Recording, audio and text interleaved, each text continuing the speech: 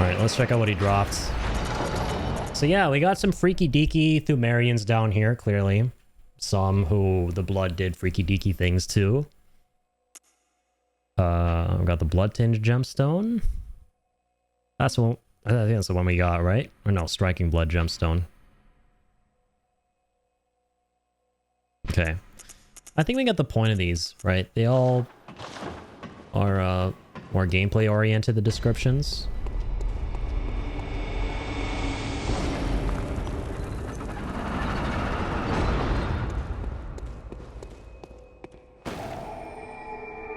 Okay, we can push our luck, explore just a teensy tiny bit of this place before taking on the big bad, and try to get some vials as well.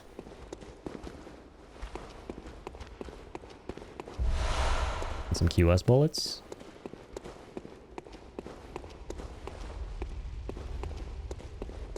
Actually, nah. Let's take a break. Let's go level up.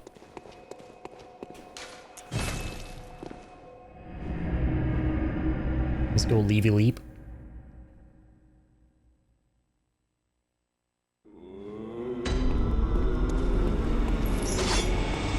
Also, I know we got some twin shards. So we should be able to do this. Yeah, huge. Upgrade Kirk Hammer. And the repeating pistol. Herman, you got something to say? The healing church and the blood ministers who belong to it were once guardians of the hunters in the times of the hunter Ludwig. They worked and forged weapons in their unique workshop. Today, most ministers don't recall the hunters, but they have much to offer you, and so heed the message of your forebears. Ascend to Erden Chapel. Ascend to Erden Chapel. From there, you will find the church workshop. On the OG workshop. Ascend from... But there's more to it. Especially at the very top.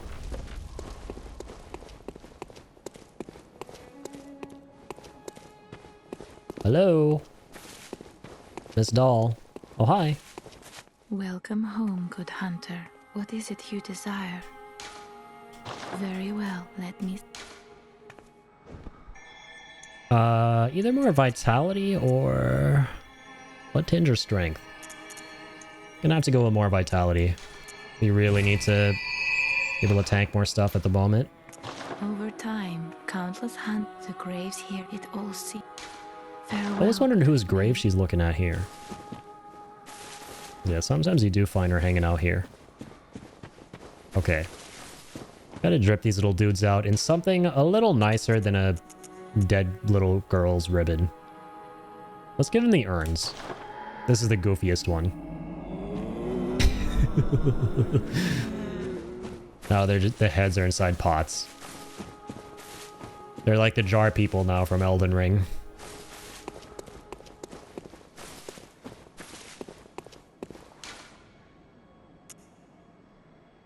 Okay, so we can now head back. You think? Yeah, Cathedral Ward. Before I do that, let me go ahead and just buy some vials.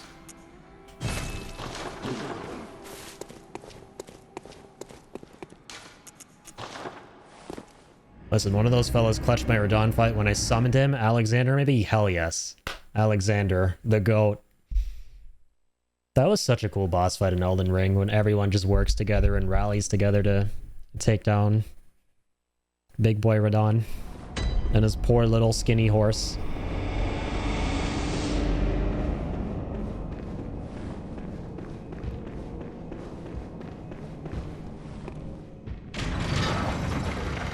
Okay, going back here.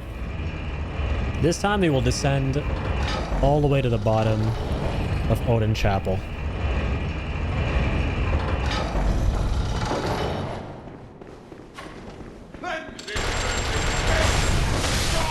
What's up, old timer?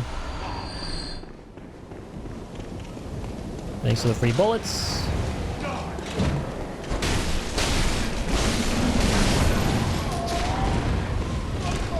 Oh, why am I tempting that? Why did I think I would actually get shit from him?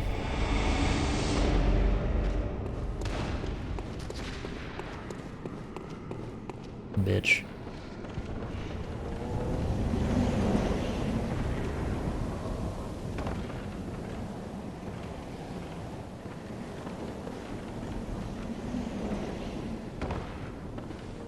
Alright, no chicanery this time. I swear to God.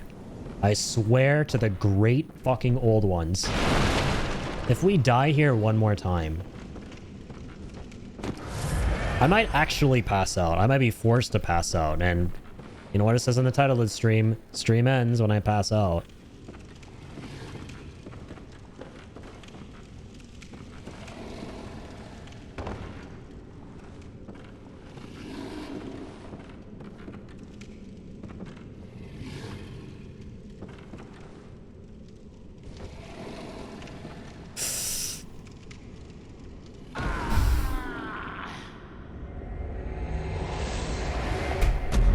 I hate this place. I hate everything. Why is this happening, man? I'm not even trying to get to the workshop this time. I just want to get to the bottom of this stupid-ass tower. Please. Is that too much to ask?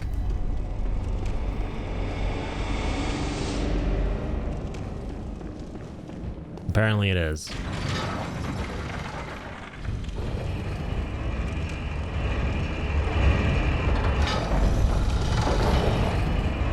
All right.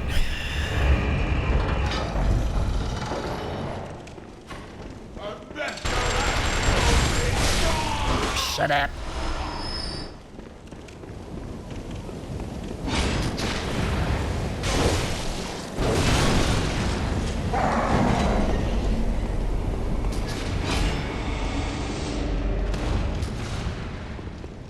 Hey, I didn't take damage from the fall that time. As minuscule as it usually is. Still didn't take damage.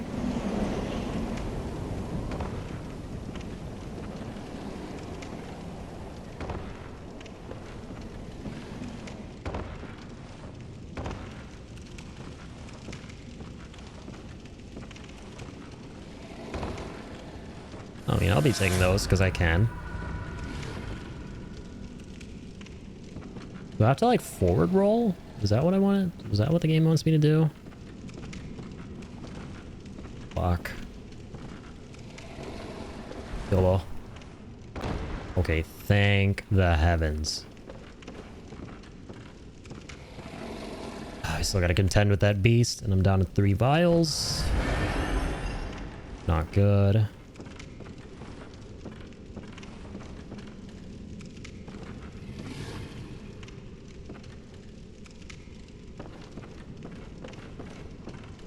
If I drop from here, I am going to be fine, but...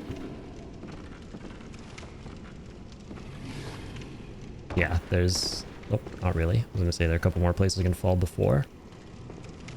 Oh, shit. Okay. 1 vial. Here we go.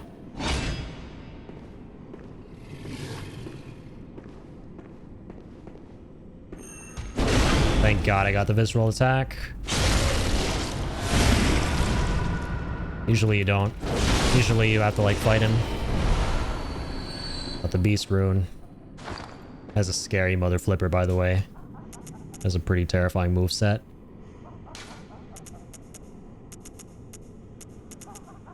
Alright, beast rune. I forgot to equip my runes, by the way. I don't think I can, so we're good. Secret symbol left by Carol. Yep. Transcription of the roar of a labyrinth beast. The bearer of the beast rune has accentuated temporary transformation effects. Beast is one of the early Carol runes, as well as one of the first to be deemed forbidden, for obvious reasons. Discovery of blood entailed the discovery of undesirable beasts.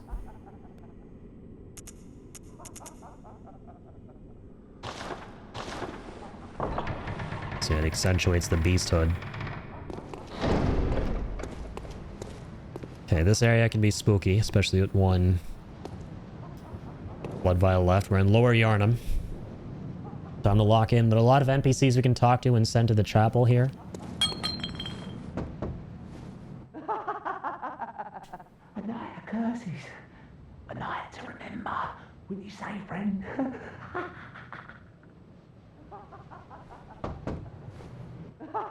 That's it from him.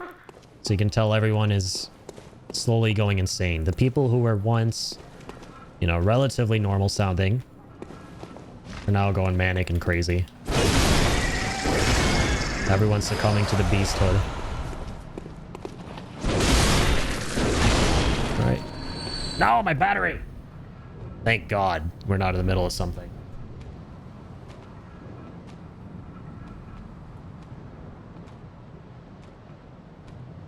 That would have been sad. Okay. Got the charger. I think. No?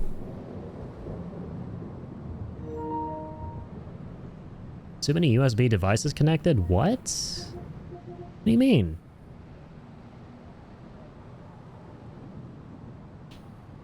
Excuse me? You're not gonna charge my controller. What is this crazy business? Hang on. There's like nothing else connected to my PS5. I don't get it. Alright, wait. I think how we can do this. Hold on, hold on. It looks like it's charging now. So I switched to a different wire because in the beginning, the one I usually use just isn't working right now. I don't know why. And the PS5's like, oh, too many USB devices connected. So first I'm like, wait, is it a PS5 problem? So then I moved where it was connected to this little light thing I have with a USB port and tried charging from that as the source, and it didn't work still. So now I turned my other computer on, which has thankfully a USB plugged into that. And I'm trying to charge with this, and so far it's looking good. So yeah, it's probably a wire problem. I'm gonna have to get a new wire for my controller. Dang it. Unfortunate, man.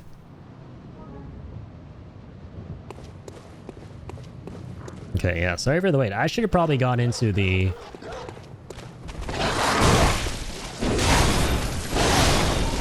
into the clip player. I didn't think it would take that long. Hang on. Okay. I blame the... I blame the blood, man. I blame the blood. And the government, as usual. Blame the government.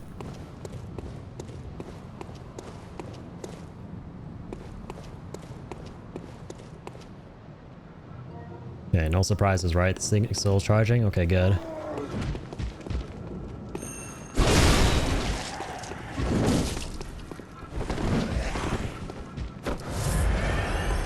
Really don't want to deal with those bozos down here. A lot of blood vials.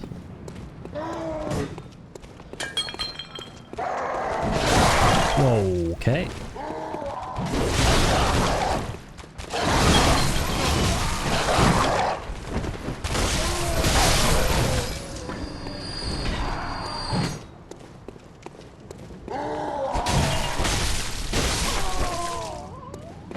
Please, anyone, someone drop blood vials. I don't need Madman's knowledge, I need blood vials.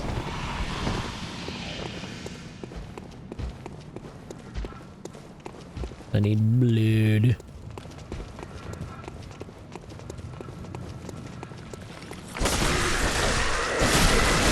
Well, weird alien man. Oh my god, everyone's here. Wait. Oh! No! Oh, fuck. I'm so done. I'm so done.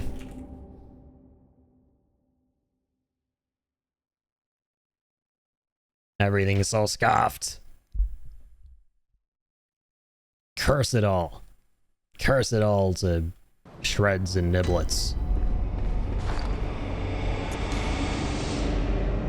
Okay, at least this is fully repaired. Well, almost. No, I have no vials.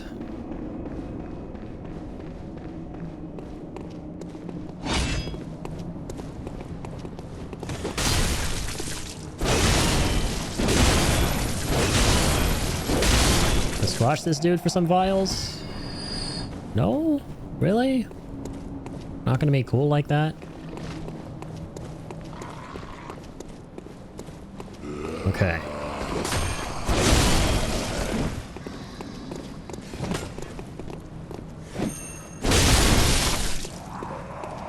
Nice, got them both. No, you're kidding me. No vials?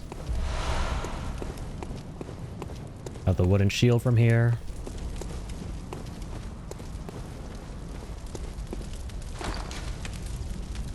Alright, let's check out the wooden shield. Yes, there's actually a shield in Bloodborne, but it's more of a joke tool. I love it when people are playing this game for the first time and they get a shield and get excited and they actually start using it unironically. The crude wooden shield used by the masses who have arisen to join the hunt. Hunters do not normally employ shields, ineffectual against the strength of the beasts as they tend to be. Shields are nice, but not if they engender passivity. Yeah, basically dissing shields from other Soulsborns. Hunters are too cool for that stuff. Too cool for school.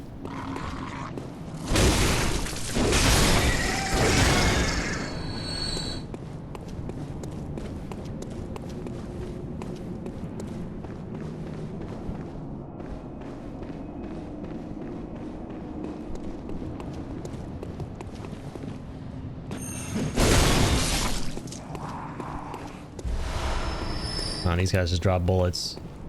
Boy. Nothing from you? What about the big guy? You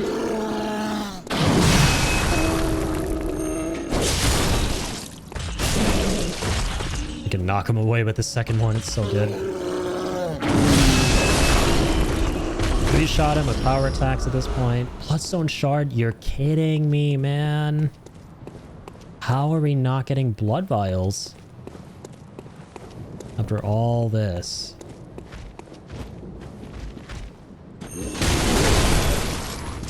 I have so much poise with this weapon, I can tank right through that. There we go. These guys always got me covered. These guys always got me with the hookups, with the blood vials. I appreciate these big bozos.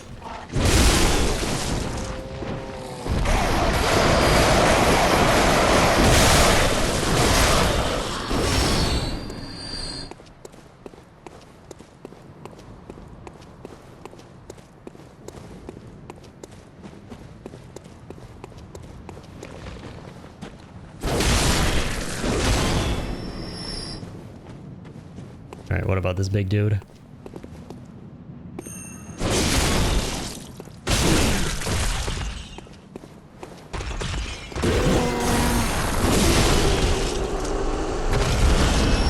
Oh, just another shard. Guys are good for shard farms, I suppose.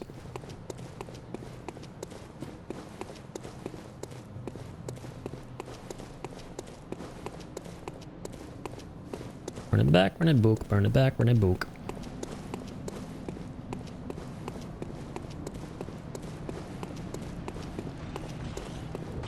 So yeah, here's the gate that if you have the captain's badge for 10k, you can open up and get to the cathedral ward real easy via that. But I want to do something cheeky. I want to go the long route, which we got absolutely donked on the last time we tried to do it. Come on, but not this time. Not this time. Okay, none of that.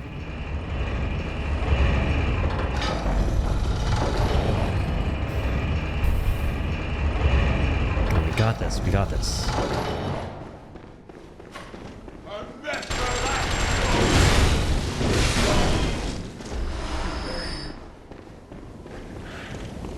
take the QS.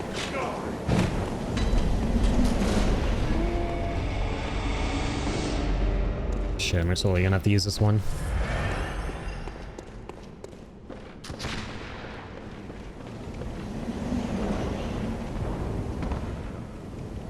Dip-de-doo. Dip-de-doo. Do-do-do-do.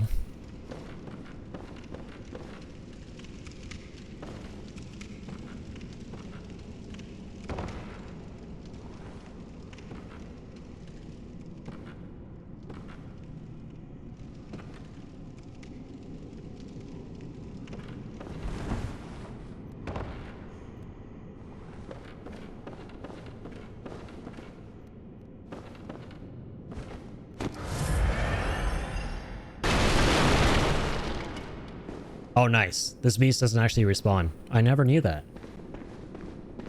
Genuinely never knew that.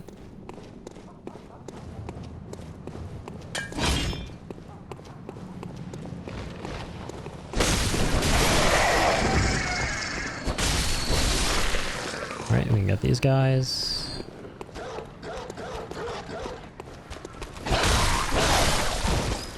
We got that guy, and this is where we want to be really careful. Before I go through that little strip there,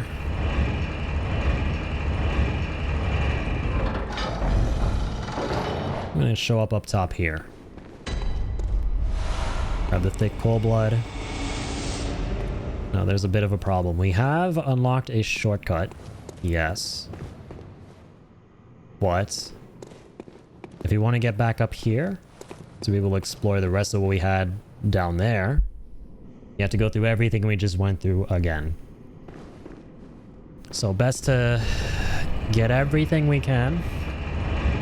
Try our absolute darnest to do so with 2 blood vials. Hopefully get some more off the bodies. I know there's some vanilla hunters, if you will, over here to allow us to do so.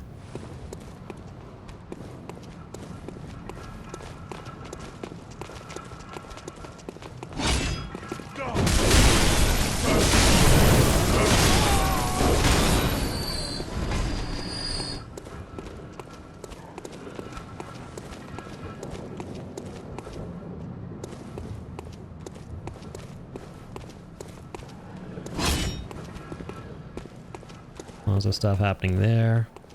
Let's go back here and get our runes. Let's try to get the drop in this guy. Oh, we couldn't. Do not want him to grab you.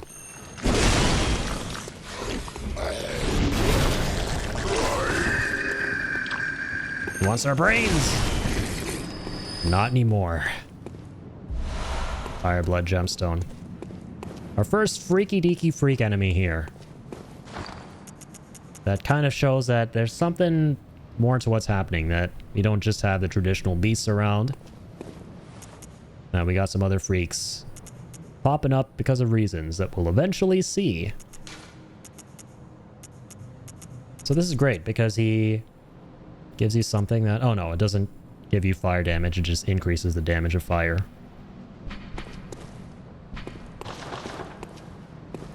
Jokes on him. I haven't got any. Oh, Sag. Sadly, I have some brains. I have, in this case, it's a pretty sad thing. I got 11 insight, which means I got brains. He wants... Yeah, they eat your insight, by the way. That's a great place to segue into the fact that if they suck your brains... Yes, they suck your brains. They will consume and steal your insight. Oh my fucking god. Not you. Fuck you. Oh!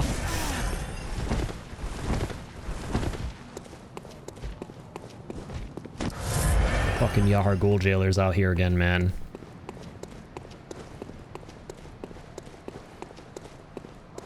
Am I thinking of a different place? I'm thinking of a different place. My bad, dude. Like, this isn't the place with all the NPCs. Oh my... Jesus, fuck.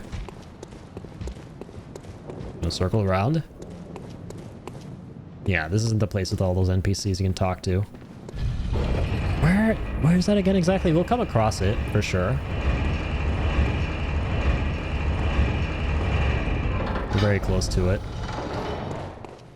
Hey, please just finally go ahead and open this up. Hallelujah. So, here's where we are.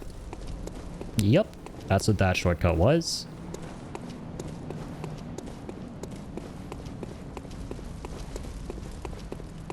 Need me some blood vials. Stat. There are way more of these church doctors around here. Right, thick cool blood.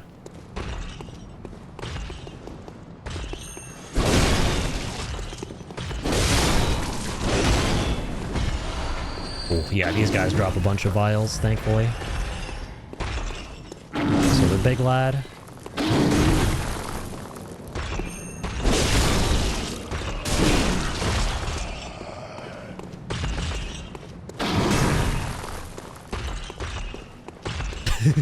Saggy. Oh my god.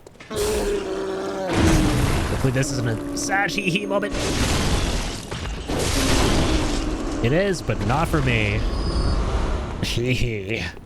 Oh, bitch. Want some? Come get some.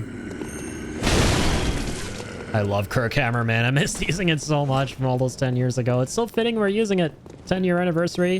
It was similar build to 10 years ago. Similar scuff as 10 years ago, too, when I started this game. Like, having to do vial runs and stuff. In a way, it kind of works out. You know? I'm grasping at straws here to kind of cope with the fact that I'm doing shit on this playthrough. Okay, I'll admit. Trying to find some silver linings. Don't judge me. Yeah, I'm totally being bad at the game on purpose because, you know, I'm trying to emulate what it was like when I first played this game 10 years ago for the 10-year anniversary.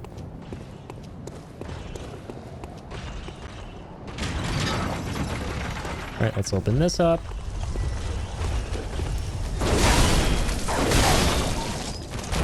Let's mess that up. Sorry, pupper.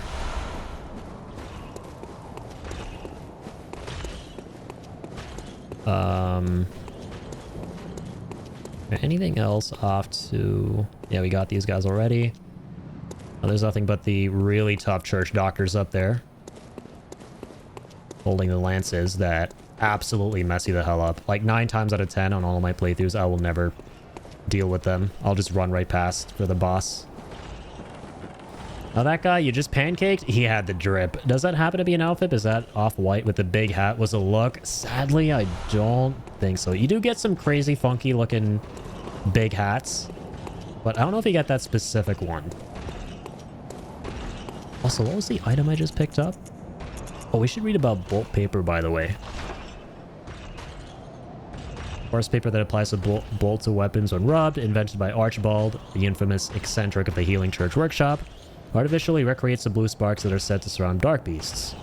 Oh, so yeah, the dark beasts he probably experimented on. The giant thing that we fought that killed us a whole bunch in Yahar'gul. That was covered in lightning. And yeah, he harnessed that in order to create the stuff. Reverse engineered all this. Unlike the other strange weapons created by Archibald, this one was favored by many hunters. In particular, those who had even once laid eyes on a dark beast. So they were like, no, we're not going to use the little Tonitrus invention device gizmo you made. But hey, we do like lightning. Don't mind if we do. Sony, he must be deprived us of fashion and remastered port. Truly. Truly.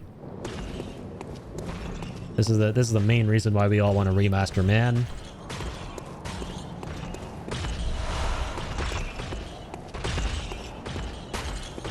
Hey, oh dear God. Yeah. Get that shard.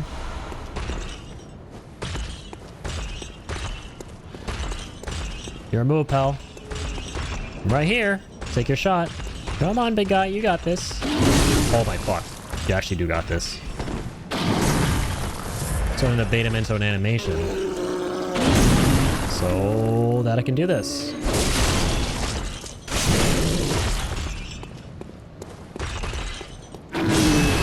Chunk. Oh fuck, I was a little too far. There we go. Yay. And he had some blood vials. Me wikey. Some man's knowledge. Now we can open this shortcut. My favorite way. Without having to spend 10 grand. Oh, is there another lever? Nope. That's it. Sweet. Oh, that's not sweet. Yeah, this is where we find the flamethrower brozos.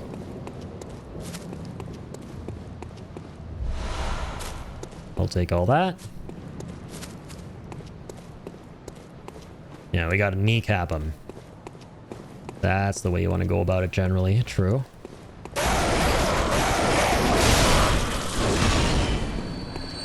Let's get the burbs. Oh man, I was hoping to animation cancel. Unless I had my charge attack. Get up! Stop teabagging. Oh yes.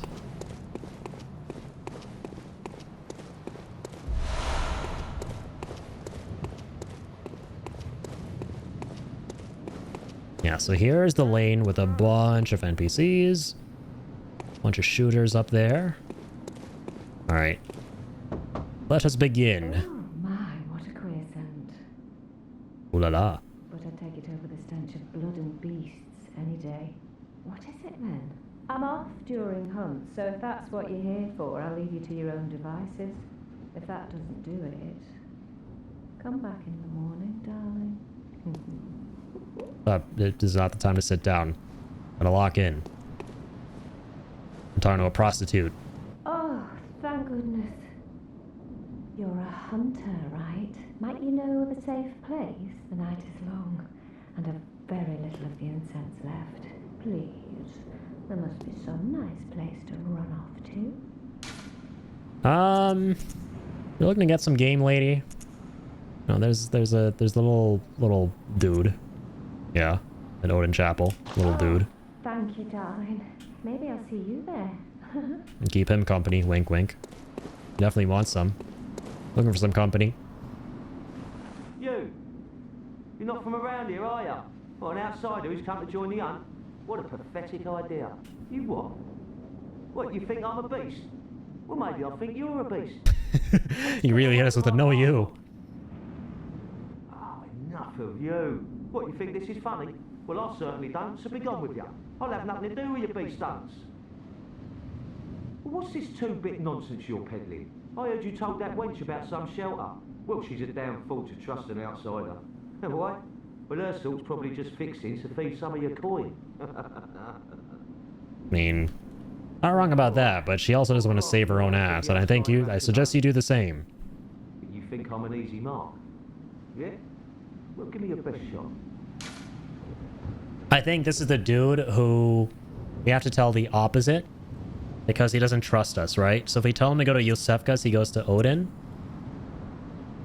I know there's someone like that. Is it this guy in specific? He goes to the opposite place of what we tell him? I think it is. So I'm gonna tell him to go to Yosefka's. Outsiders. Oops. Even their lies are Yeah, okay, huge. He thinks we're lying. So he's gonna go to Odin. What? Still preying on folks with your book of lies? Yeah, fine. Come on, show me what you got. Tell me about your little safe place. Yeah, sorry. Too sharp for that bollocks. I know a superstition when I hear one. Outsiders. Okay, that's about it. So sometimes there are little tricks to this stuff. A couple little catches. Cheeky little scenarios. Where if you're not in the know, you're not in the know.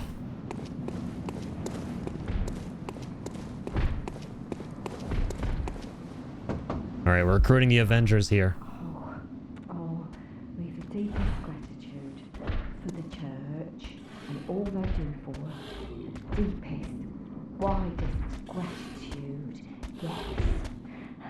Shh.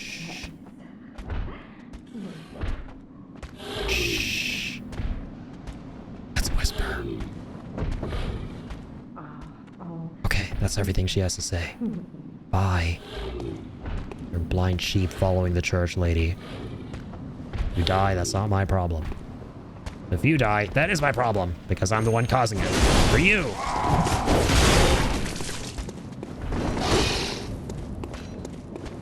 Alright, bring it.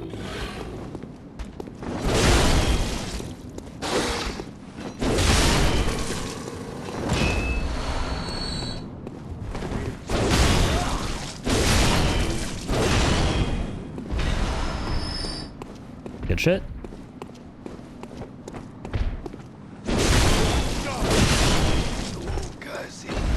Good shit. Alright. Now here's where things get more interesting. So you got the Black Hunter set. This is where we can introduce the concept of the Black Church Hunters and the White Church Hunters. Two very different groups hunting for the church.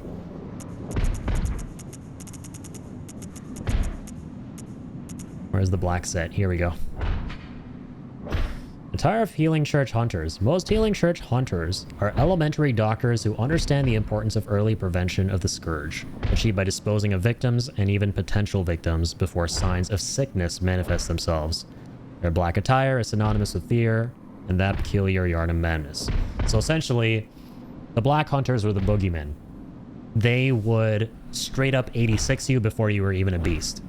If they caught a single whiff of you showing signs and symptoms of beasthood, they would just ice you immediately.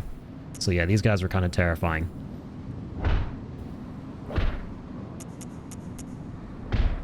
And the garb.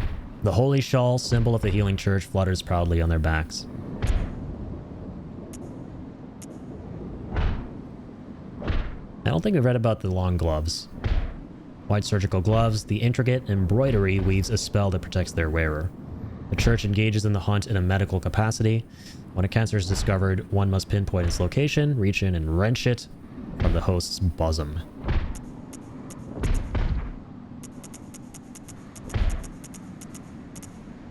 Okay. That's it for now.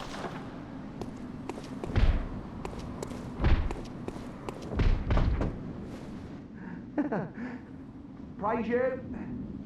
Praise the old damn church. And best of luck hunting. Best luck of all. Guy's madly intoxicated. Praise And probably not on blood. Probably the good old stuff. Alright, this is where you gotta be a little bit careful. Also, hang on. Turn that off.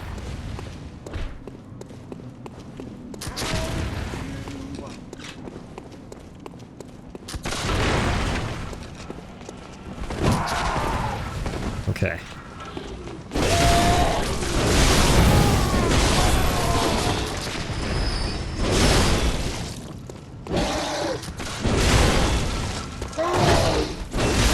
Squash these bozos.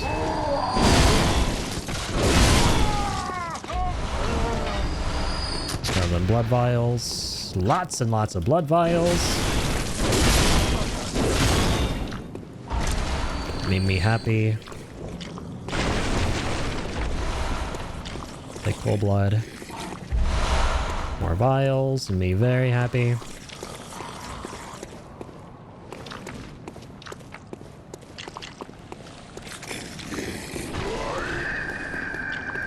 Brains! Alright, up we go.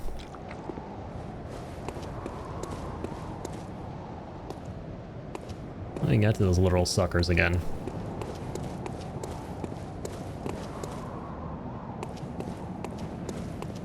Got some lore. A watchman of Bergenworth guards the gate with a password, the sacred adage of the Grand Cathedral. So we gotta go into the Grand Cathedral, do some grand business, and then we're gonna get the password in order to go to Bergenworth.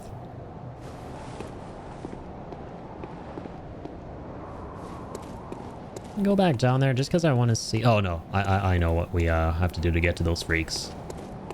It's going to take a little minute. First, let's go through all this stuff. Go back down here.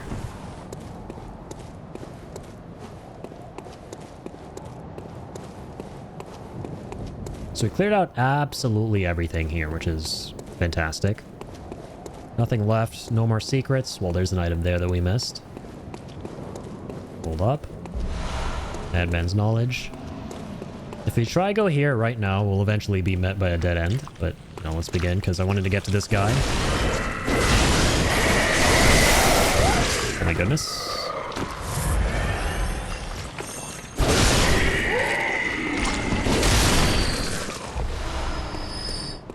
I'll take those. I'll take those. I'll take shining coins. I don't know if we actually have gotten these before. Oh, we have, I think. Various coins that are particularly luminous. There are very few uses for spare change during the hunt, but these will serve as guides through the darkness. Or one could save them until morning, if it ever comes. Sag.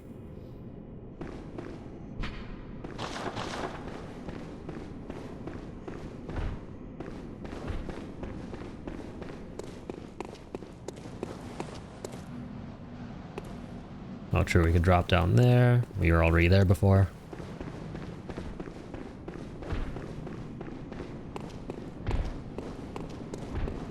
Got some more items. Tempering blood gemstone.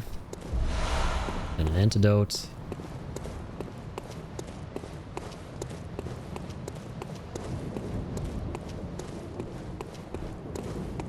A lot of dead bodies here, a lot of statues. And here's this door. The password. We don't know what the password is yet. But if we put all the clues together, we know that that leads to Bergenworth. And that to get the password, we need to go to the Grand Cathedral.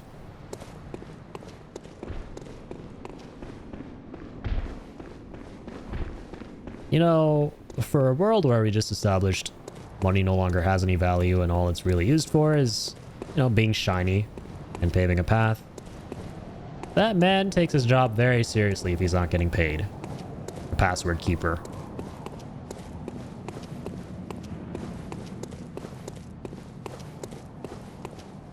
Yeah, actually going to work during the frickin' apocalypse here. Dang. Buy that man a beer. Or rather, a tall glass of blood, because that's what they drink here instead of beer, right? So yeah, at this point, instead of heading back, I'm going to do something ballsy. Also, we got Henriette here. Fellow hunter who can help us.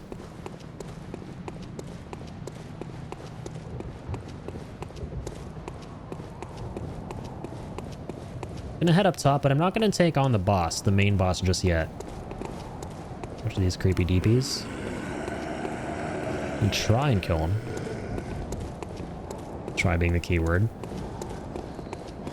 These are the toughest doctors here, in my opinion.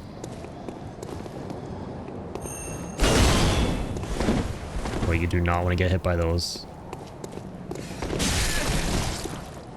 Those are introduction to the frenzy mechanic. And it's kind of building up. Definitely don't want that to build up. We got the bloodshot eyeballs. Follow you for a good bit, man. These guys are terrifying.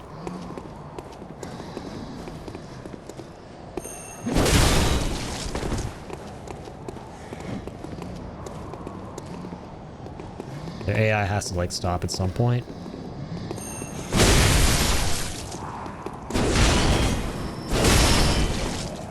There we go. Got them both.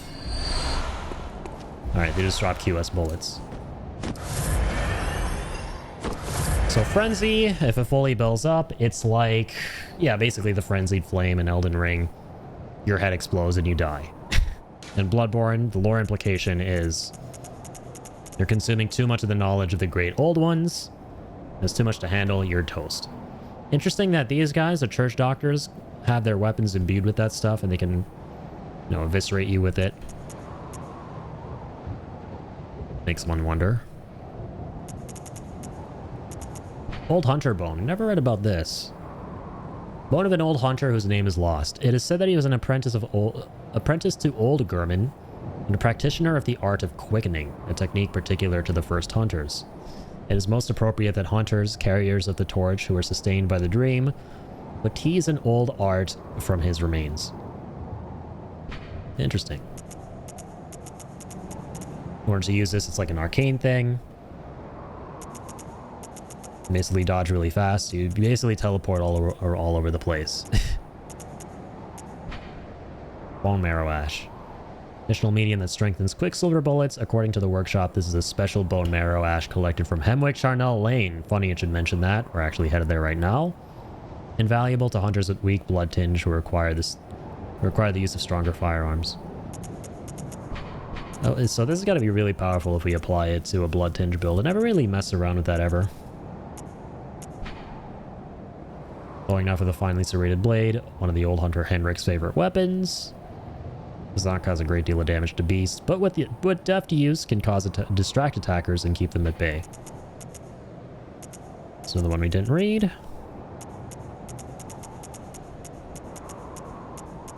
Bloodshot eyeball.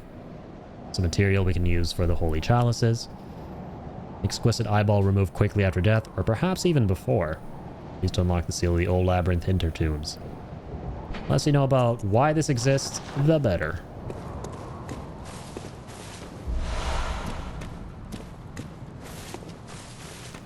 A few more hunter's marks. This area can be a little bit hairy.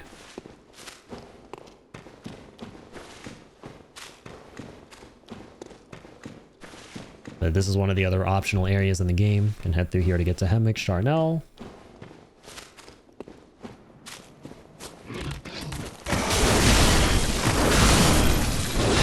A lot of snipers around here. Yep, you gotta be careful.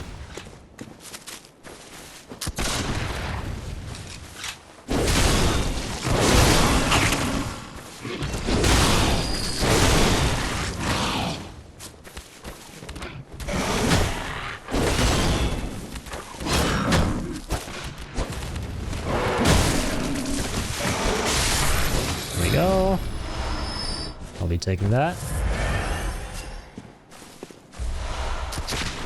We'll be dodging that.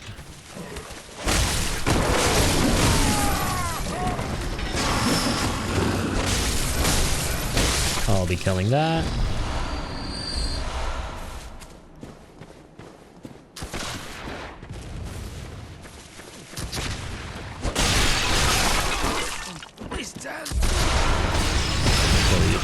And try not to die to this stuff while I'm at it.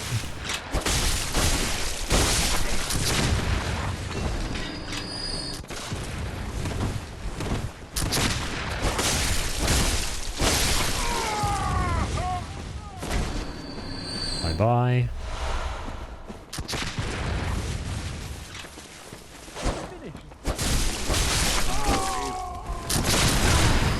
Okay.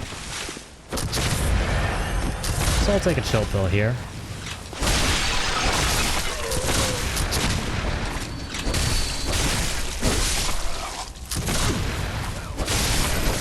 So I'll take a little chill pill.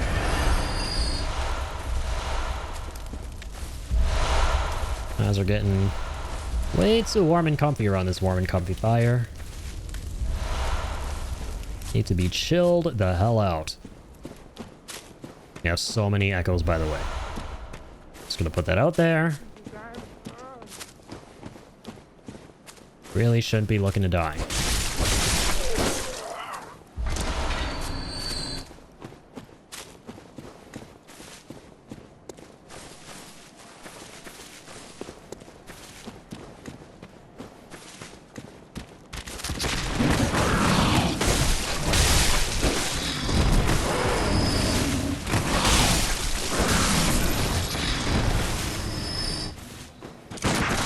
Oh, you. Oh, you.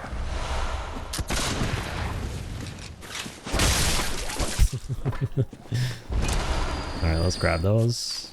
It's one of the take our damage at this point in the game for a test drive. when it comes to blood. Yep, here we are in Hemwick Charnel Lane. Spooky ass location. You can probably already tell why. A lot of screaming. Lots of crazy witch ladies. Very creepy deepy stuff. All down there just dancing, having a good time, you know, from their perspective, right? Maybe not a good time to others. Others, it's certainly, you know, a time. At this point, we should head back. I can keep pushing, but I'm gonna go back and... Welcome. What is it?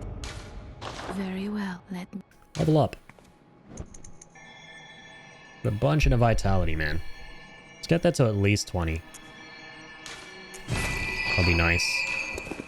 Farewell, good mate.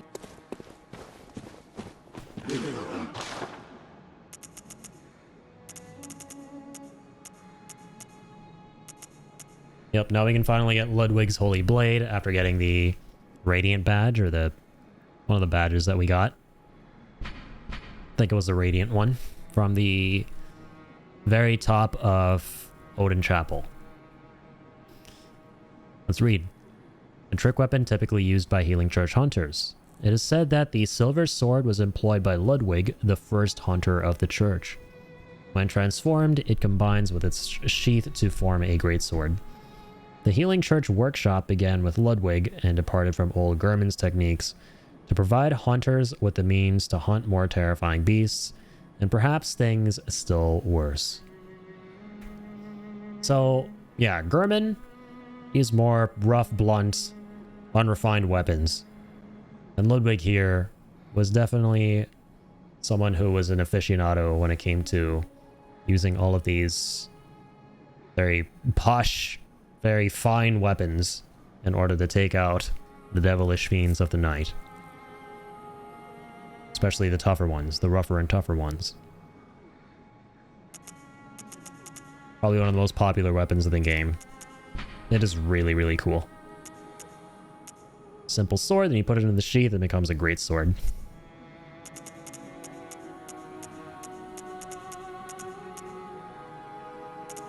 Also see the Tomb Prospector stuff here that we can buy now. A tire of Tomb Prospectors to explore the old labyrinth on behalf of the Healing Church. The Healing Church traces its roots to Bergenworth and is therefore aware of the ruins' true importance.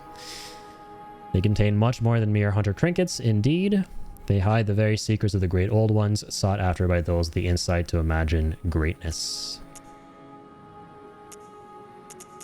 So these are the hunters, or rather just, yeah, the prospectors that explore the Thumerian dungeons.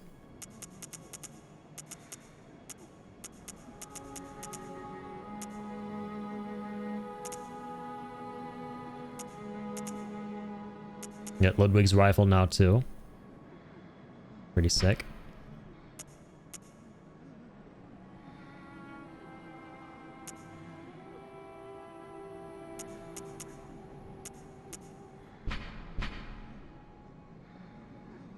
Rifle typically used by Healing Church hunters. It is said that this rifle was employed by Ludwig, the first hunter of the church. Its long, heavy barrel makes up in range for what it lacks in reload speed. The Healing Church workshop began with Ludwig and departed from old German's techniques. Yep, we read that.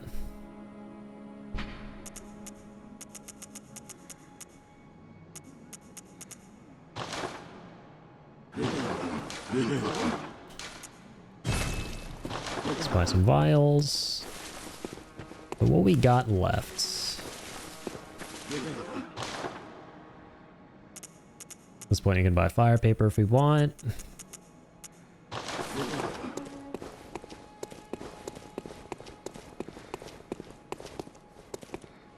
Welcome. What is it? Farewell, good mate. Okay.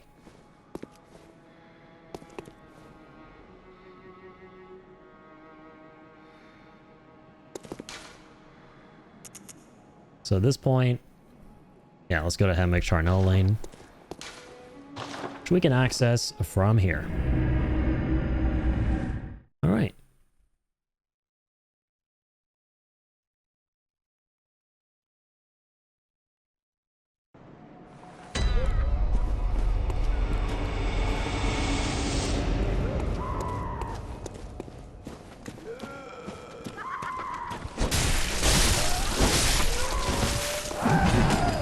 Careful.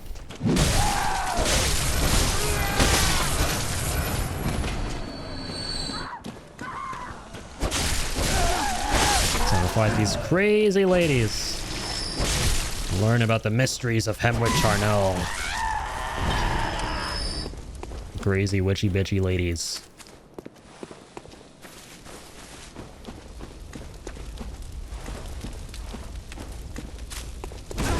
Ow. Well, this certainly looks like a good time. Look at that. He's just napping there. Fell asleep sleeping. Or died sleeping. What the hell am I saying? Oh, oh, no. Whoa, whoa, hi. Under a freaking guillotine.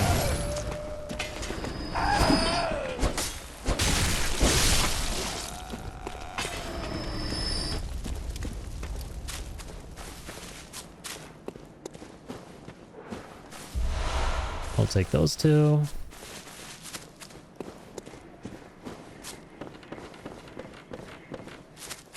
Do you hear the graveyard murmurs? Then it's almost time. I just can't wait.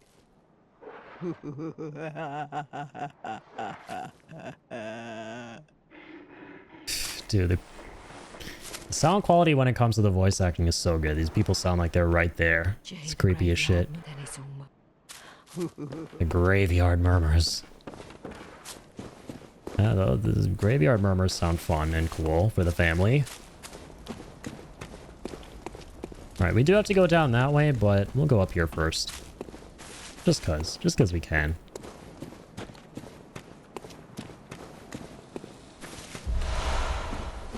Thick cold blood. Definitely gonna want to heal.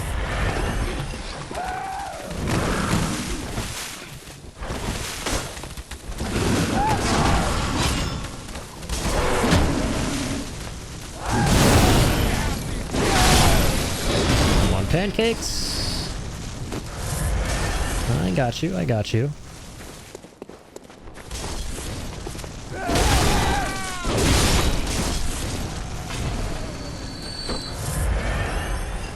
I'm gonna dodge that. I'm gonna dodge that.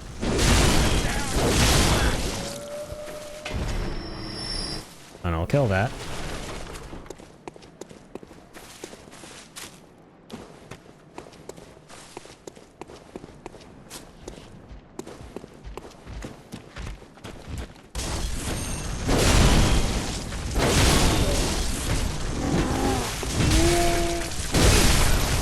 Oh my god.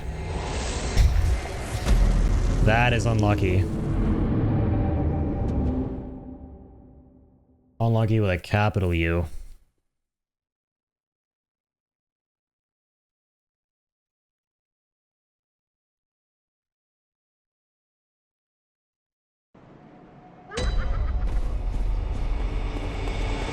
Alright, it's a big boy Bob again there.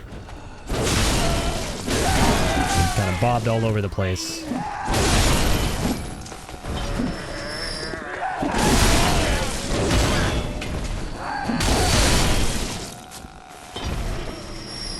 Nice.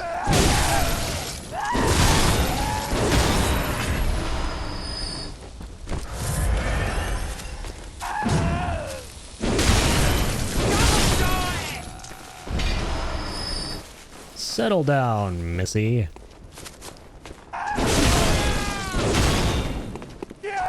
Acting quite pissy.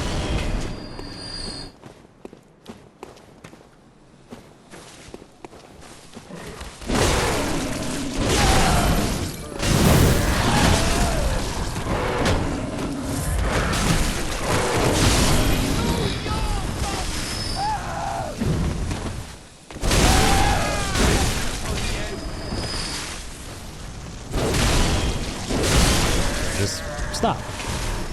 Get help.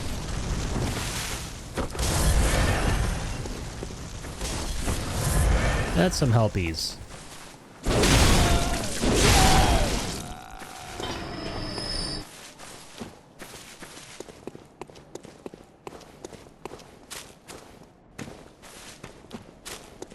What is with it with these ladies? What is with it with you? That's what.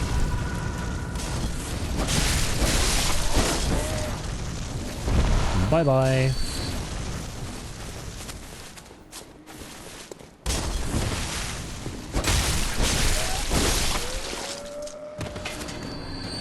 Alright. Close by device.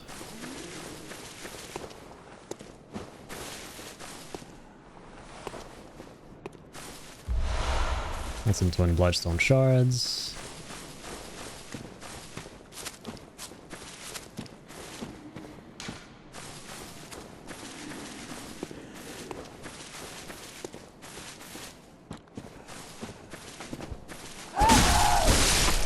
And get you dead.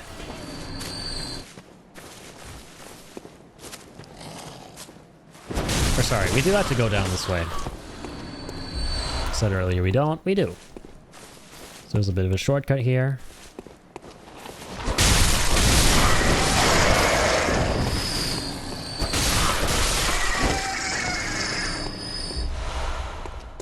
We'll grab those.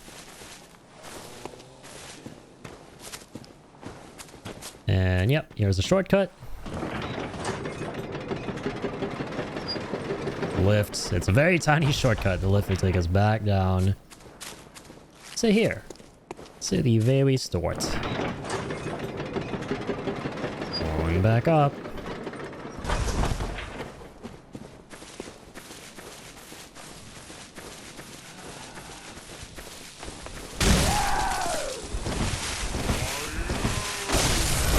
Why you? Settle down. Bone marrow ash.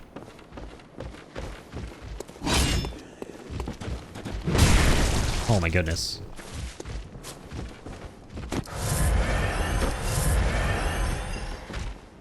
Our epic battle will be epic on this epic bridge.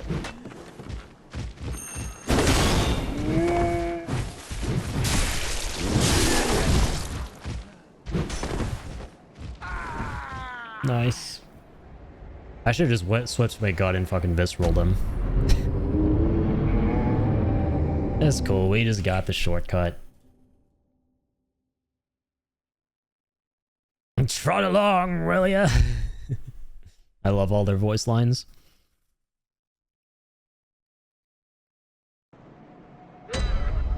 Too dang good.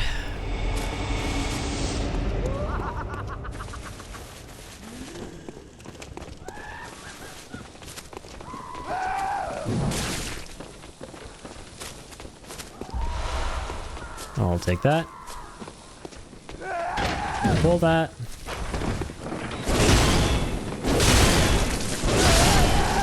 Kill that. Try that.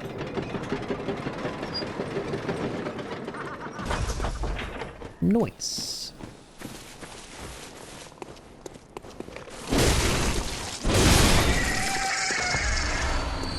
It's gonna kill you too, don't mind if I do.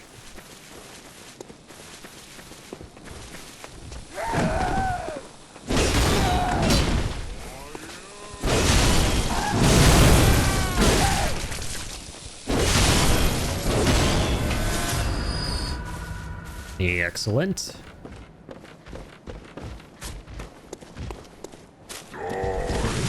Die. Kill you.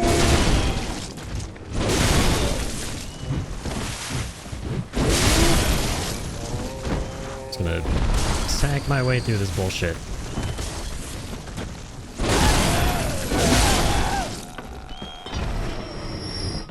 Creepy barn. Dead horses. Dead set on killing me, ladies and doggies.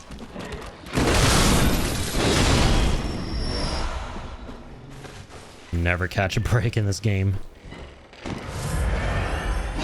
Let there be light in times of literal darkness. It's going up.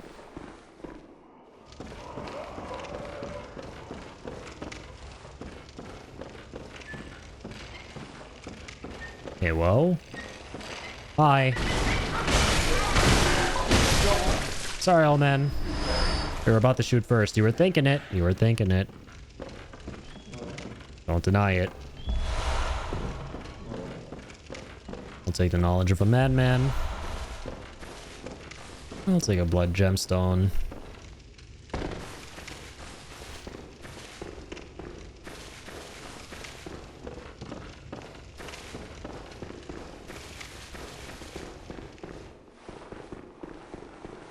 Sorry, I actually think I did need to go up here. Yeah. I'll grab that. Another bloodshot eyeball. And I will head out here too. And try not to get pushed off the map, because that happened to me once and he made a clip out of it. It was a funny clip. It wasn't a funny occurrence.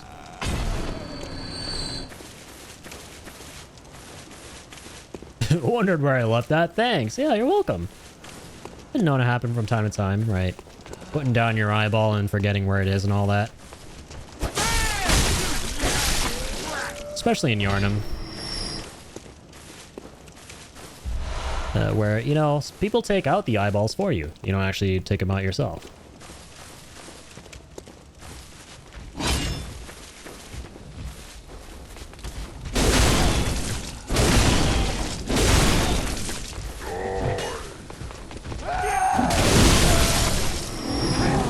I love it when they like hit you, but then you're still able to, you can poise through it and then pull off the attack animation and get all your health back. It's so nice. Oh wow, what the?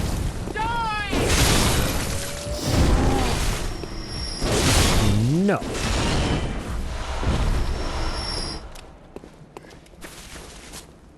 N-O, no.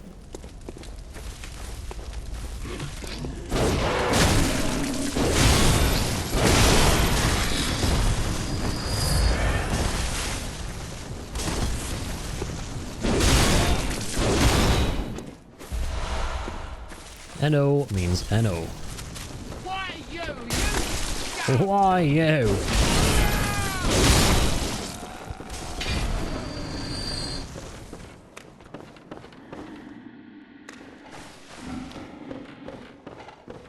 Alright. Almost through all this. Oh, hi, Executioner.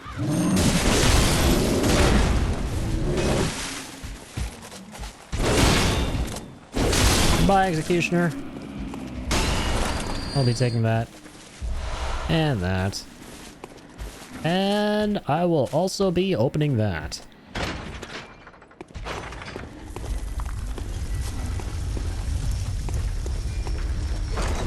Wait, how are they all back?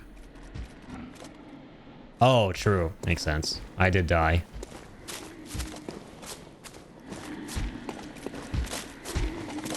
Yeah! Yeah!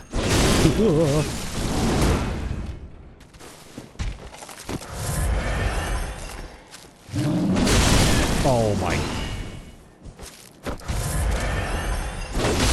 It's a dumb fatty. I'll take those.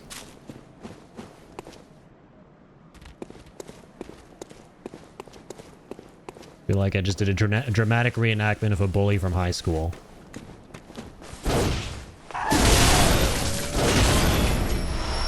Take that too. Didn't have enough time to form an opinion, and I see how it could be frustrating, but now that I've seen you go through, I think I like the blood vial system here. I really do like the blood vial system, for sure. Because you get a whole bunch of them. The game is abundant with blood vials, and I kind of prefer them a whole lot to having a system where it's like, okay, you have a set amount of flasks, and if you run out of them, you gotta go refill them every time you rest. When Bloodborne initially came out, I didn't like them at all because that's what I was used to with like the Estus flasks and stuff from Dark Souls. I do like the vials a lot. My favorite aspect of Bloodborne with the health mechanics is how you can get your health back. You have a little second to get it back after you get hit.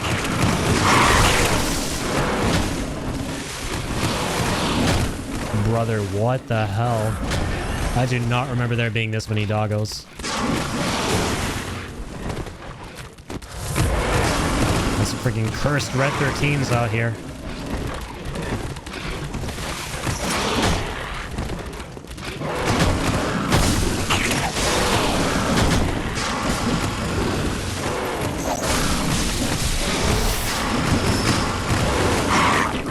What is happening?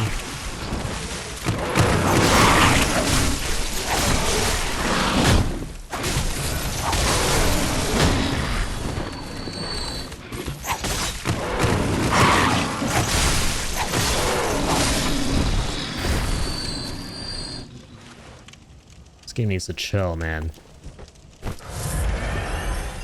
Never a dull moment. Really changes the flow of gameplay in a way that feels dynamic, for sure.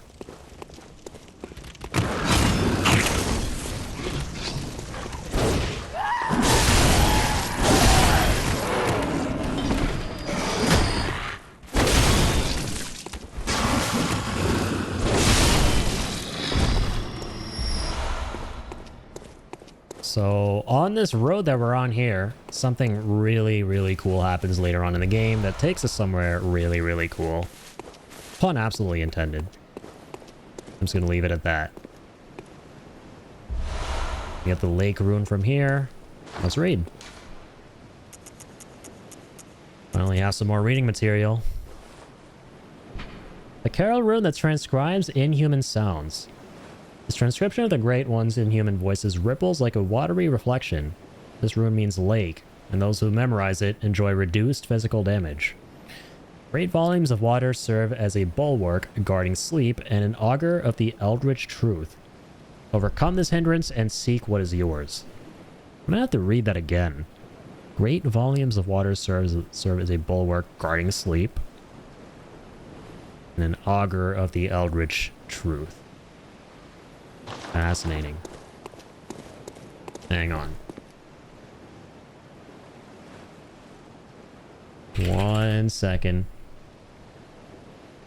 Gotta look up what augur means again, I'm not gonna lie. Of an event or circumstance, portend a good or bad outcome. Okay, so it's to be an indication of. Let me read through that again. I should know this. I should know what it means, because my favorite ability is Augur of Ebriatus.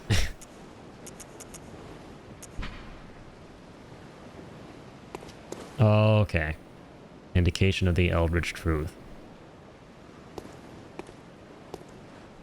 Overcome this hindrance and seek what is yours. Some of these are going to be kind of hard to decipher, man. Not only are the tidbits in vague places, but the descriptions when you find them are vague themselves. Oh, my dumbass thinking you looted the whole body of water. Honestly, I wouldn't be surprised if I did, just knowing the crazy shit that goes on in this world. That would just be a typical Tuesday morning.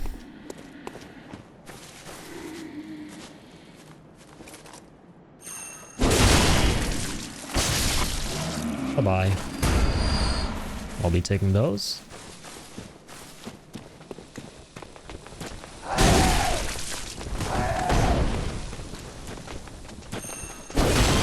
Shit.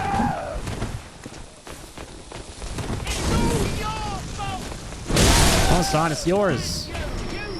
You're the one trying to kill me. It's your fault that I might die. But it is mine that you will. Yes, you're not entirely wrong there.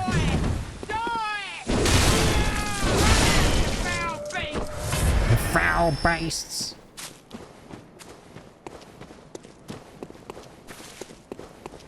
Cool.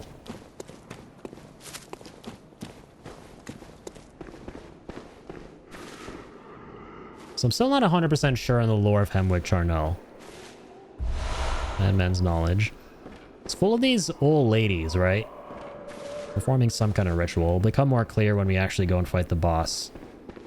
The Witch of Hemwick. They're a bunch of witches, essentially. Bloodborne boils down to, like, different folks in different areas doing different rituals.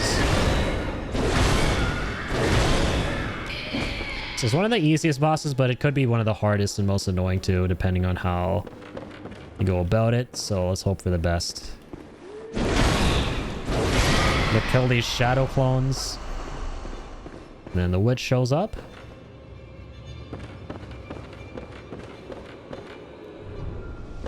There she is.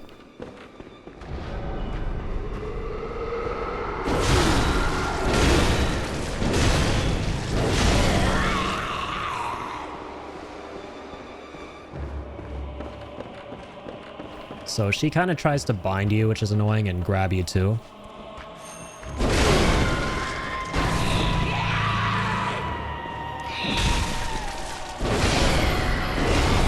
Then she has this like, yeah, she has this grab attack that basically annihilates.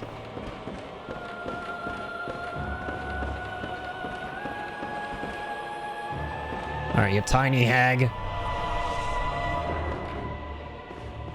Get on out here. One more hide and seek. Yep, gotta watch out for that shit too. Forgot about that one.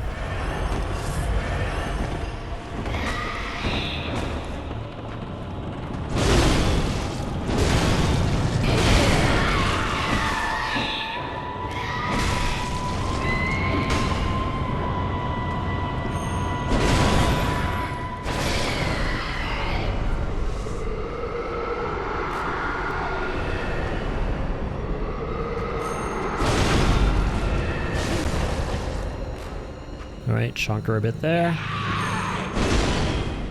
Oh, she's gone. Oh, there are two of those.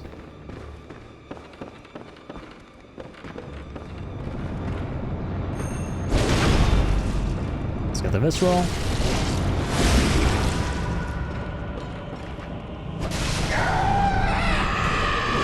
I think she dies, but that's not it, right? Yeah, now they're like two witches. Yeah, this is where it gets annoying. And yeah, the second witch does that. And I think if you take too long, the first one shows back up. It's something really bullshitty.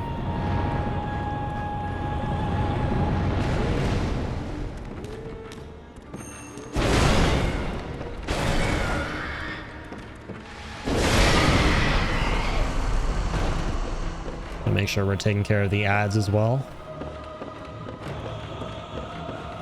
Because if you get comboed in this fight after the grab by a bunch of these guys, you're kind of toast.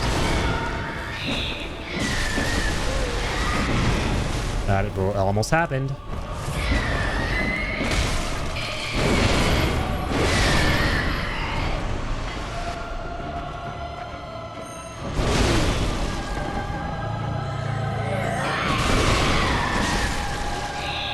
Let me not get the visceral prompt there. Oh, we hit her ass.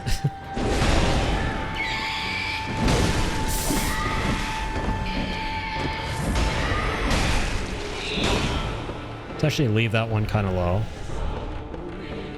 Oh my god.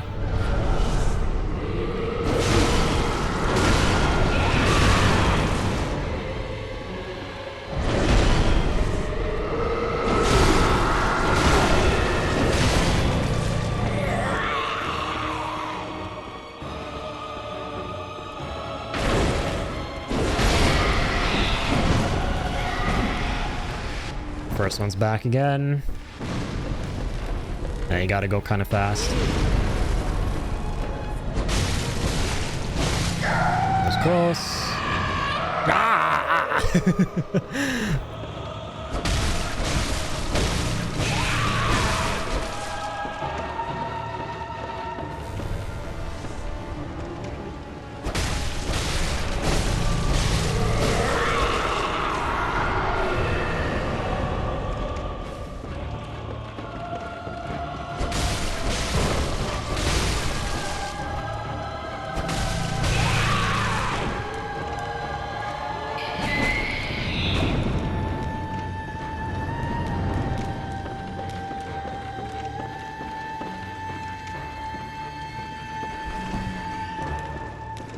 Okay, where the hell did she go? Ah! Don't grab me, don't.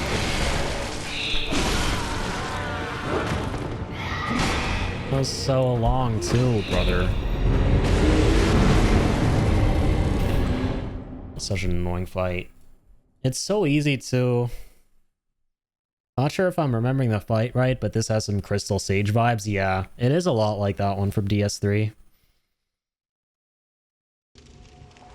They're kind of just being shifty and going all over the place. I lost like 20,000 echoes there too. That was rough.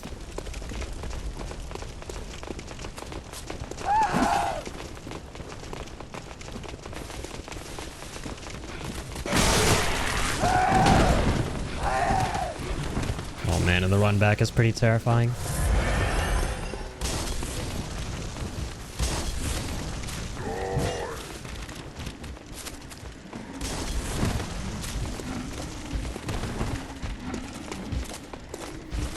Oh my god, I'm hoping to single someone out just for a couple of vials, but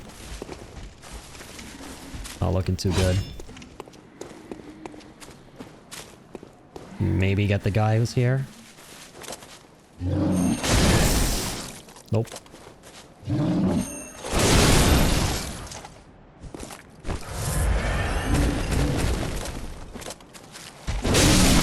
Nope, he's making us lose vials. Maybe we did get some.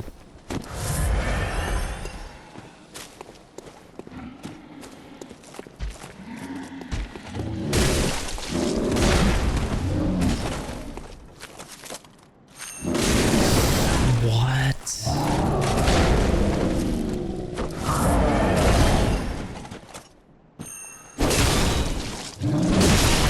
There we go. Oh my god. Want to try and fight the other one? I'm just scared of where the dogs are from last time.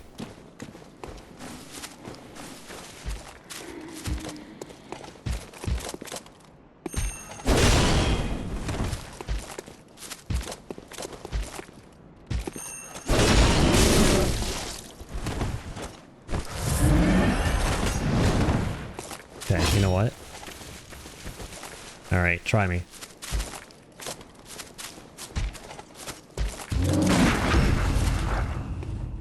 Should have just done that from the get-go. And he didn't even drop vials. Wow. All of that just for 11 in total that we had a minute ago.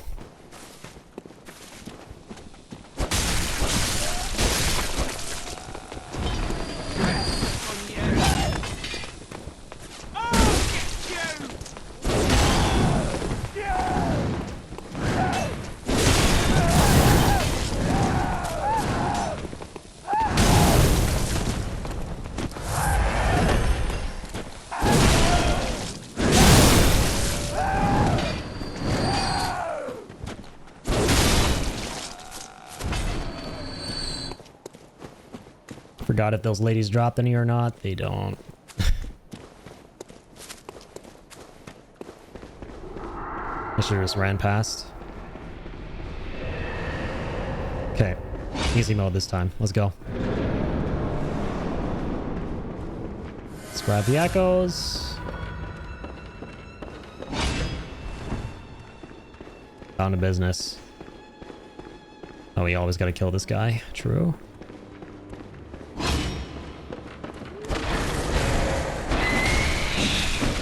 Whoa.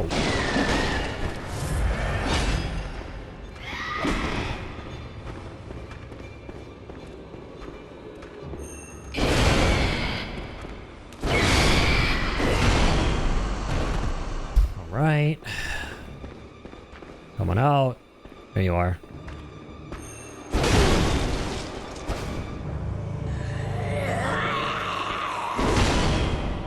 Ain't not getting the viscerals.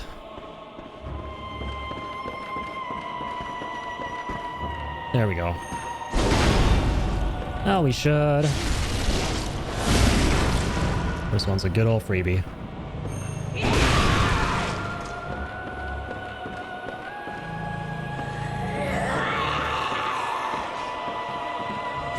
She's still there, what the hell?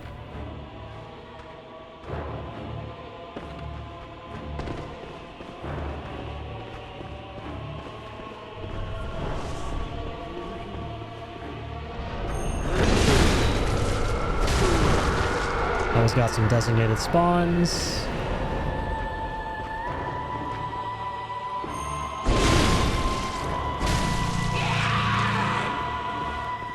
Alright, I'm gonna take care of the ads while she's 1 HP.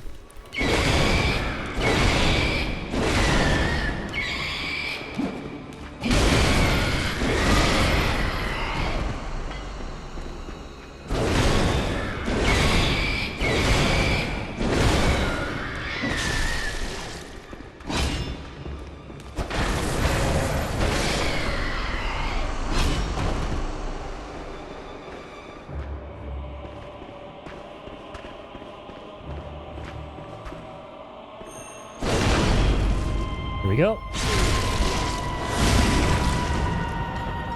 What? Did the visceral not do anything? What the hell was that? I just hit scammed out of a visceral attack, or am I crazy? Well, how's there a second one without a health bar? What is happening? What the hell is going on? What the hell am I looking at, bro? No.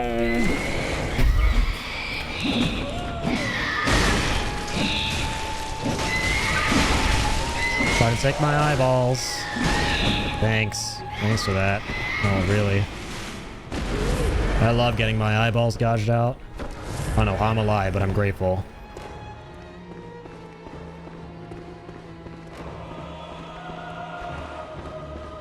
Alright, we gotta chunk her ASAP wherever she is. Bro, man, come... I'm so done. The other one's back too.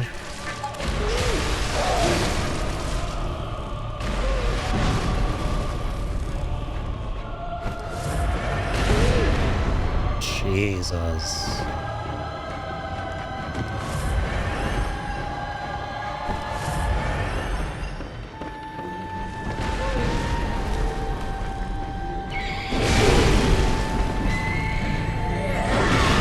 I hate this weapon for this fight. I'm switching. It's too slow, dude. Need something fast. Need something so fast. Now we're down to 2 vials. Oh my goodness.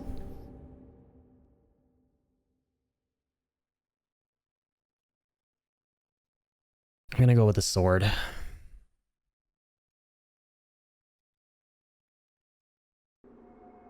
I can be super bullshit.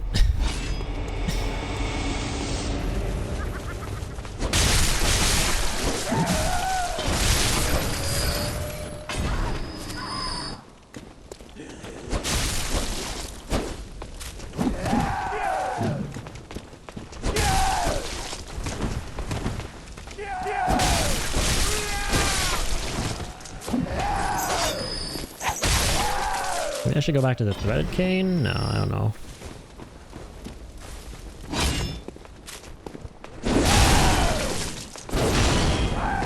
What is that damage?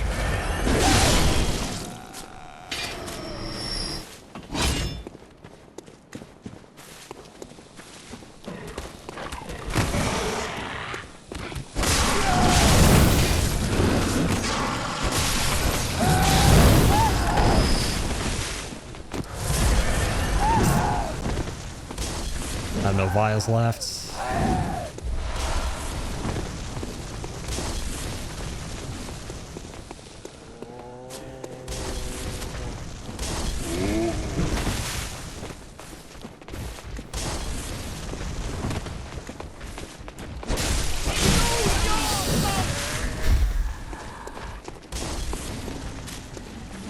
I'm dead. I'm so dead. I'm gonna lose 30,000. What is this? What is happening on this playthrough, man? Is it because I'm so focused on the lore and not the gameplay? And that's why I'm choking?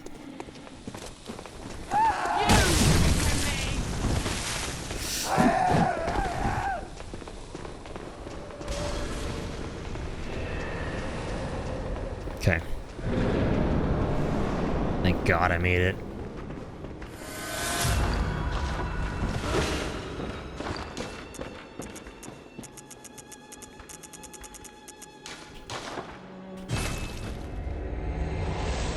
Gonna have to use that.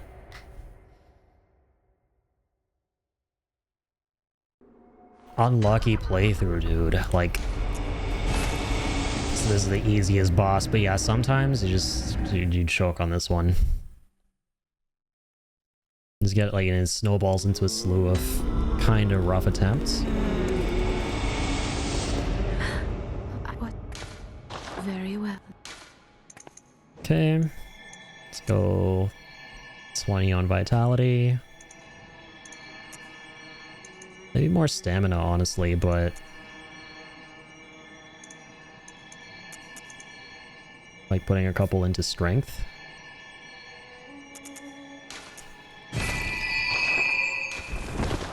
Oh, he needs to go on a vial run, I think.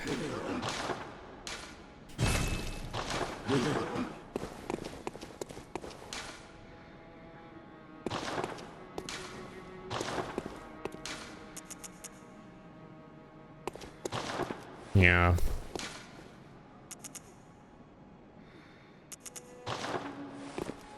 You can do that.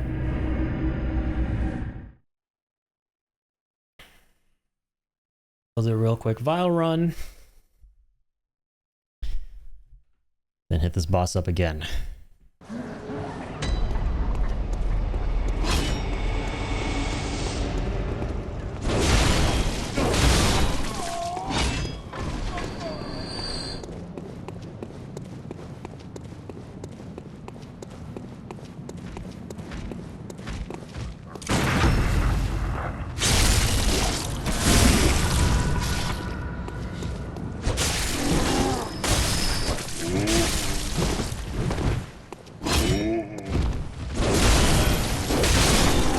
Okay.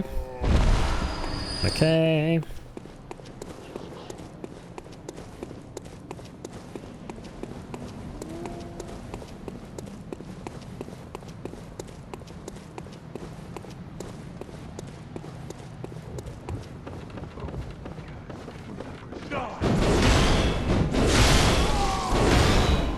That was like the old man here for the bullets. There we go.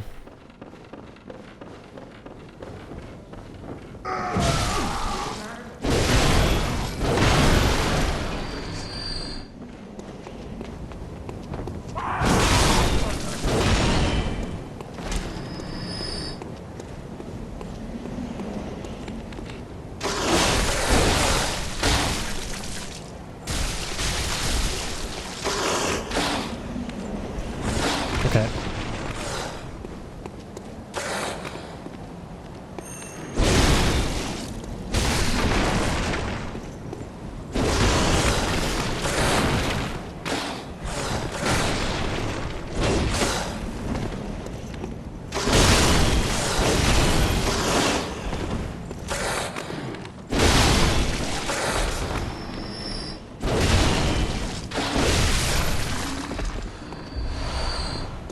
Do they both have dropped blood vials? Wait, was it really only just one? Oh, that's so unlucky.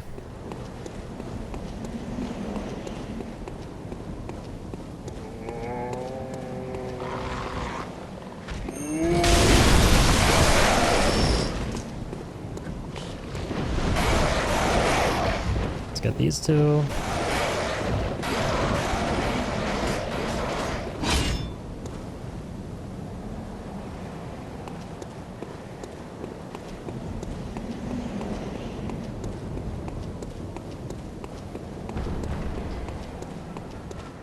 Let's head down here and get these guys.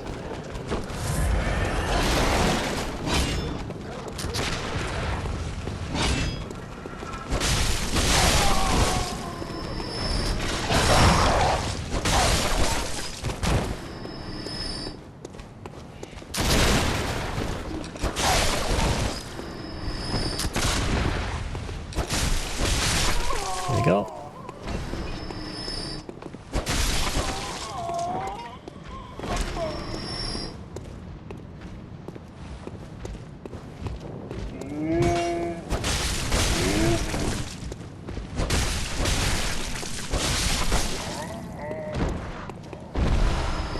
All that just for 2 though. I don't know if going all the way down there was worth it.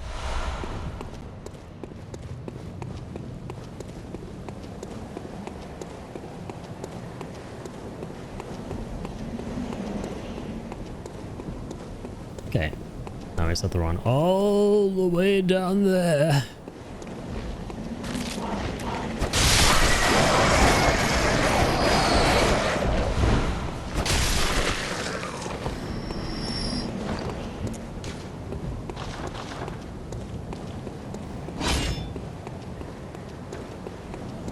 Right, time to chunk.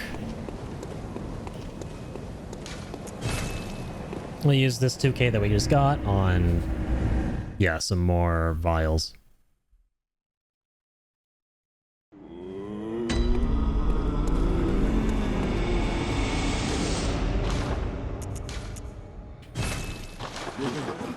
Cool beans.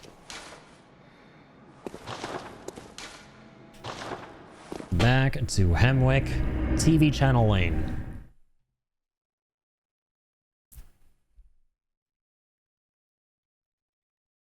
Let's run it back.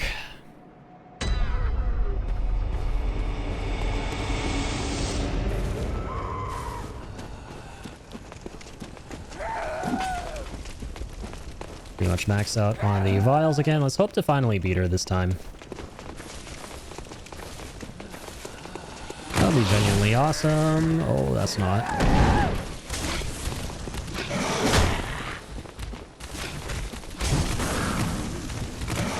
The puppers are chasing me.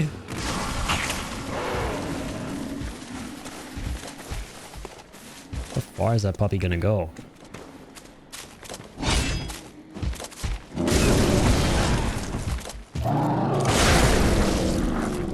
Well, they're...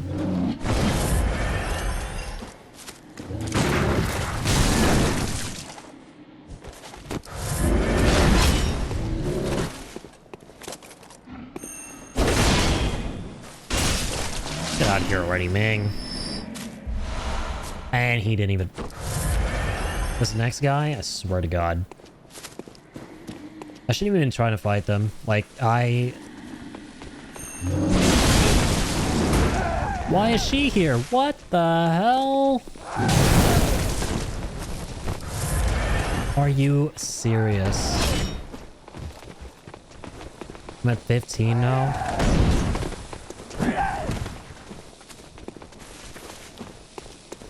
Oh, there was a chest there the whole time and never opened.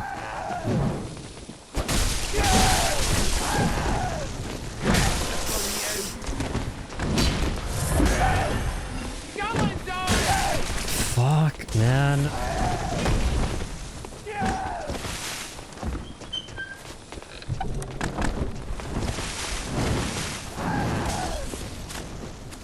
What did he even drop? Where is he? Where is this guy? What? What? What? Huh? Hey, yo?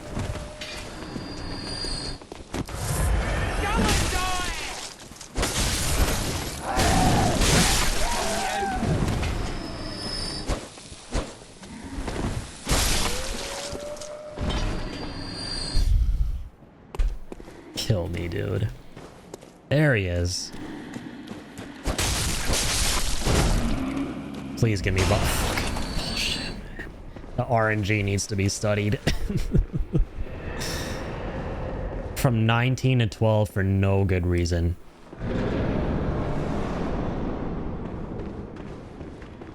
No good reason, Mang. I just lost all those blood vials. Alright, let's hope we don't need them.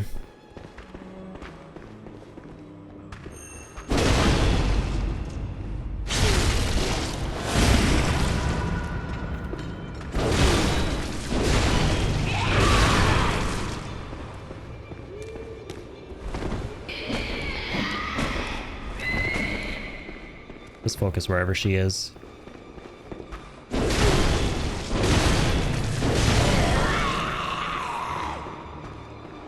Just gonna ignore the ads this time. I'm just gonna go rapid fire. Ka-choom, ka-choom, ka-choom.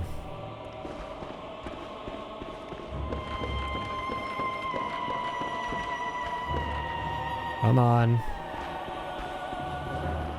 There you are.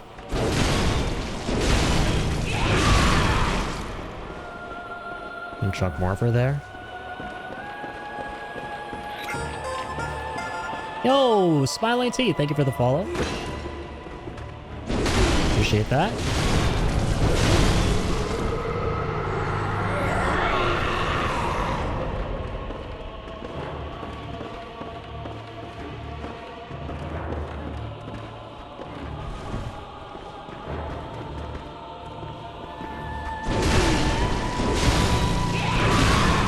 Okay.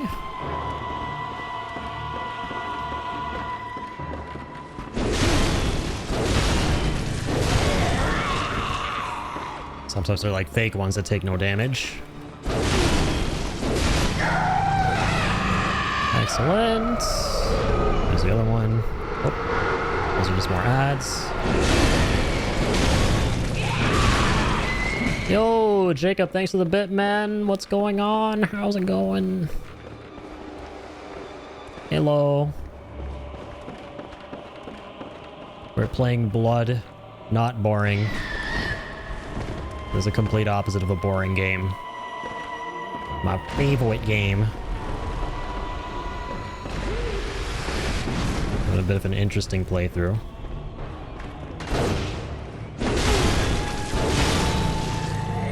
Okay. That's $1 now. I've reached my last bit. Thank you for your contribution. A crisp $1, man. You made it. This will never be forgotten. This is a monumental moment in the history of my channel, on top of course, this being the 10-year Bloodborne anniversary.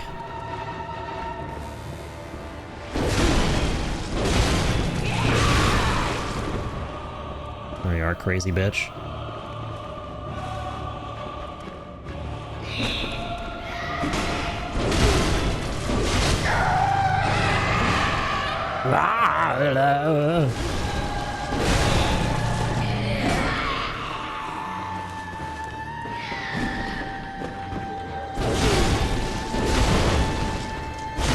How's it going, Jacob? Did you play more Rivals with Evan? How do the games go? Came to say please enjoy the stream and happy anniversary to your second favorite game. Thanks! I appreciate it, man. Yeah, crazy, dude. It's been freaking 10 years. I can't believe it. And the funny thing is, this playthrough is a bit scuffed, and the way I'm approaching it is a lot like the first time I played it exactly 10 years ago. Like when I was first learning it. Even though technically I shouldn't be going through it that way because, you know, I like to think I'm experienced at this game.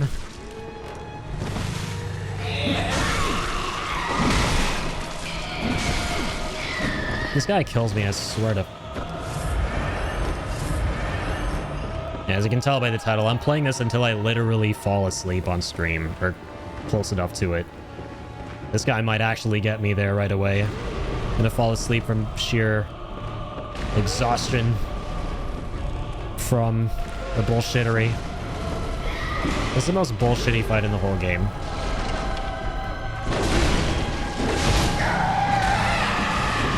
Oh my god. No, no. Not over yet.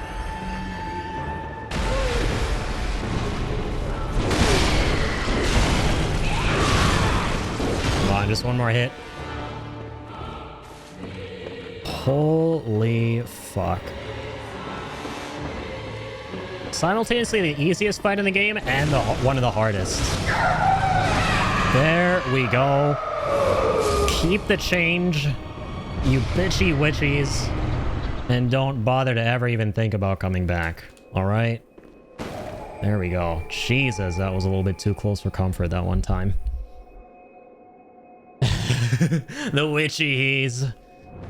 Sure, sure, sure. We'll go with that. They deserve it. They deserve the hee-hee witchy-hees. Alright, we got the Rune Workshop tool. Okay. Played a bit with Evan. We got off, then I went back on for a bit. Like an hour later. Addiction. You guys win at least? You guys win at least? Yeah, Ian, I gotta mention. So I was playing here with Jacob last night. We were playing some Rivals with Jacob and our friend Evan. And we went on some crazy losers queues. So this is on my alt account that I play the game on when I'm not streaming. On a crazy losers queue. And then we were all like, okay, good night, everyone. And we were like, the mood wasn't the best. And 2 seconds later, we all get back together to like play the game again. Because we just knew we couldn't get off on a loss. And then we went on a pretty good winning streak, actually. But the main thing, the reason I'm bringing this up, and I know I always say this and then something bad happens, but I promise I'm really confident this time. We played what, 6 to 7 hours yesterday, and my game didn't have an issue a single time. And we got multiple of the same maps back to back where I'm known to have problems, and I had no problems. And this was after I did everything to my computer. I DDU'd the GPU. I uninstalled Rivals and installed it to a different partition on my SSD. I'm pretty confident. So that was the silver lining. I could not be tilted about losing so much because I was just happy my game was working, man. I was just so happy. I didn't have a single performance drop. Which, this time I really... Because dude, I keep saying this. I keep saying that the game's okay, but it's not. And it's probably driving you guys insane because now the next time we play, imagine it's not good and I have problems again, which is what's been happening this whole time. But I'm very, like, 99.99% confident that this time it's fixed. Like, God, I hope so. God, I hope so. I can't say 100% because of what I just said. Every time it seems like it's fixed, it's not. But this time I didn't even have a single FPS drop. Like, even when Strange was portaling, like, nothing happened to my game. So, bro, please, please. I'm hoping that Rivals is still alive for me. Did we have any... Sorry. Can I get back on and get Diamond 2? No problems. Let's fucking go. Let's go, man. Hell yeah. Like, wait, was that last night that you went to Diamond 2 after we won a couple of games? Or today? I kind of forget. Like when you played with Evan now. Now you can do it. Yeah, now... Like, I'm GM. Occasionally going between Diamond 1 and GM. But that's within 3 tiers of you, Jacob. So... If you ever want, you can now play with me on stream on my main. Celestial Grind is back in the menu, boys. Hell yeah. Hell yes. Celestial, here we come? Question mark? I think that being able to reach Celestial 3 is a realistic goal for me. I don't know about beyond that, though. I don't think I'm that good of a player, but Celestial 3, I think if I work hard enough, we can get to it. At most for me. Because Celestial, I want to say, is the equivalent of, like, Masters in Rivals. And then Eternity is, like, GM. Grandmaster in Rivals isn't Grandmaster in Overwatch. It's more like Diamond, I would say. Dude, we lost a few games. I was like, let's solo queue, but stay in call. We queue and get on opposite teams. Oh my god. We were joking about that yesterday. Holy shit. And you actually went on the opposite team as Evan? Okay, so it was tonight when you played again that you ranked up to Diamond 2. Let's fucking go, man. Who won? Did you win or Evan? Which team won?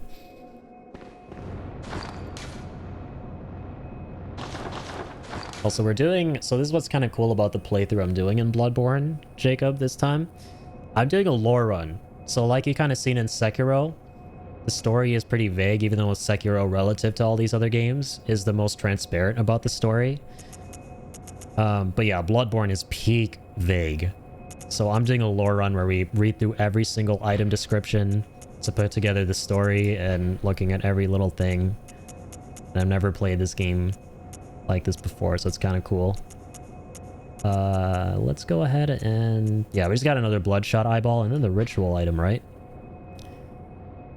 So yeah, I think we can put 2 and 2 together now.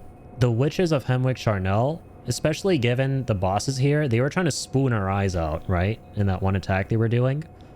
In order to get the eyes to the chalice rituals and then go to the dungeons. Yeah, used to unlock the seal of the old labyrinth hinter tombs. Like one layer of the dungeons, maybe. Because the Bergenworth scholars could already go there really easily. Also, let me catch up, sorry. I did not win? Oh shit. But in a way, no disrespect, I'm glad. Because man, Evan was, I can't blame him. Yesterday, we had a rough couple games. Man was at the end of his rope. So I'm glad he got another win there. He deserves it more than you and me. This is a great time for me to ask this. What language did you guys play Sekiro in? I played in Japanese. Well, no, the very, very first time I played back when it came out, I played in English. This was before I would play games of the original language.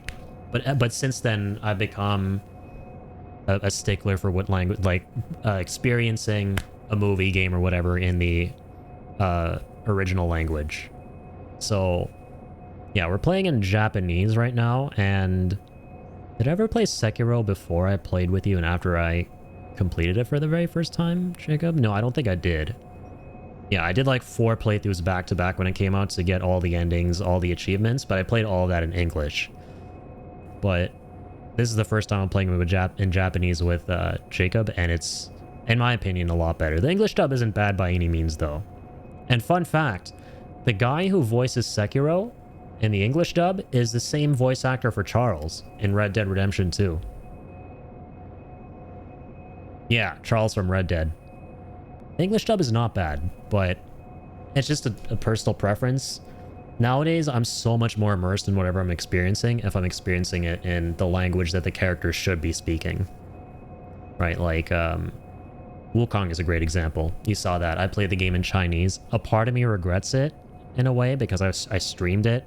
And I know not everyone's going to be always looking at the screen and reading the subs along with me, and will probably be, you know, experiencing it with audio. So I kind of feel bad for, like, the viewing experience in hindsight. I think that's something I'll take into consideration going forward. I did love playing it in Chinese, and it was so good. Put it in English, and I was wondering if I was missing out on the Wukong levels of immersion. Yeah, Wukong, like I said, it was super immersive in Chinese. But yeah, Japanese is sick in Sekiro, but the English dub is not bad by any means either. Plays so many characters I love. What other characters does he play? I don't know if I'm familiar beyond Charles and what's his name? What's his name? Sekiro. I'm so cooked. I don't know how the fuck I already have as many hours in the game as I do. I noticed them today, over 60 hours. Feels like half that. No, man, we've been grinding. We're so back, dude. The boys are back. Late night gaming, like the Overwatch days, and now the Rivals days have commenced. We're back, dude, so I'm not surprised. Had so many fun nights playing Rivals. Off stream with Jacob.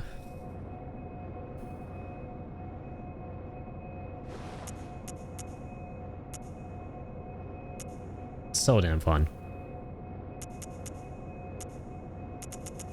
What else did we get? I'm sure there are more, but late night brain. Oh yeah, for sure. Yeah. I feel you on the late night brain. I'm not super tired. I'm just, what happens is towards the end of my streams usually when I do actually get tired. Yeah, I start getting forgetful and just, yeah, generally cooked, as we like to call it. I'm trying to remember what item we just got from this. It was a... It was a ritual item. I know we got the bloodshot eyeball, but it literally just eluded me. Oh, yeah, the rune workshop tool. So now we can use the Carol runes that we've been collecting. So now let's actually read about the tool. We've been reading about the runes that we've been getting, but now we have the tool to use them. Runesmith Carol, student of Bergenworth, transcribed the inhuman utterings of the Great Ones into what are now called Carol runes. The hunter who retrieves the workshop tool can etch Carol runes into the mind to attain their wondrous strength. Into the mind. That is kind of scary. Provost Willem would have been proud of Carol's runes, as they do not rely upon blood in any measure. So yeah, Willem was, like we established, the headmaster of Bergenworth. He's basically like Dumbledore. I stop talking, I fall asleep. Also playing chess. I feel that.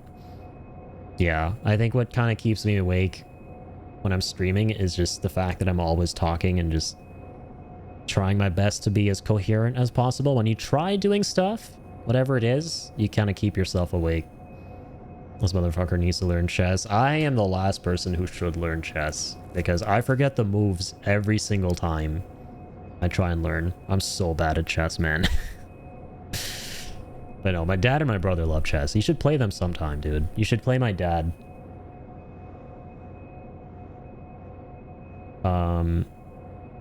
Flashbacks to the "we are all bacon grease sizzling in the frying pan of life" monologue. Oh my god. Yeah, honestly though, that was one of my finer moments. I'm not gonna lie. That was one of my finer moments during cooked Addy hours. That shit, he's probably much better than me. I wonder how good he is in general. I wish I could tell you how good he is because I just don't understand the game. So everyone who can play it to me is good. It would be interesting though, yeah. I don't know who's better, if my brother's better or my dad. Probably my dad though. Probably my dad. Old as gold, man. Yeah, you should practice with my brother first. Trial runs. I feel like he hasn't played chess in a minute. So it'll be good for him too. Need ranks for chess in real life. Aren't there pretty much ranks that exist? I think there are. Oh jeez, my throat. I'm gonna get more water at this point. Should at least do that, get a refill. I haven't had water in so long on this stream. Let me look at this again. So, yes, very important. Thank you. I definitely need to go get a refill. So, etch the runes into the mind. So, these are we literally etching these on our brain or something? Am I reading too far into this? Am I taking this too literally? So, these are all the runes that we etch with the tool. Where are we etching these? Should I be concerned? I mean, knowing that this is Bloodborne. So yeah, basically Carol translated what the Great Ones were saying into the runes. Initially, I assumed earlier that these were runes used to worship them, but no, these are like translations. This is like some Arrival shit, which you saw recently. Arrival by Amy Adams, or not by, with Amy Adams. It's a great movie. Okay, I'm gonna go get a refill. And we'll go from there. I'm just glad we finally got this with these witches, man. It's so like iffy for me. I'll either have like a playthrough where I get them on the first go, and then, or like a playthrough like this. Okay.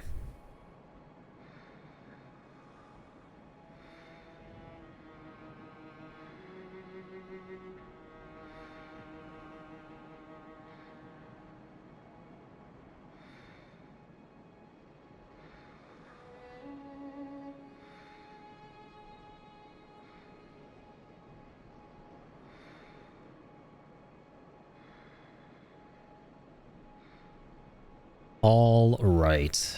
I just took 2 massive gulps out of this and then refilled it some more. But I'm going to take a big gulp on camera. Because I don't want to scam you out of 100 channel points. That's not cool. Gotta fulfill the hydrate, man. I got you. I got you. Man, it's hilarious whenever I see anyone's name other than Juin Turbro, who is obviously Jay, where it says, you know, redeemed Wata Hydrate, because that man is the designated hydrate man. It's always a jump scare when I see someone else's name. It's great. I truly felt like an imposter redeeming it. I can't blame you. Welcome. I appreciate you, but I can't blame you. Very well. Let me... Okay. Yeah, let's put 2 into strength. Get that to 20 finally.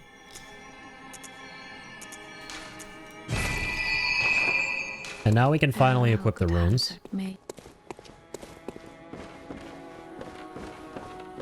I was like, this isn't for me. This is forbidden magic that wasn't meant for my hands. Basically, Bloodborne in a nutshell. You just described Bloodborne. That's our hunter in a nutshell. Okay, so we can finally equip runes. Let's go in more echoes from slain enemies. More vials. And we'll go for Formless Odin. Because you do run with a lot of bullets. All these years I never played it, and I was a hunter all along. Yeah, we've all got a bit of hunter in us. Welcome. What is it? Over time, the great. It all seems so long ago now. Chill out, hunter. Farewell. And Gurman isn't here, right? Okay. Can I go ahead and slot in some more gems? HP continues to recover. That's nice. Blood attack up. Let's go with... Oh, we can only choose one. Passive HP recovery is so negligible, so I'll go with more blood attack on the pistol. As for this stuff, oh wow. At this point we could do attack up by 5.3%. 7.3, wow. Also at 2.7 if we're at full HP. Thrust attack up. Oh, let's go with that one. That's good. Physical attack up by 9. Okay, even better. Yeah, sign me up. Slightly more percentage with this if we're at full HP, because that stacks, right?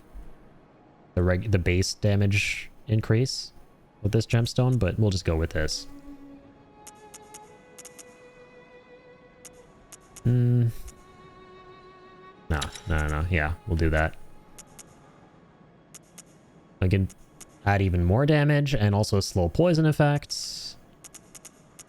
Yeah, let's go for it. Tempering Blood Gemstone.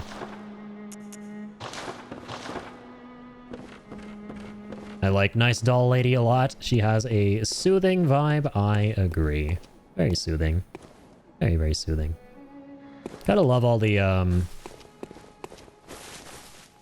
what would you call them? What do they call? The name's eluding me. The vendors, if you will. The vendor ladies who level you up. One thing all these games have in common is they are very, very soothing. Very nice company. 100%. Alright. Okay, I need to go on another vial run for sure before this next part. I'm debating what I want to do. Let's continue more with the chalices.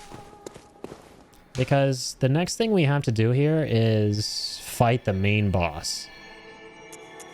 And we went to Hemwick Charnel Lane to fight an optional boss. Let's continue with the first chalice that we set up. Maybe get some more vials from there. Also some more runes. Or echoes, sorry. I'm never going to stop calling them runes, and I hate that. I hate that for me. Elden Ring has permanently rewired my brain.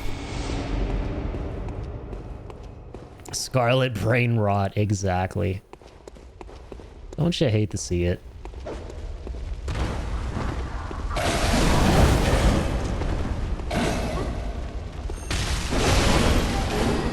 And these guys toss poison, okay.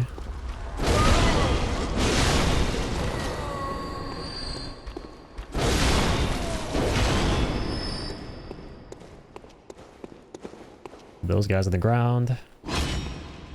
Whip out me torch. Let there be light.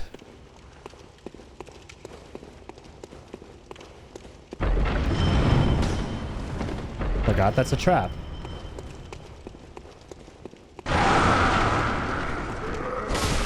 Hello. My not-so-friendly Thumerians. They're really not that happy to see me. don't think they like me. Not the booby heat trap. God dang it. Definitely the worst of the hee-hees, the most cursed of the hee-hees.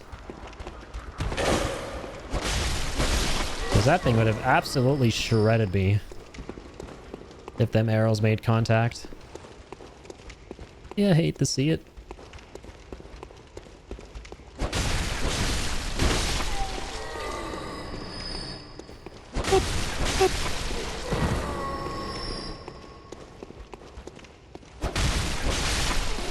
Okay, don't want to step on that pressure plate. My brain is done so at this point. Because I know not to step on them. I stepped on it anyway somehow. But it looks like a, oh, hey, you know, clicky thing. So brain like clicking clicky things. So you should go click clicky thing. Oh, fuck. Okay. I'm gonna have to deal with these guys at some point. Let's get started.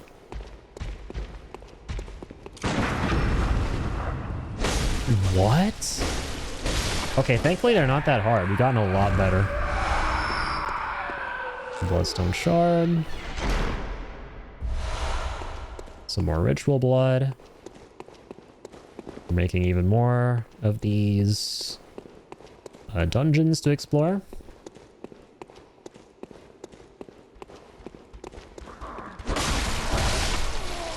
Away!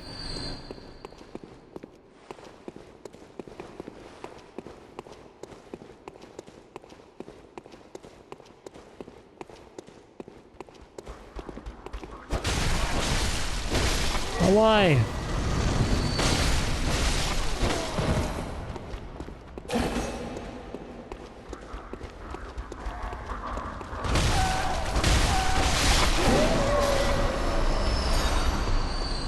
Let's do more of those.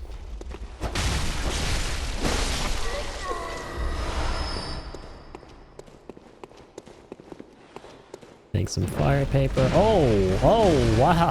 Hey, and if you like the other dude who was big and oily, now you get a big oily guy who's also naked. You get to see oil in all of its glory. Oh dear. Oh dear, oh dear. Cover your eyes for this one. I'm covering mine, dear God. Where's the decency? Where is the humanity in this world? All of it hath forsaken us. Ay, ay, ay. Truly cursed.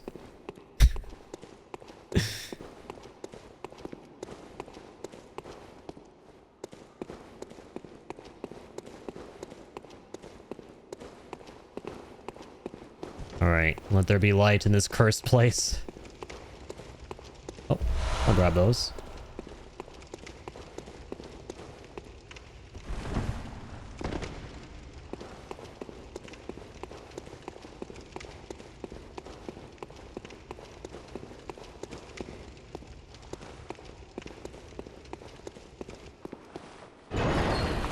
Here we go, boss time. I forget who it is for this second layer. Oh, more naked dudes.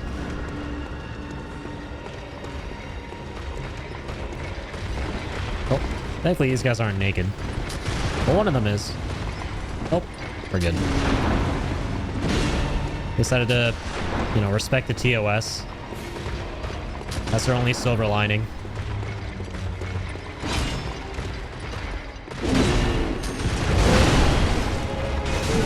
Pancakes.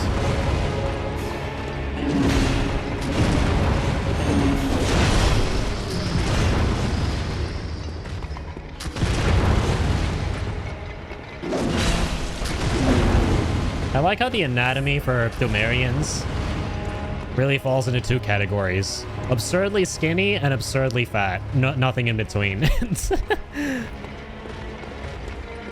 I never even registered that until now. You either fight the really skinny, scrawny ones or the really big, fat ones. There's no Chad, muscular middleman ones.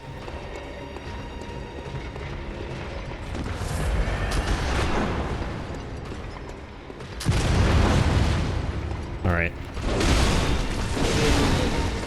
No more fun with that flintlock. I'm confiscating that from you, young man.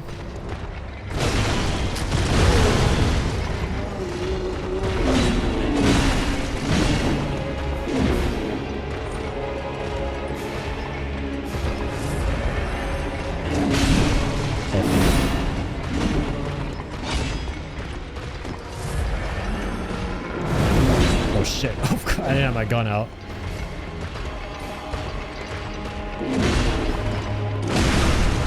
How I do? Oh, it doesn't matter.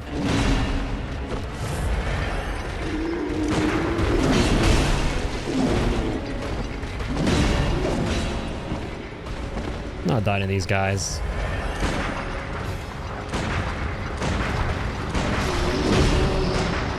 You're dying to me. I could have just lit him up with the gun, which I did towards the end, which that works out. Wouldn't have been able to do it earlier because I'm shooting 2 bullets at once from this. Wouldn't have had enough.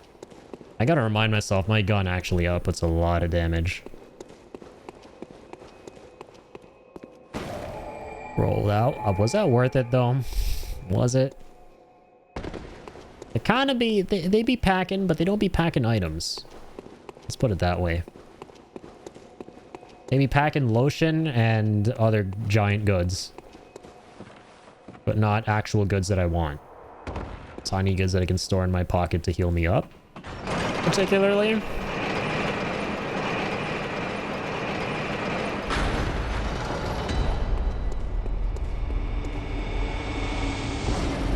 I was hoping to farm some vials from that.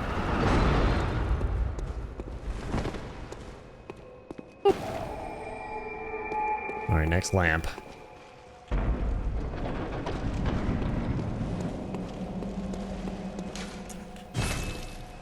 To turn to the Junta's dream.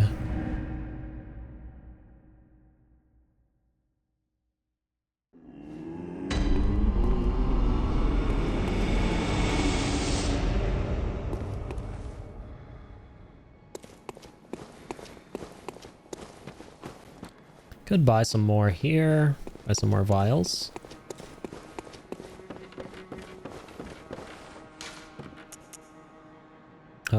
Yeah, at the same time, I want to see if I can do some of this, which I can. Yeah. Fortify Kirkhammer. That's about it for now.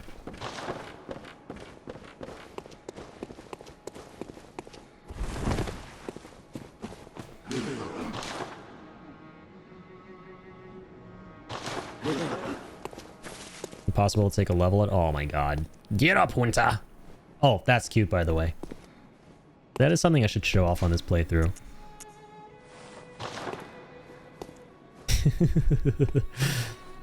She reciprocates your gestures. Super adorable.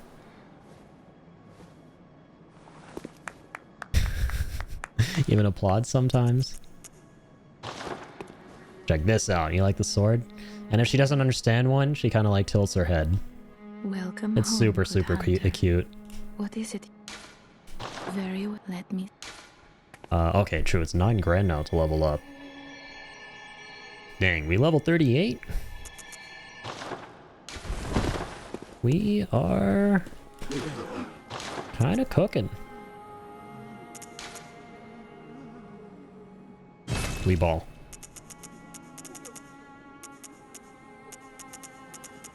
Gotta eventually buy all this other sauced out jazz.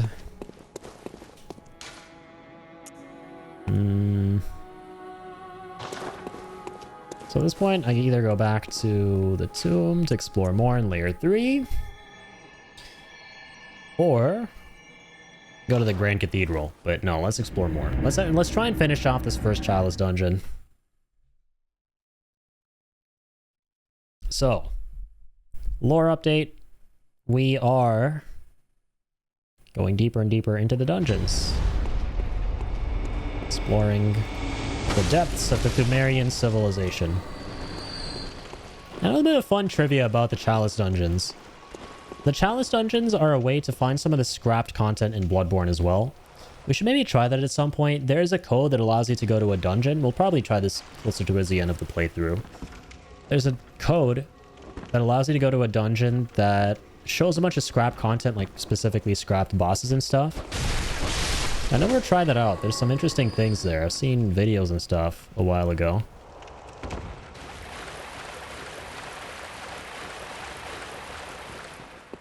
There's also someone we could have summoned there. Yeah, and this is where we get some really spooky looking fiends. Yeah, if you thought those little silver worms or silverfish or whatever the heck they're called in your house were terrifying and needed to be killed with fire, well, can't be as bad as this. Can always be worse.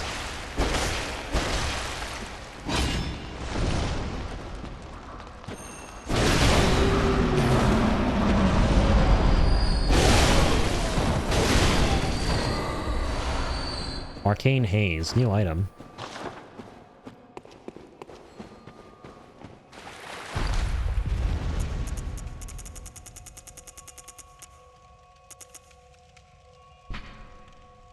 Material used in a holy chalice ritual. The tiny smatterings of haze that are found in certain ritual materials, sometimes required for special rites.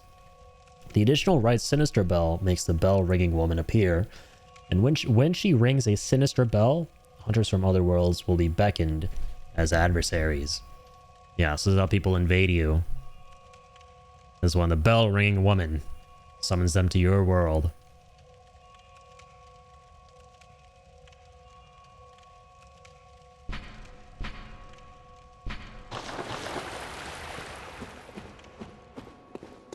So yeah, I think what that also implies is you can use it to create dungeons for PvP or something. I don't know. I've never really done much PvP in Bloodborne, I won't lie. Towards the end in a certain area, I've tried it, but I've never really been big into PvP in these games.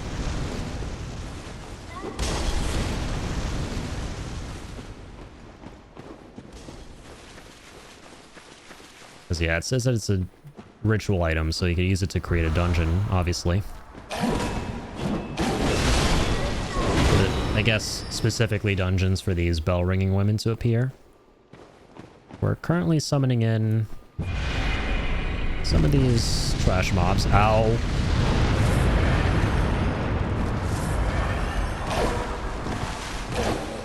I was a little too close.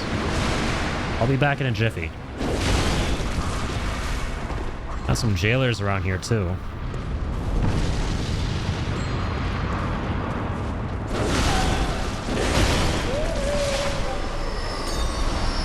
Okay. Kill the bell-ringing women. Or woman.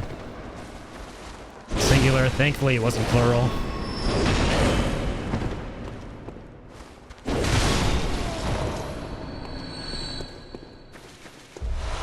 I'll take that. Okay. What a lovely garden. We're touching some grass, finally. Took us a minute, but we're here in the game touching grass.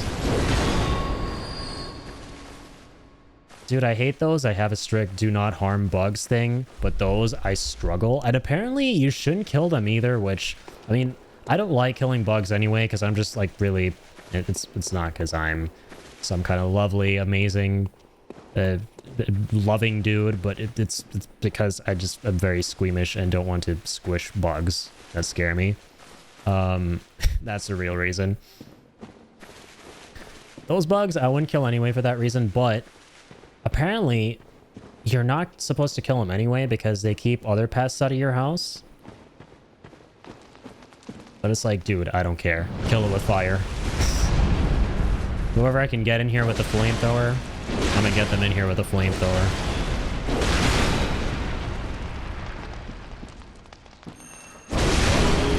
What you hate to see in the world of Bloodborne is that those critters are the ones with the flamethrowers, because these guys were shooting fire. Like, I'm looking at that thing and I'm going, oh my god, kill it with fire, I gotta get a flamethrower. And he's like, mortal fool, I am the flamethrower. As he towers above me.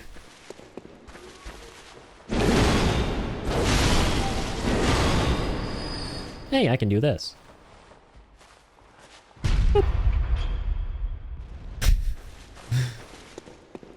I heard the Dragon Queen in WoW say, dignity is the right of all life once, and I simply realized she was spitting, so now I carry all spiders outside. Good man. Spiders, weirdly, hottest take of the century, they don't really scare me. And I know, that's coming from someone who's generally terrified of all these little dudes. Spiders, they do, ultimately, but they scare me the least out of the whole bunch. But still, I mean, if I had the choice between being in a room with a spider and without, I would obviously always choose without.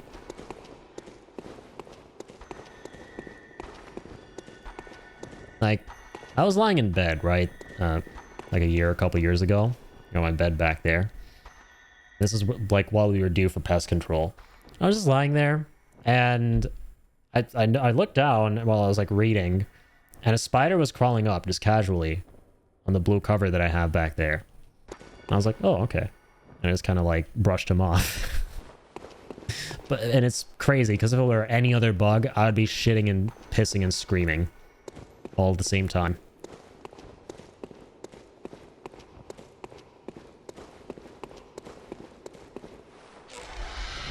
Some of them are fuzzy, like the little wolf spiders and jumping spiders. Super cute, actually. I'm not gonna lie. I kind of agree with that sentiment. I do. The daddy long legs, like the slightly bigger ones, they give me the heebie-jeebies. Especially the big giant ones. Like, okay, like that, obviously, it should go without saying. There's spiders, and then there's spiders, and the spiders, aka Australia boys. Yeah, we don't talk about those. Now those are actually, they put the fear of God in you. Device not operable. Look what I can do. Whee! All right, let's go back in there.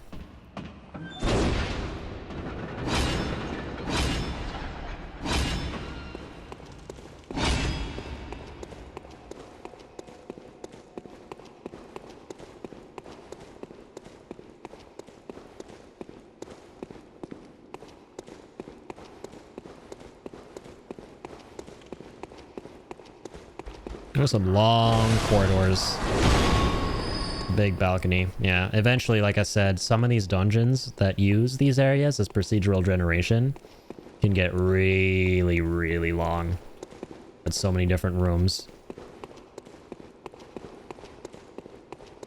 Generally how it do be going. I can't recall if we got the switch already for the boss fight room. Trying to remember if we did or not. Okay, here we go. Oh, sorry. This is where we just went. Another area here.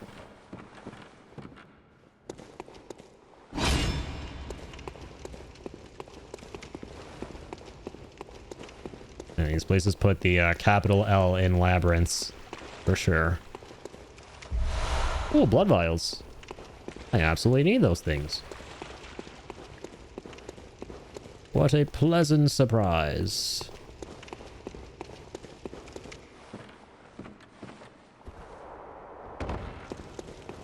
Where do I want to skedaddle now? Oh, here we go. Finally made it.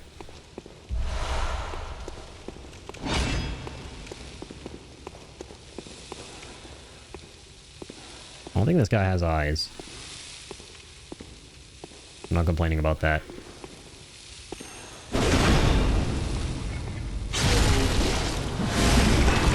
Honestly, I almost feel bad. Almost. Look at him. He was all geared up. So adorable. He was geared up for a fight. He had his little club. He had some fire thingies going on. He had his drip on, his battle gear. His battle booty. That too. He was ready to go, man. He was like a kid on his first day of school. And then I had to like rain all over his parade before the parade could even happen.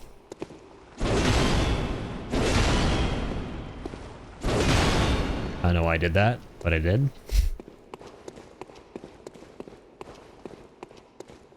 Is that enemy showing hole on main? I believe he is. Don't worry, that's the least concerning thing we're gonna see in Bloodborne. Oh my god. Hi.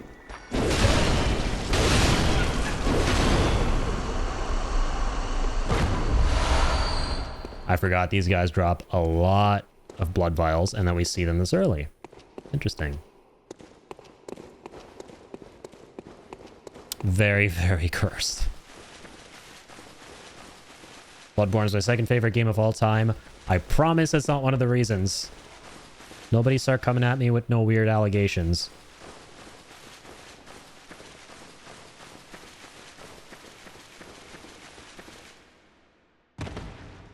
Okay, yeah, we just gotta work our way back now. Typically, the boss room is close to... where you kind of start the layer. Yep, right here. Whoop! We can open that. 21 vials. Now, I'm wondering if I should save these for the main boss, or if I should contest the Chalice boss here. Now, before you go off and fight some of the Chalice bosses, some of these corridors that lead to them also have another extra optional area before you fight the big optional Chalice boss, or rather main Chalice boss. If you want to, you know, do a little more exploring before you go for the main course, you can. And also, what these doors always lead to is some optional stuff.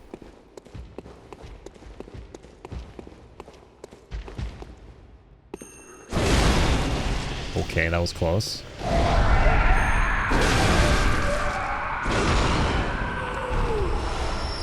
Not this time, lady.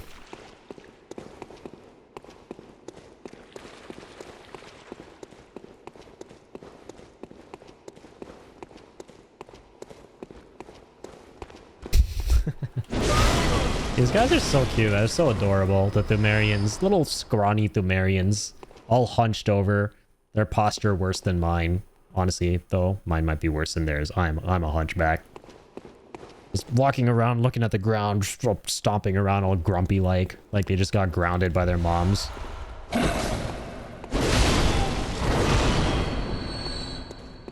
So derpy.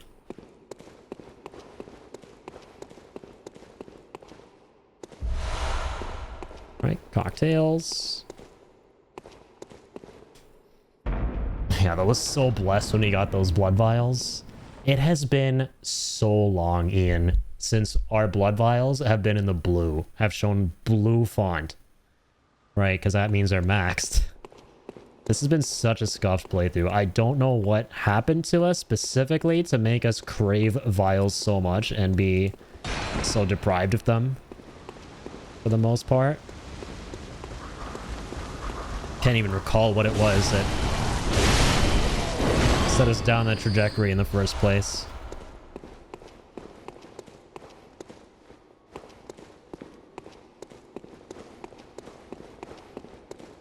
Yeah, literally, my mom said it's my turn with the blood administration. I don't wanna.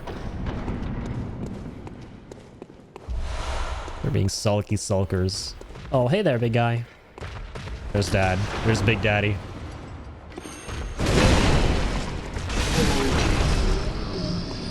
Who's now Big Dead. Big Daddy.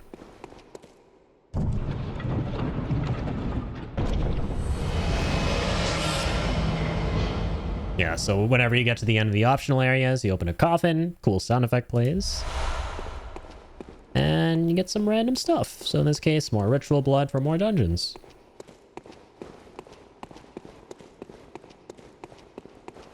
So yeah, sometimes I will kind of like say what you eventually get most of the time, or pretty much all of the time in general in these optional areas of the Chalice dungeons, and it is, you know, open to it does potentially invite some criticism. So one thing Bloodborne's kind of criticized for when it comes to the Chalice dungeons is a lack of interesting rewards in some of the optional areas, because ultimately what they boil down to is either more ritual items or a different variation of a weapon that already exists that you can get outside of the Chalice dungeons. And what I mean by a different variation is you have weapons that have these slots in them, right? Where you can put in these gemstones that allow them to do different things. But the gemstones obviously have shapes, right? That impact what gemstones go in the weapons. So sometimes you get a different weapon or another copy of the same weapon. That's called a lost variation. So sometimes you can get something called a lost spear from these dungeons. And the only difference is that the shape of the runes you can put into the weapon are different. And that's really all the optional stuff boils down to in these dungeons, but they are still worth going for, these optional rooms that we just did, because of course, the ritual items you can get to create even more dungeons. But yeah, at the same time, just leave a little bit to be desired. Like, toss us a little bone here, right? Toss us something a little extra juicy that we can only get from the dungeons that we haven't ever seen before in the rest of the game. And I'm just obviously talking about the optional rooms in these dungeons because the main areas, of course, are abundant with some really cool stuff that you can't get elsewhere. All this is to say, Sony, remaster the fucking game and put that in. Just remaster the game in general, alright? Enough said.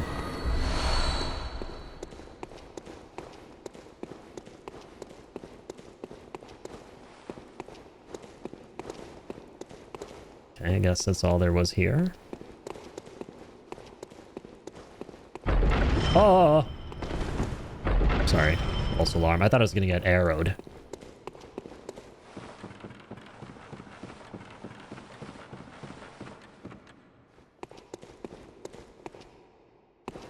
I am super lost. I think we started here. Yeah.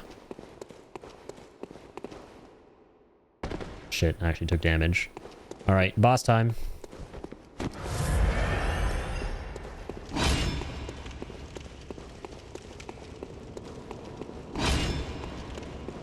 What's it gonna be? I always forget the... I know all the bosses in the Chalice dungeons, I just forget where they show up. I think this is... Oh snap, this early? Watchdog of the Old Lords? Okay, I guess we fight him at the end of the first dungeon.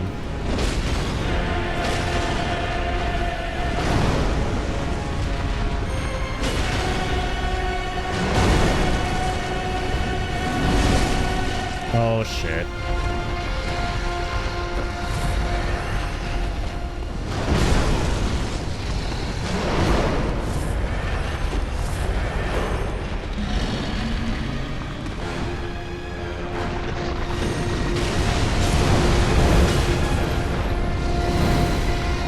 Sets the ground ablaze.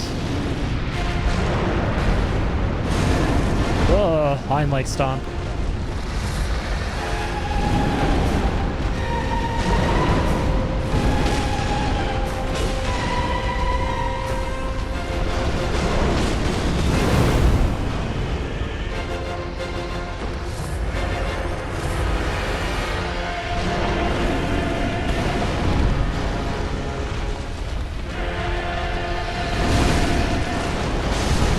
Really?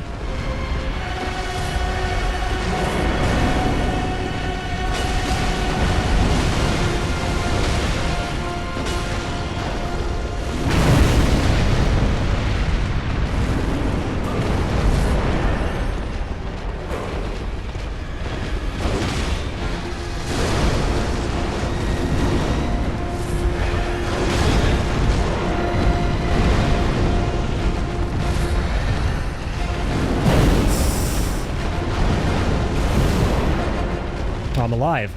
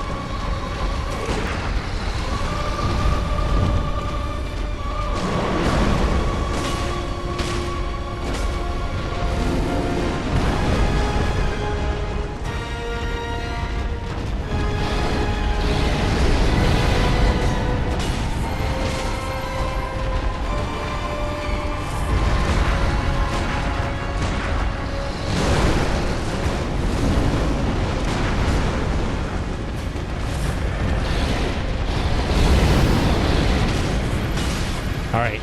Phew. Used up almost everything to get him. But at least we got him. At least we got him. A boss kill is a boss kill. Let's go. Alright. I didn't mean to do that. Fuck. Shit, what were the things we got from him? Oh, man. I think it's some cold blood, some ingredients, and something else.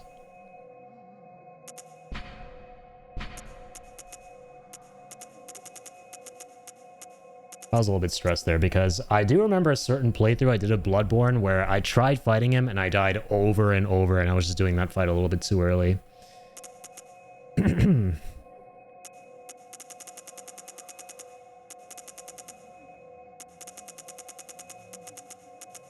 Oh, we never read about this stuff. The sweaty clothes. Well worn and damp with sweat. That's it. That's all. This is Yarnum clothing. Yarnumite clothing. Gamer gear. Oh, true. The other chalices, no. So, the Umeru chalice is the one we just did. And we can read about it. I don't know if we did already. I think we did. Ritual chalice found in the Church of the Good Chalice. Used in a ritual at the tomb altar in the Hunter's Dream to break the seal of the old underground labyrinth. Let the chalice reveal the tomb of the gods. Let blood be the hunter's nourishment, and let ye partake in communion. Umeru root. So, what the root chalices are slightly more difficult versions of the main chalice dungeon.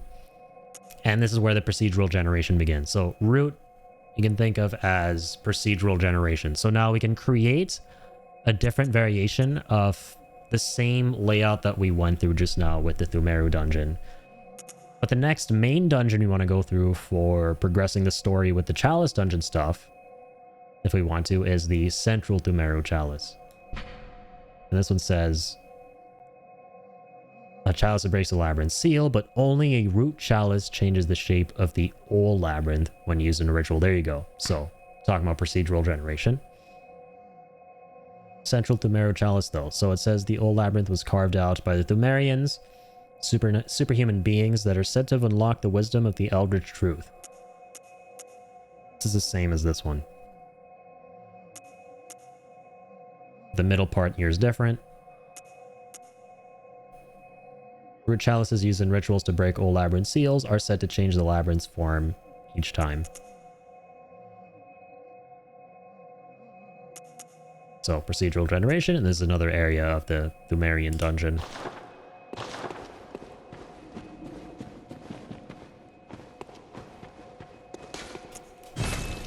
Okay. Let's leave.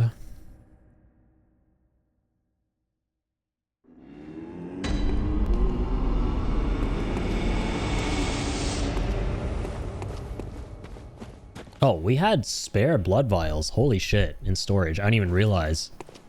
We're back up to 20. That's very nice. I'm what over to get all. Nothing new here right now. Very well. Let me. And get 2k runes if we use some of our cold blood. Then we can take a level if we want.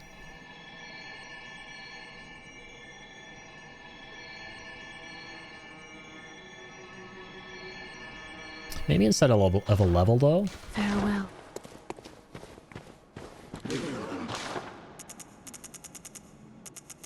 Let's get some fire paper. Before those, we need these for one of the boss fights coming up. It's going to be really useful.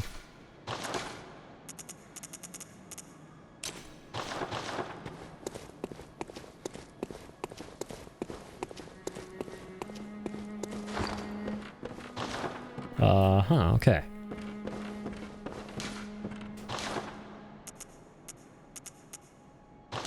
Nothing we can do here at the moment.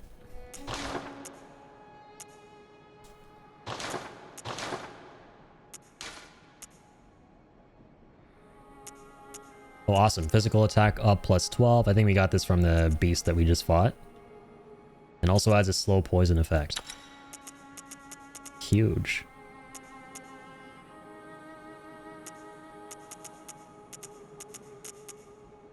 I want Fireblood gemstone though for this.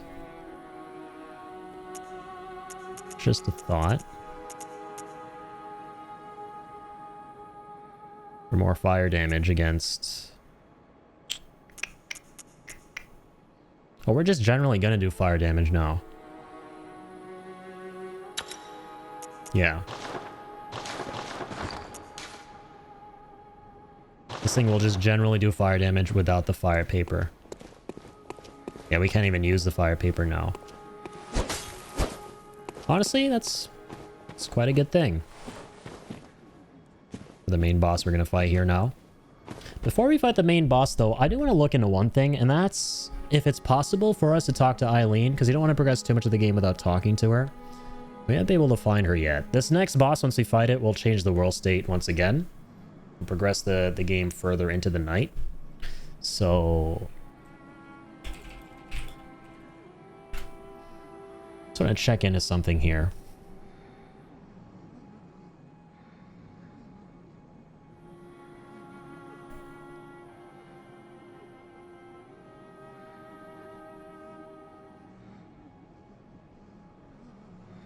I'm going to speak with her in the cathedral ward before the night comes.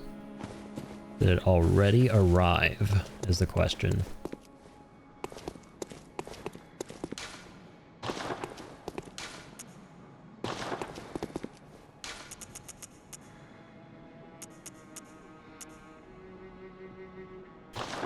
Cathedral ward. Because if it did, it would have been after we fought BSB, but that doesn't happen. It's only after we fight this main boss. But at the same time, I can't see her outside Cathedral Ward. I've had this problem before in the game, on other playthroughs I remember. That's always kind of thrown me off. But okay. Yeah, good thing we're here, because all the NPCs we talked to are now here, and we didn't check in on them. So here's the prostitute.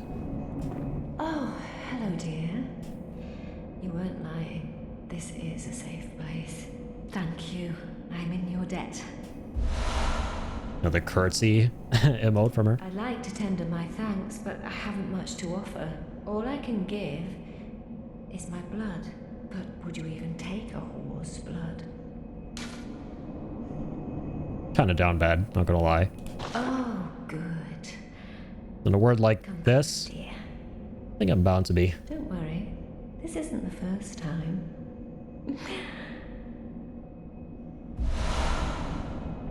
So yeah, you can get her blood multiple times throughout the game. She has a really interesting quest line. So, Blood of Ariana.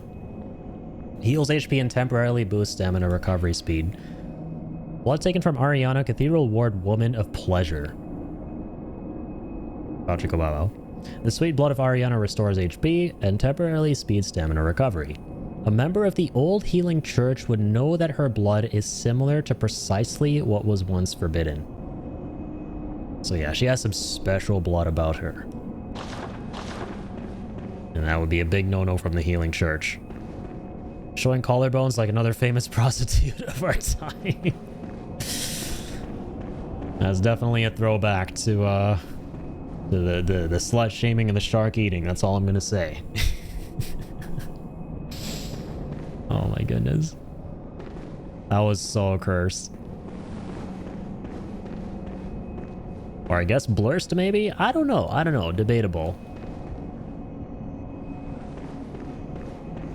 Okay, there he is. There's this dude who didn't trust us. Who was like, you're lying, I'm not gonna go where you send me. So we told him to go to Yosefka's, and he went to the opposite. So he's in good hands with us here. Ah, you. The swindling off-comer. Did you really think that'd work? There's no fooling me. Now, off with you. You heard me. Go away. I can't stand the stench of your lying breath. I'll spare you one nugget of advice. Beware the lady of the night. I can see it in her eyes. She deeply resents the young saint. She hears people whisper. She knows what people think of her. Yes. She despises the saint for having what she doesn't. Bloody wench, they should have moved her on ages ago. It's talking about Ariana. I'll spare you one. Beware. The blind man, or what? He owns the place. He's not to be trusted. What's he want with all those people anyway? That little weasel has a murky past, I'm telling you. So this man trusts no one, not even our little pal over there, our BFF. Give it a rest, please. I've no time for your petty lies. What? Just go away now. I can't. Away! stand the Away! Okay, that's it. You. Stay away from me. I know all your tricks. You. Okay.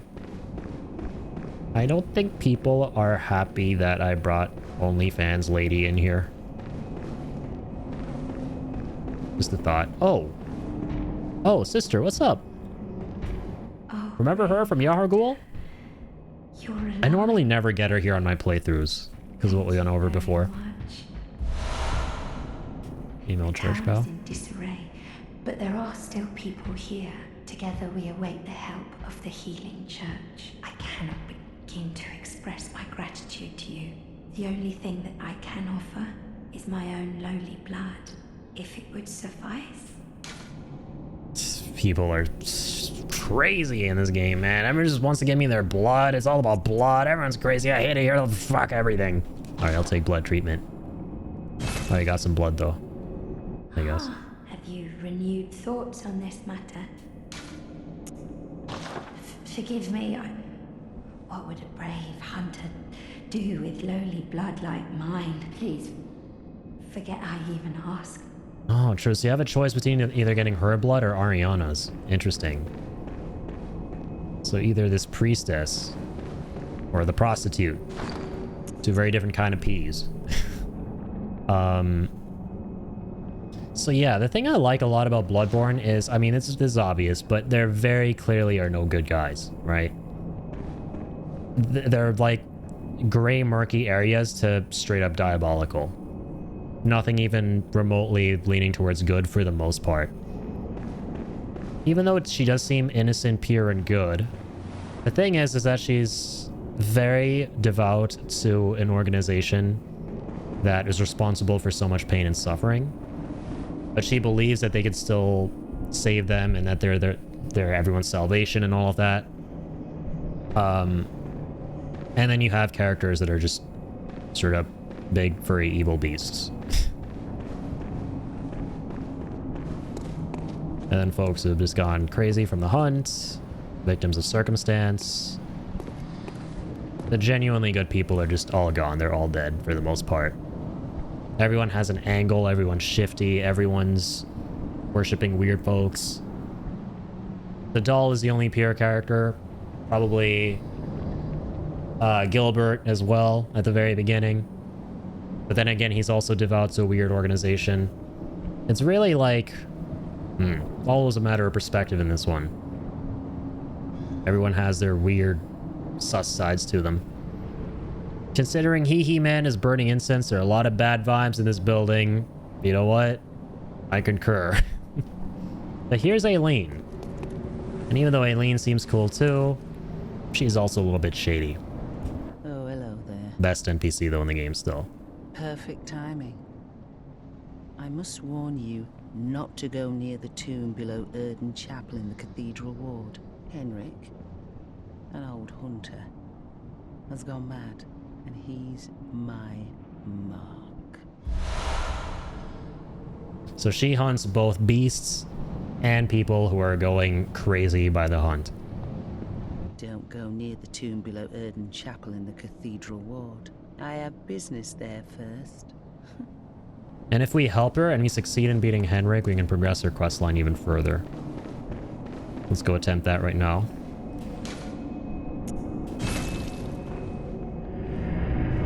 So I think if we reset the area, or go back to Hunter's Dream, we're not going to be able to travel to Tome of Odin, where we fought Gascoigne.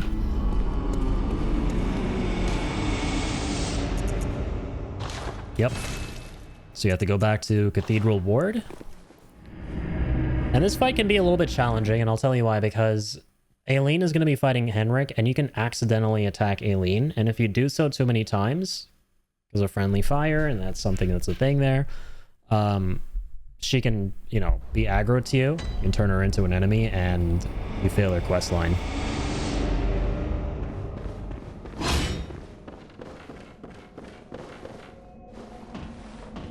All right. Heading back to Papa G's crib here. All right. Let's go. Let's mosey. Where's Henrik at? Oh, Aileen isn't already here.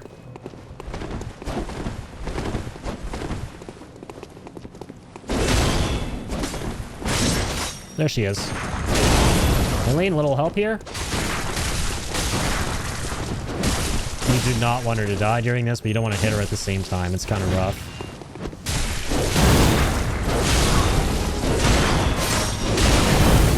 Yo! Tyler, thank you so much for the raid, man. Welcome in, Raiders. How's it going? Celebrating the 10-year anniversary of one of my favorite games ever, that being Bloodborne. As you can tell from the title, I'm literally playing it until I pass out.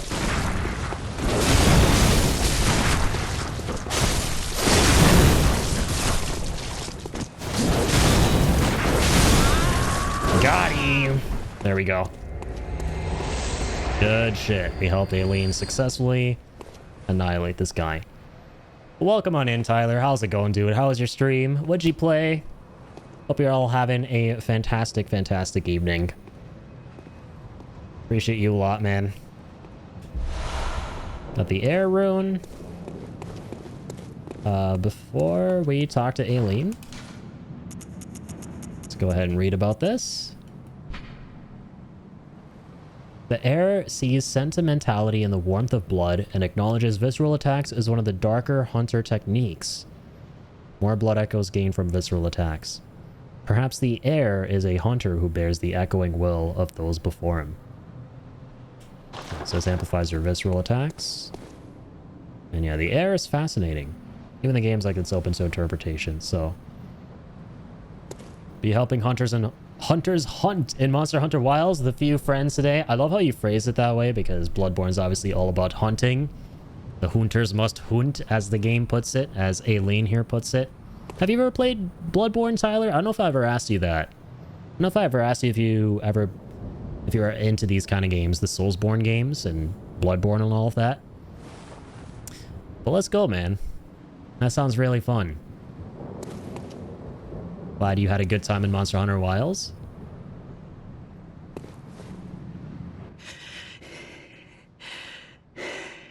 That wasn't necessary of you, but you have my thanks. We made it with our lives. You're not bad at all. You must have killed Gascoigne as well, then. I did. He was falling apart, I'm sure it had to be done. But try to keep your hands clean. A hunter should hunt beasts. Leave the hunting of hunters to me.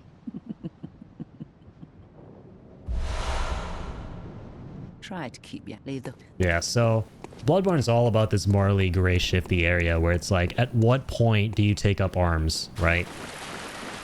At what point is someone too far gone? It's one of the questions it poses that I like a lot. Really makes you think.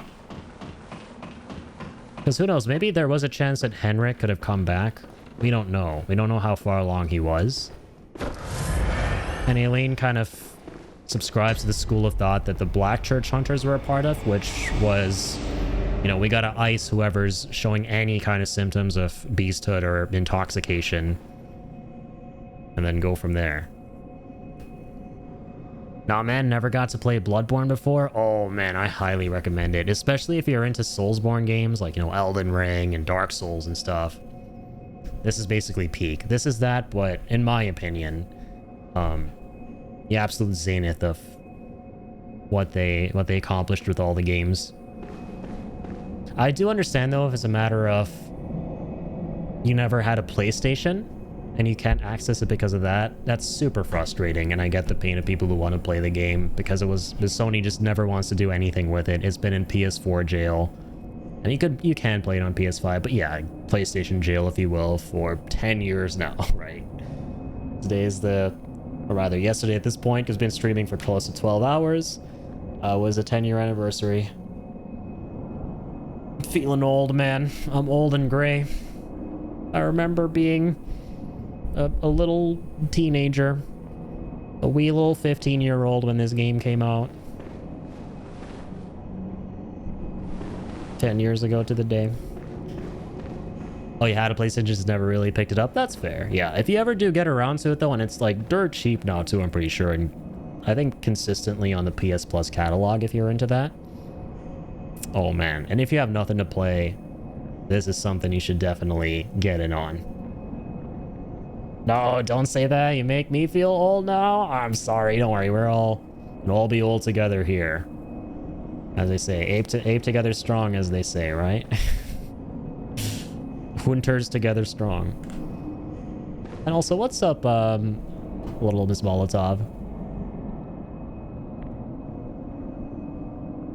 Yeah, Bloodborne is incredible. Okay. So I think at this point, Aileen, her questline, we have to progress it after we are done with the main boss here.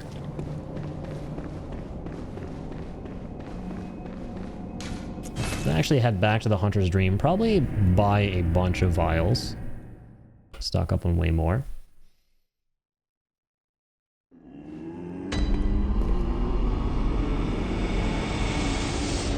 Oh, the reason we couldn't talk to her earlier was because we didn't have all 3 gates open, but then we did all of that, obviously, and then she appears.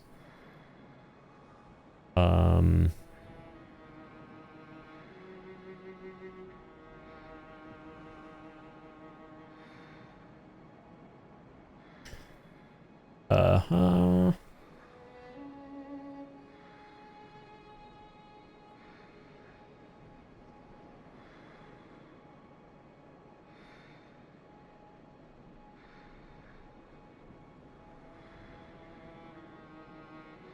Okay, and after, like, way later down the line, after a specific boss, we talk to her again in the Grand Cathedral. She's the only character in the game whose questline I can't remember off the top of my head. Like, I know the whole questline, but not when you have to do specific steps. Hello, nothing much. I'm a viewer from Gaming Guys Circle. I figured, yeah, I appreciate you coming in from the raid. Yeah, thank you once again, Tyler and Raiders, for hanging out. Really means a lot. Okay. I'm gonna buy like 17 of these blood vials. Did you play Bloodborne though, little miss? I'm assuming you did because you were kind of surprised too that Tyler hadn't here.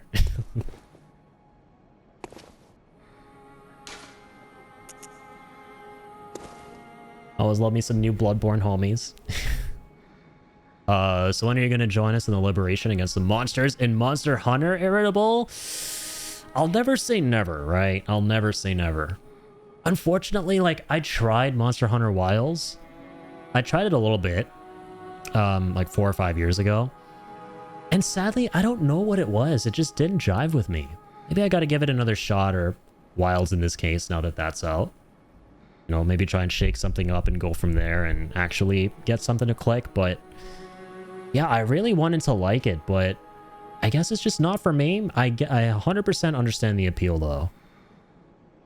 I absolutely love Bloodborne. Let's go.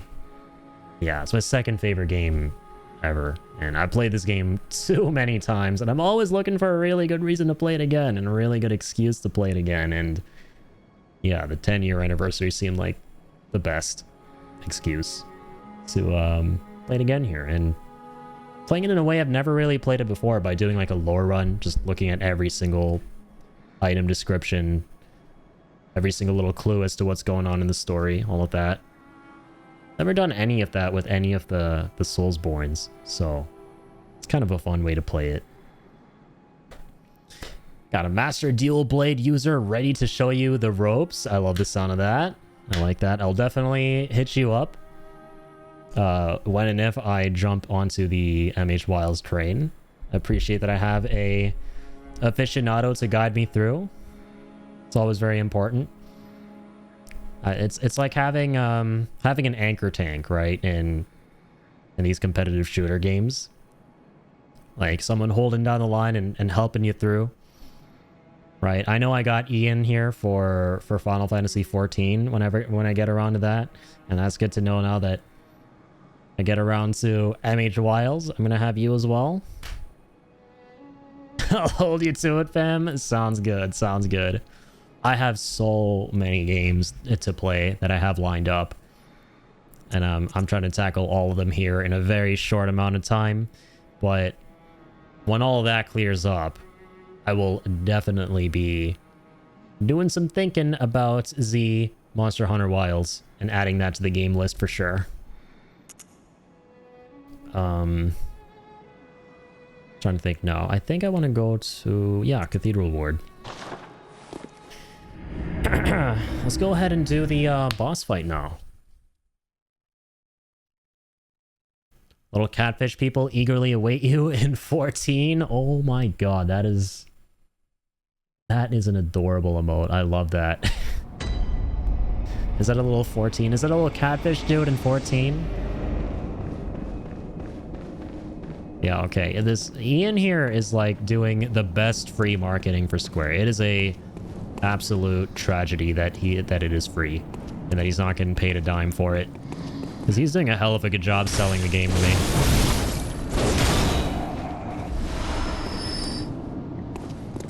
Same for real. I want to play the Like a Dragon game in Hawaii soon. Oh, hell yeah. Yeah, I've seen a bit of the Like a Dragon gameplay. It's basically a Yakuza spin-off, if I'm not mistaken. Right? Something like that. They're adorable. They squeak with every little step. I'm not gonna lie, I'm getting Jeff vibes from that little dude you posted. Jeff the Land Shark. Right now in my head, I'm just picturing Jeff, and I love that.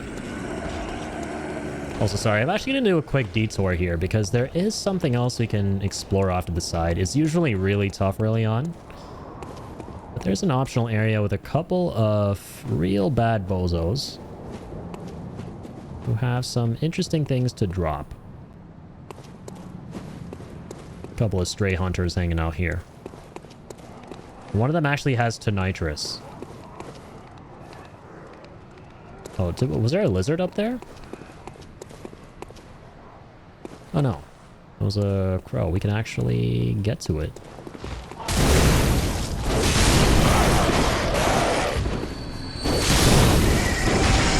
The Hammer of Flames. Ooh. Got some scaffolding there we can fall down to. Dean forgot about that.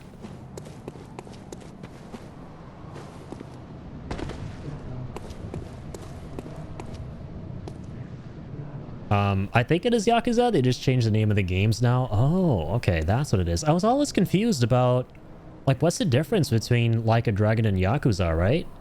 As someone who's never played the games? That makes so much sense now. Maybe they just changed the... Yeah, I guess they changed the name of the franchise with the games going forward. If Jeff the Land Shark was a voracious capitalist, he'd be a 14 Namazu. That's awesome.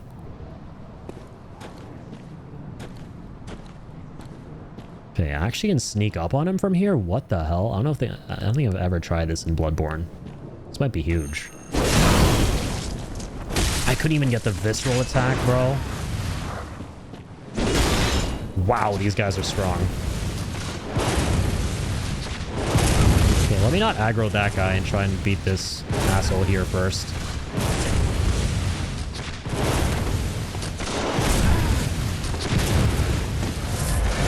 I think there's a... Does that have infinite ammo? Jesus Christ. Buddy. You need to chill. Also, Little Miss, thank you so much for the follow. I appreciate that. Very kind of you. Okay, that wasn't kind of this guy, though. I'm just gonna say that.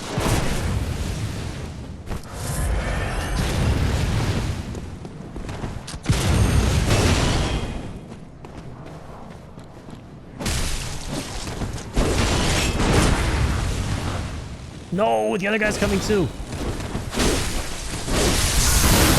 Oh my god. Oh, that needs to be studied. I'm gonna take the front approach this time. I'm gonna take the frontal approach here. And try and bait him out. Bait him up top and then do a bit of chicanery with their AI. Never played them either. I'm not too sure either. Now that I'm thinking about it, I'm gonna have to like look up the reason why it's called Like a Dragon. I think it might be some kind of like a sub-franchise or something within Yakuza. Yeah, I know, right? Man was straight up cheesing me. And I'm the one who's meant to be doing the cheesing. Alright, you're gonna see me doing the cheesing now. We're gonna Uno reverse that.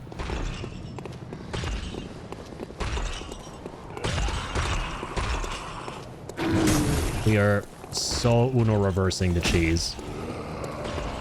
You best be ready to see it. You best believe it.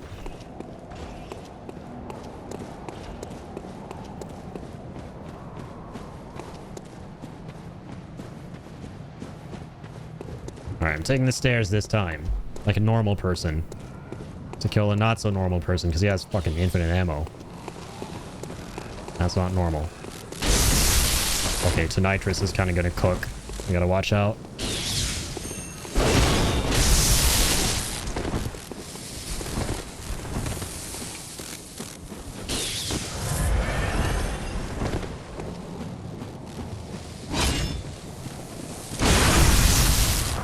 Oh, we got the parry, but could visceral him in time.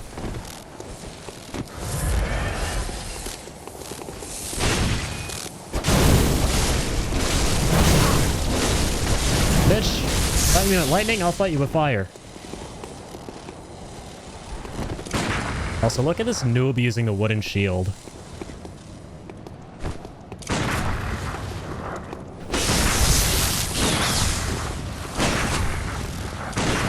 There we go.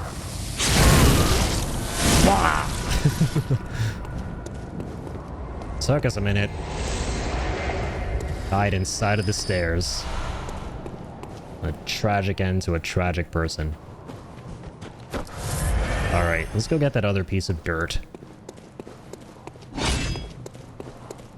I'm actually gonna try the back attack strat again. I feel like I got scammed last time out of a visceral attack. I won't lie to you guys. I got absolutely scammed. Bloodborne, the Mortal Kombat fighting game. Honestly, though, it just turned into a fighting game right there. Which I would be surprised if Bloodborne eventually got a fighting game fan creation. Because to give you some context, there's this awesome dude in the community who made a couple of fan games around the Bloodborne property, and we played one of them on stream back in 2022. And that was a Bloodborne PS1 demake. Someone demade Bloodborne in like a PS1 style, and it was so cool. It was really, really, really cool. And the same person did something, I shit you not, called Nightmare Kart. They wanted to call it Bloodborne Kart, but they couldn't for legal reasons. And it's exactly what you think. It's Bloodborne, but Mario Kart. And I can't believe I still haven't played it. I gotta stream that at some point. It is absolutely hilarious and wonderful. So I would be surprised if this dude went ahead and made Bloodborne, the fighting game. Or Bloodborne Combat with, you know, a K.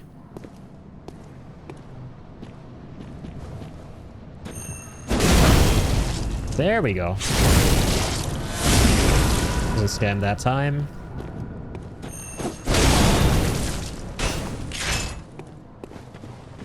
He's got the rifle spear.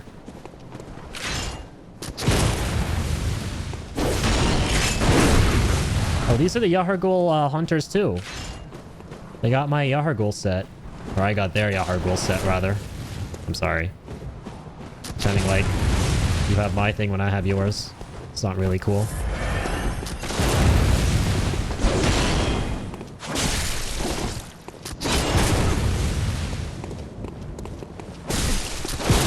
Ah! Sorry. False alarm. I thought he was gonna visceral me. He got parried. Come get.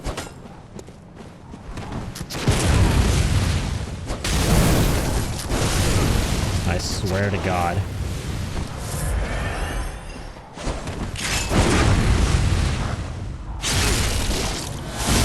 I'm alive, thank God.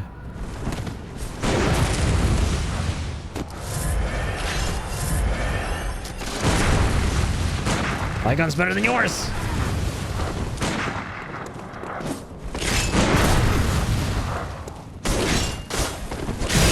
of here. Bitch, get diffed. Same set and everything. With the exception of the gun. So that definitely counts as a kind of diff. Okay? Oh, man. That's pretty neat. I remember the PS1 Bloodborne game. People were talking about that a lot. Yeah, it was making waves on Twitter for sure back in the day. It was really cool. That was so close. It kind of was. I was... My heart skipped a couple beats because when he got the visceral attack on me. Thank you, thank you. I like to think that's what I deserved. The big fat W there. With blood. Bless Oh, let's hear what he says properly. Loran. us. Yes! Hell yeah! Hey, come on, baby! Come on! That's exactly how the guy indoors feels when he gets blessed by blood. Yes! With blood. Very hyped. Bless us with blood. Creepy as shit. I'd like to think this guy, well, he doesn't have any windows, right? Oh my god. Imagine being this guy and missing out on the greatest battle of the century that just took place outside your own goddamn house. On your frickin' front lawn, man. Imagine being this guy not having windows to witness that.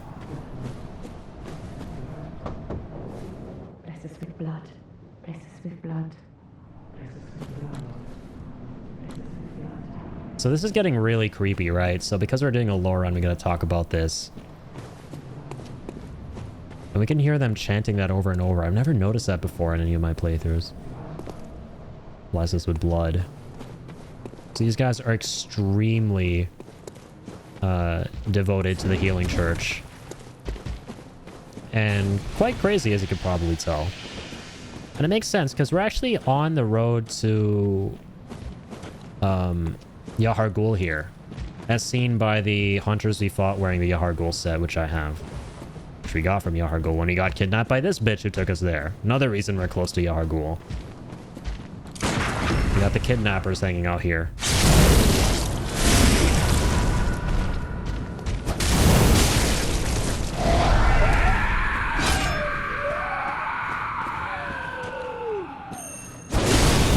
Settle down, you. Does AI just freak out? Probably did. I'm not going to complain about that. I'll take all that.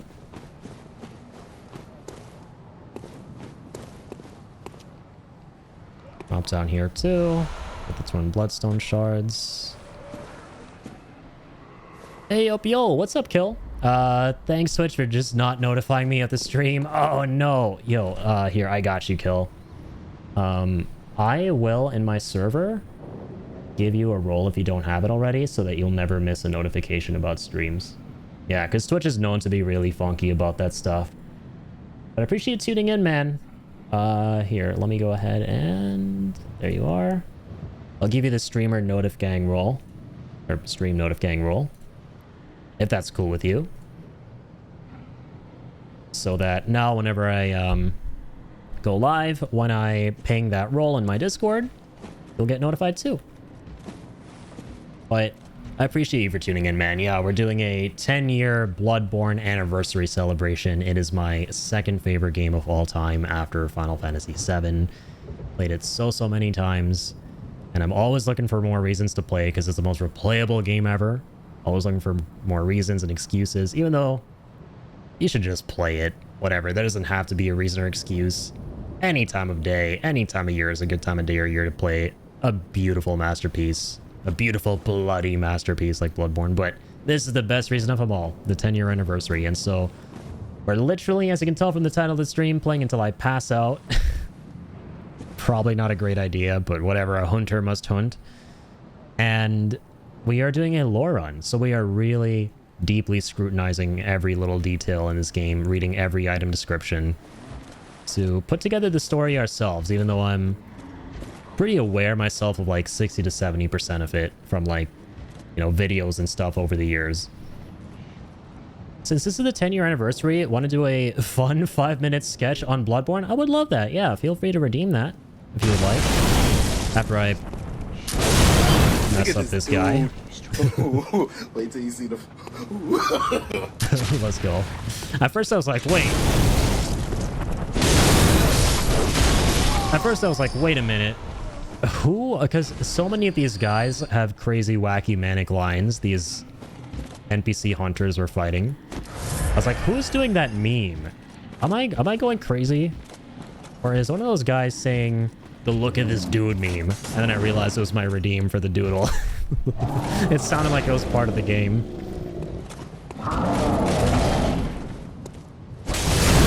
Alright, let's get this guy. Oh dear.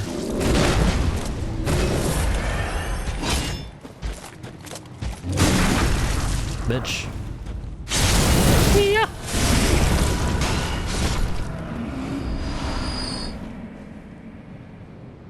The memes have invaded the game. The memes have afflicted the poor citizens of Yharnam here who have been afflicted by the cursed blood. Thanks, is genuinely helpful. Also, nice Bloodborne. Barely played that myself. Are you far in it? We're kind of about at the, I would say, 40 to 50% mark in terms of like the main story. We're almost like halfway through.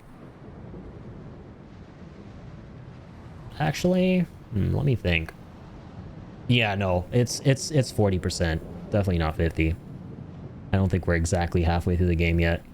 Because we've been doing a lot of side stuff. We've been doing a lot of ancillary stuff this playthrough just to slow down, and like a lot of our playthrough has been looking at these and reading them, like every single item description. I don't even think we read the blue elixir description, by the way, which I'll remind myself to do so in just a second here, because that's how you put the story together in these games. So I want to challenge myself to piece together the story and explain the story as best as I can through the item descriptions, and it's been kind of fun so far. Bloody Masterpiece sounds accurate considering your big smashy hammer. Yeah, I love Kirk Hammer. We're doing a Kirk Hammer build this playthrough. The sword that becomes a hammer. Hell yeah. But yeah, I highly recommend this game, Kill. If you are looking to still play it, continue it, or are just looking for something in general to play, I will never not recommend this game to folks out there.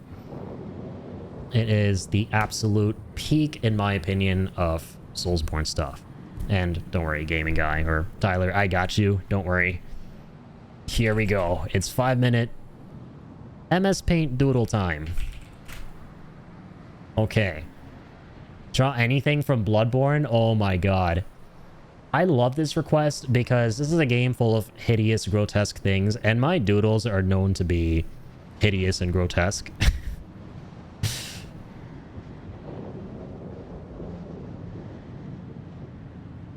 So this should be fun. And very hideous and grotesque, of course. Let me turn off the timer real quick. Wait, get some references. Let's draw...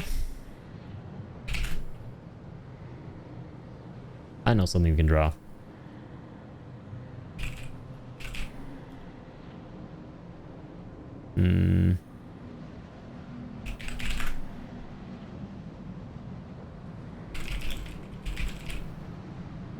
Okay, I like this.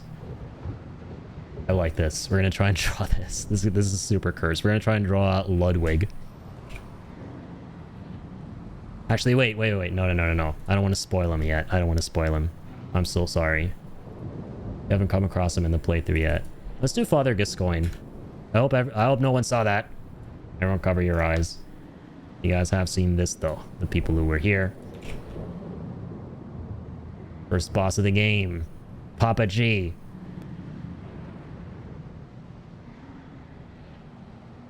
Okay, here we go. Turn the timer on. 5 minutes for Papa G. Papa G coin. Alright, we'll start with the hat. This big, giant hat, which we now have ourselves. Big, giant top hat. This is the first time I'm doing a big, giant doodle, by the way, in something less intricate, which I like. Alright, let's draw his hair. Okay. Okay, there's his face. There's more of his hair.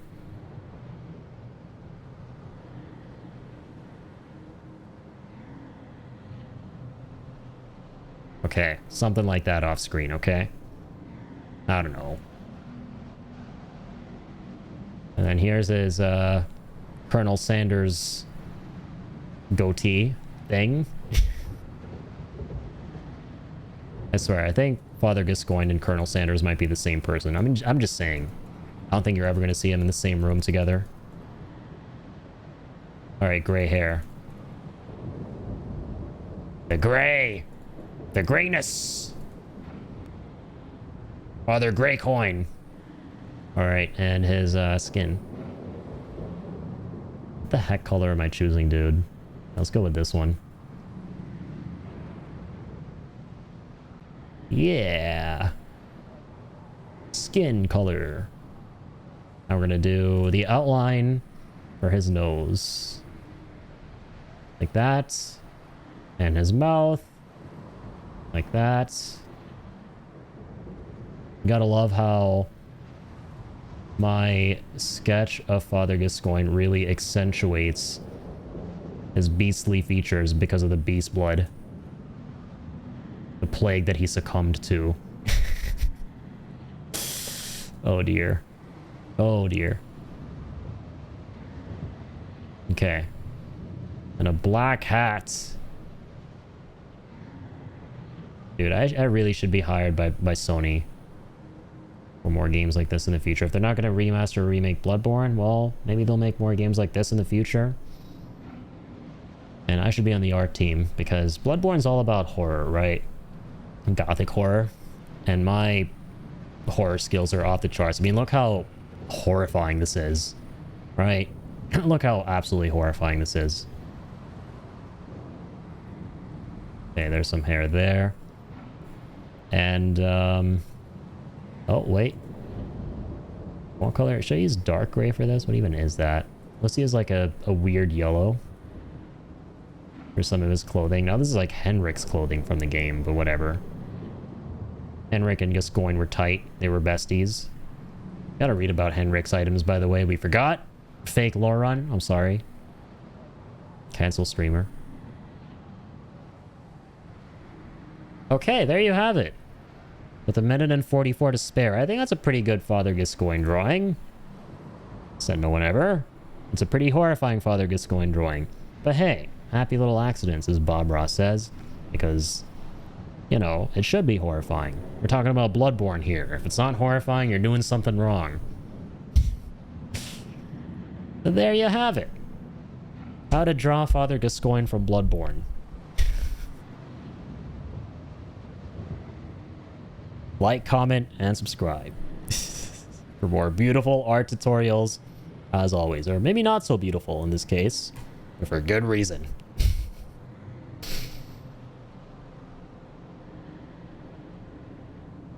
This game is starting to sound like Metal Gear Rising with these references to memes, honestly.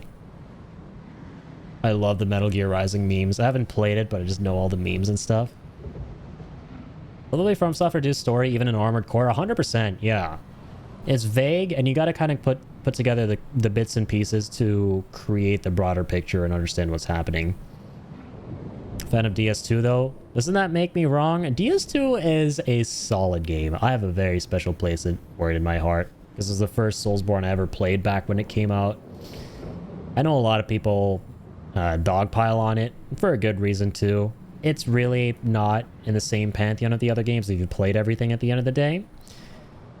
But as someone who played that as the first game, it definitely has a special place. And it still stands on its own as a solid game, despite it not being as on par with the others. It's Pikachu? Did I just create Pikachu by accident? Oh my god, Father Pikacoin? That sounds even more horrifying. I like the idea of that. We're fighting a bunch of beasts here. Gascoigne's turning into a beast, but his beast form is him combined with a cursed Pikachu. Can't wait to hang this on the fridge. Irritable. Let's go. I hope you, I hope you don't, you know, trip and fall because of the horrible jump scariness of it every time you go down to your fridge for a glass of water in the morning. Hope your soul doesn't leave your body. If Nintendo can start a museum, then surely we can get an art museum for Addy in the future. Honestly, I can turn my entire room here into an art museum of like all of these different doodles I've done over the past couple months I've had this redeem. If I just frame everything in the background, it'll be so cursed. If nobody else will start my art museum, I'll start my own art museum. At least this is way better than AI art. I say that because what you're drawing has hearts. Oh, I appreciate that. That is actually genuinely wholesome in what is otherwise a shitpost scenario. Because, like, the doodles are pure shitposts for the lulz and the laughs. I can imagine that being a skit. Opens fridge, gets jump scared, closes it. Remembers I want milk. Opens fridge again, gets jump scared. Repeat. Yeah, that sounds like some top tier sitcom material, dude. You should be a script writer for sitcoms with that. Gotta write the next IT crowd, dude.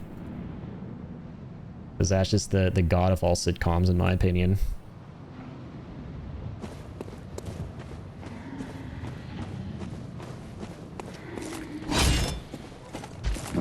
IT crowd is absolute peak, man.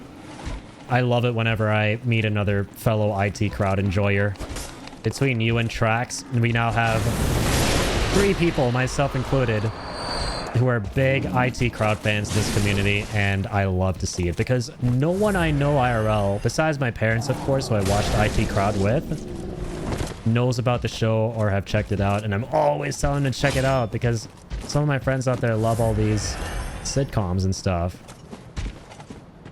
and IT crowd is like the king of all of them in my opinion, and they're missing out.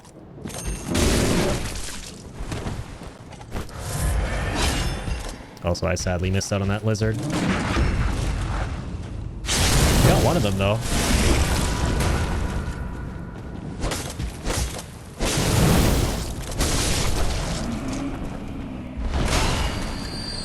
I held with the what operating system does it use? Vista, we're going to die. Yeah, that was a great bit. Dude, my favorite will never not be the most iconic though. When, I won't really like, I'll try not to spoil it for anyone who might want to watch it, but that out of pocket jumping out of the window scene and the fact that that guy's just gone for good. And it's not even like a little bit where like, you know, he turns out to be alive or something. No, he's just gone. But they somehow managed to like make the show even better from that point on without you feeling like you've lost like a substantial character. The window scene is absolute peak. I post that gif all the time, by the way, with my friends and stuff. Whenever I'm just fed up with something, just him getting out of the chair and just jumping out the window. Like that's it, he's just gone. And then his son shows up and his son is somehow just as good, if not better. Like, when do shows do that, right? What's another show you know of that has done that? A character just kills themselves, another one just shows up and outshines that character. Like, and that character who off themselves is peak. And it was actually all funny too, right? That is just IT crowd in a nutshell. So, here we are, by the way, at the entrance to Yahar'gul, the Unseen Village.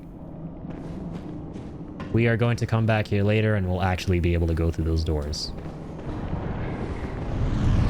And for those of you wondering what the hell that is, that belongs to something we can't see because we don't have enough insight. But once we do, you best believe this place is as big as it is because of something that may or may not be up there.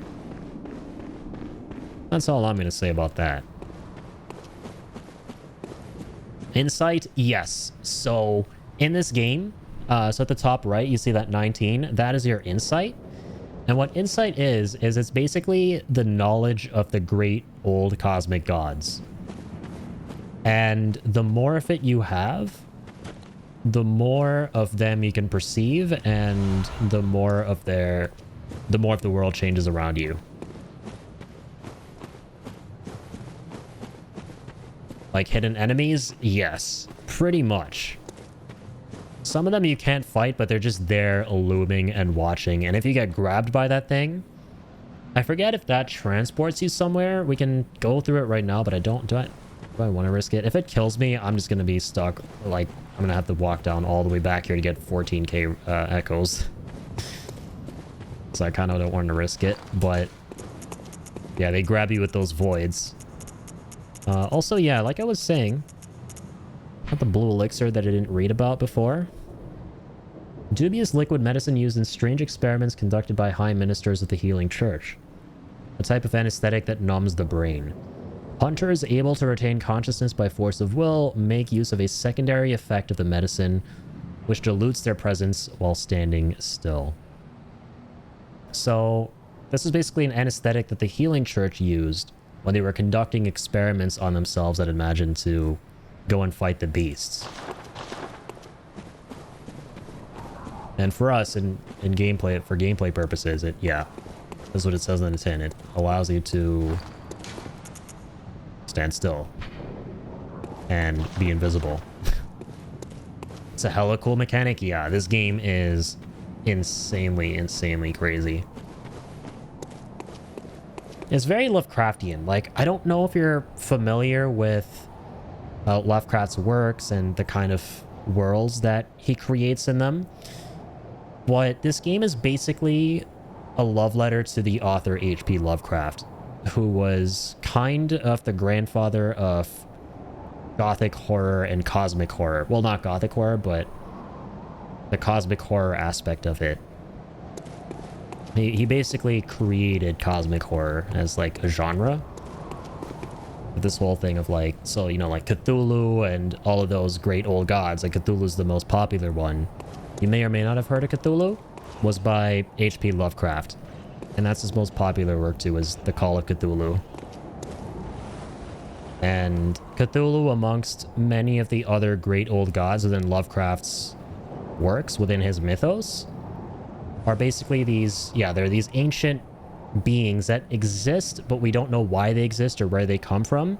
But they're on like another plane of existence that kind of separates us from them, even though we share the same space as them. And what that means is that when we come into contact with them, bad shit happens because we're just not able to comprehend what we're in the presence of. And that's like the horror of it. Some really giant, scary, monstrous thing that exists just because it does, and that just drives us insane. Like the fear of the unknown and why stuff is happening is what kind of fuels all the horror. And Bloodborne's all about that. The premise of Bloodborne is there's a city underneath, an ancient civilization underneath the city, and an ancient civilization found these great old gods that are very Lovecraftian coded, and they interfaced with their blood, and the blood gave them healing powers and healing properties. And then the inhabitants of the city above, some of these scholars in Yharnam here, the city, found them, and they found these Thumerians, the ancient civilization, and their blood. And we're like, oh wow, this heals us. And they started doling it out to the populace as this healing church. They created a church that people worship. The church amassed power. They gave this blood out to people. Little did they know, though, that the blood also turns you into ferocious furry beasts. And so the scourge of the beasts eventually took over, and that's why everything is as apocalyptic as it is. So there's so much going on. There's like a beast hunting gothic horror aspect, and then behind the scenes there's this crazy cosmic horror aspect that kind of unveils itself the further along you go in the game. It's really cool. Yeah, very intriguing. I cannot recommend this game enough. It's one of the coolest, wackiest, trippiest experiences ever, in terms of absolutely everything. Like the gameplay, the world building, the soundtrack. All of it is just insane. I started streaming and I'm using it as a way to encourage me to actually finish more games. By the way, I did see, Kill, that you were streaming today. Unfortunately, I wasn't able to stop in because I was out of the house. But I did see that you were live. So I'm going to do my best to catch you next time, man. And, like, please feel free, if you would like to share your live stream when you're going live in my Share Your Content section of the Discord. That's for you guys to promote your streams. If you would like to, of course. But I'm gonna do my best to catch your stream next time. I saw that you were, I think, playing Monster Hunter Wilds, right? Be nice to actually finish a Souls-like game. Yeah, these games, they're hard. You gotta struggle. But if you're willing to go through that whole process, it's so rewarding. And that's what I love the most about these games, is just failing over and over. But then when you get it, once it clicks, it's like the feeling of, you know, satisfaction and euphoria you get from that is, man, it's unparalleled. No, Lovecraft and some elements of it, not something I've really deep dived, but its inspirations in other games have been great. Oh yeah, for sure. Lovecraft has crazy influence over a lot of video games and a lot of media and stuff, and definitely my favorite type of fictional mythos and horror and all of that. And I got like a big Lovecraft book too. I can actually show it off right now. It's on my shelf. Hang on.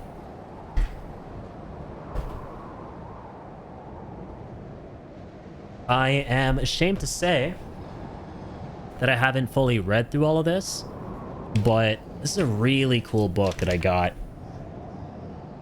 at an exhibition that I went with my mom to almost 10 years ago.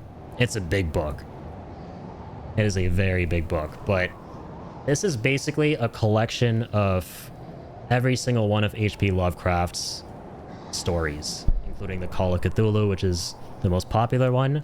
I'm ashamed to say I haven't read all of them, and it's difficult to read them because of like the vernacular, right? There's a lot of like advanced old English vocabulary in these, but so good, man. And like the pacing and the way he builds up suspense and what everything culminates to is fantastic. And believe it or not, I actually got this at a Guillermo del Toro exhibition of all places, because I don't know if you're familiar with Del Toro, the movie director, but he's one of my favorite directors. We went and checked out a lot of his stuff. He makes a lot of these dark fantasy horror films that are very Lovecraft inspired. And so, yeah, this Lovecraft book was there and I couldn't not get it. So I gotta this is a good reminder for myself to probably read more of this. I'll probably do that soon. And just playing through Bloodborne in general too.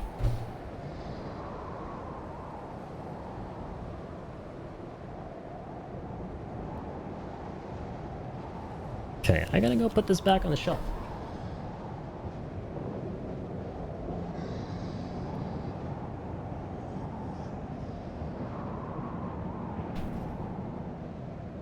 I do love reading. I just need to make more time for it. Same. My issue with reading is I pick up a book and then I'm like thoroughly compelled by it if it's like really good. And for the most part, what I read is really fun. But then what happens is I just reach a point where, for whatever reason, the book just sits there and collects dust and I'm not able to continue reading it. And then enough time has passed and I kind of got to like restart from the beginning, and that always happens to me. And I'll admit, that was one of the reasons I never finished the entirety of that book, but I love how in the game audio there's just growls in the background. Yeah, just Bloodborne is just pure ambient, atmospheric, scary sounds, with the exception of the boss fights where it's purely orchestral and insane. I mainly know Del Toro from Death Stranding. Oh, true, yeah, of course. But seen some interviews with him in his spoopy house. Yeah, his house of horrors, I think he calls it. I forget what he calls that place. He's such a wholesome guy. And I love the story, too, behind like how Norman Reedus got the role for Death Stranding. It was because Del Toro knew Kojima, since they were going to work on that Silent Hill game. And because Del Toro knew about how cool Kojima was, it was like, Norman, Kojima's gonna call you, and whatever he asks you to like be involved in, just say yes. And it's just, and so Norman said yes, and that's just how Death Stranding happened, right? Kind of love to see it. Yeah, I love Del Toro's movies, man. Like the Hellboy films. You've seen those were by the OG Hellboys were by Del Toro. What else? Shape of Water from 2017. That was a great film too. Saw Crimson Peak as well with my mom not long ago. That's way more Bloodborne coded. Very Very gothic horror-esque. Your classic vampire story. Now let's go take a level. Welcome. What is... Very And channel the echoes. Oh, sorry. I also missed that before. Been playing Monster Hunter 1, the original. Painful Japanese release. And no worries. I mean, yeah, that's right. You were playing a specific Monster Hunter. No worries. I'm mainly just just using it to encourage me to complete games and maybe meet some cool people who like the same games. Yeah, totally understandable. I like that. Yeah, trying to grow a little community of people who love the same stuff that you do. That's also pretty much my goal with streaming too. And this past year has been absolutely wild when it's come to that, and I appreciate each and every one of you guys for the support and hanging out. I think, like, we're not even halfway through the year, and I'm already feeling the craziest outpour of support from the community and new folks entering the community too, more than ever before. So, and I've been doing this for like 6 years at this point. And that's what you love to see, man, is when you meet new people and when the people you already know get to like share all these cool experiences that you're all into together. And kind of like grow camaraderie that way. It's just such a nice feeling. Okay, I'm gonna go ahead and let's see. I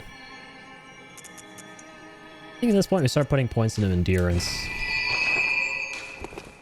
Farewell, good mate. Alright, good stuff.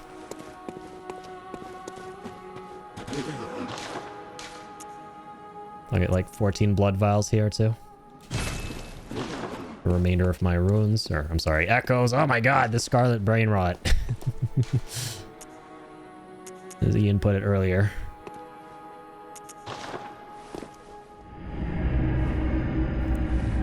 Start reading all the Expanse books. They're a good read. Oh, cool. Wait, do the Expanse books have anything to do with the show at all? I saw a little bit of the show with my brother. That's really cool if so, because I had no idea the show was based on a series of books. Nice meeting like-minded people. I set up a Blue Sky recently, and so far that's been a nice and friendly place too. Oh, cool. Yeah, I'll definitely follow you there. Because I joined that not long ago as well. Definitely drop you a follow.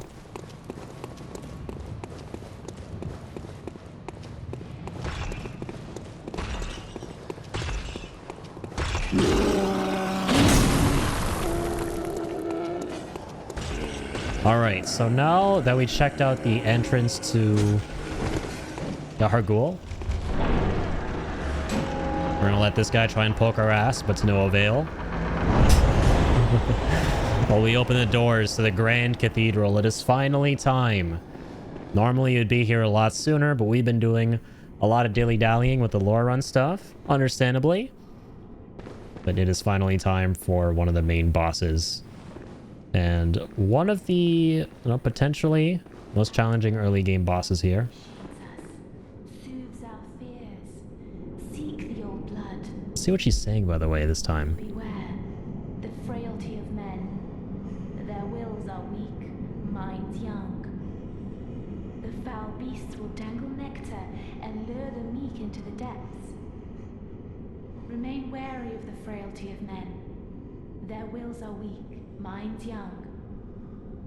Were it not for fear, death would go unlamented. Seek the old blood. Let us pray, let us wish to partake in communion. Let us partake in communion and feast upon the old blood. Our thirst for blood satiates us, soothes our fears. Seek the old blood. But beware the frailty Okay, of men. that's it. Their wills are So she's talking about, so the Healing Church obviously wants to evolve humanity into its next state, right? lure the meek into the depths. And the Healing Church, Remain wary Lawrence and his group of people, so that includes Vicar Amelia here, believe that in order to do so, they need to seek the old blood, so the blood directly from the Great Ones themselves, right? Because the blood that was being ministered to all of Yharnam was the blood of the Thumerians, who got it from the Great Old Ones in the labyrinths below. So that's my understanding of this.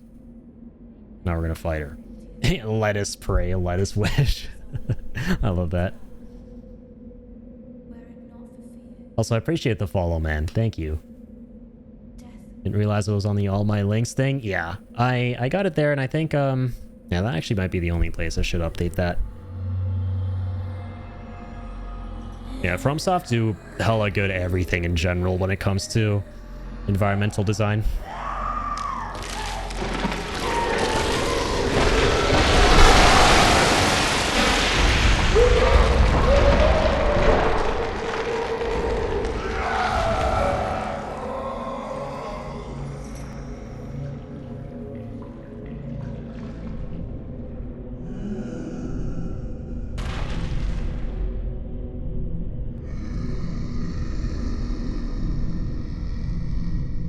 Hey, she turned into a doggo.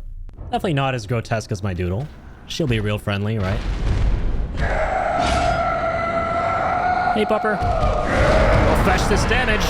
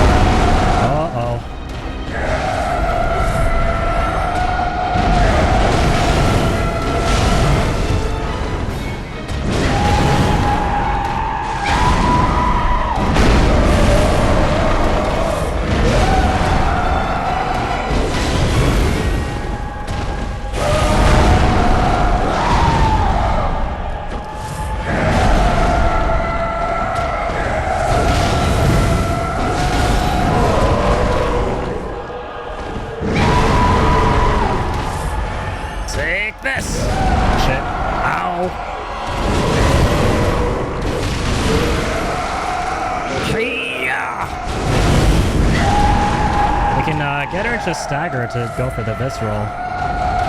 So deal enough damage and fast enough. There we go.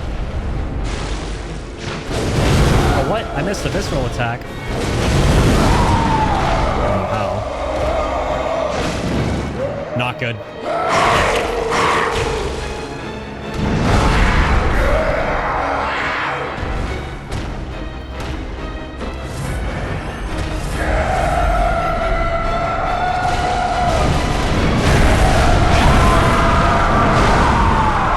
Just gonna scoot out of your way.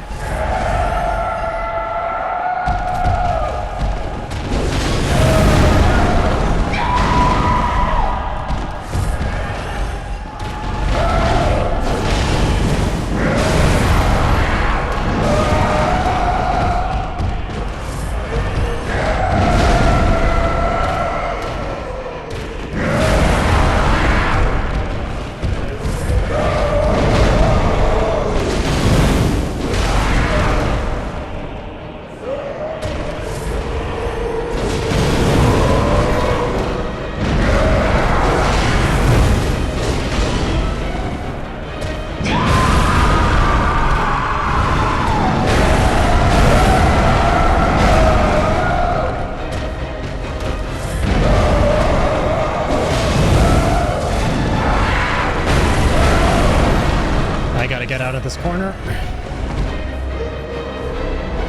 Fuck you! Don't you dare heal, bitch!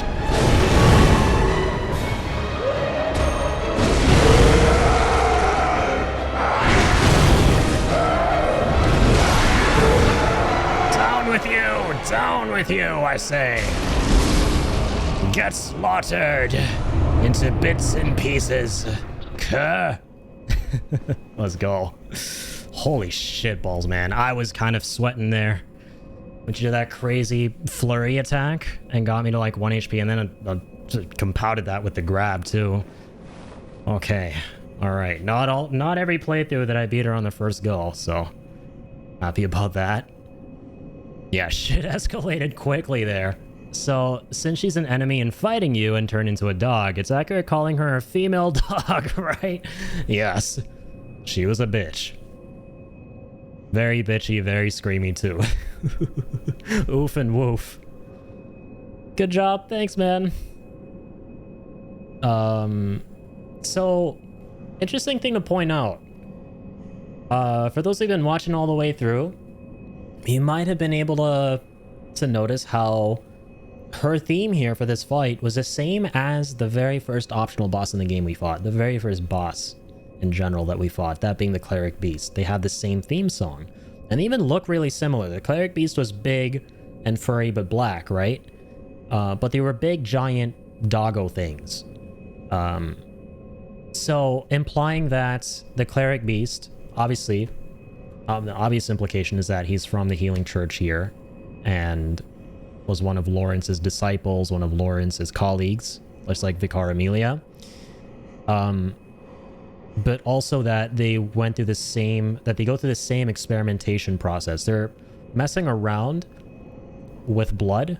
They're doing all these experiments to try and ascend into godhood, right? And also to fight back against the Scourge of the Beasts. Something like that. And it typically turns them into these giant, furry, doggo being behemoths. No, FromSoft loves religious gals with their dogs out, but this is just ridiculous. Tell me about it. This was really rather redonkulous.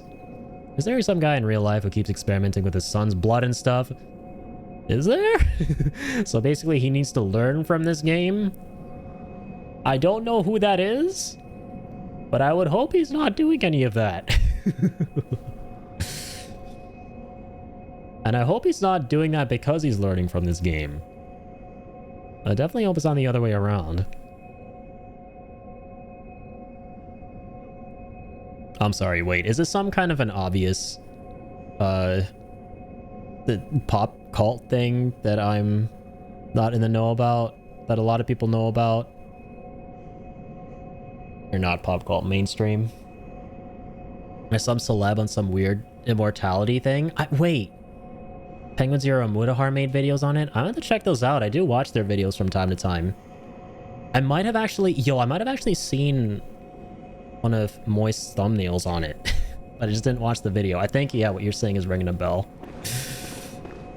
But yeah, I think this guy, hey, you know, gotta start somewhere with what you're doing, but hey, if you need some supplementary material to help you out, there's Bloodborne. I mean, I will never not recommend this game, even to that lad, and, you know, I have a good reason to recommend it to him. I'm gonna stop talking now.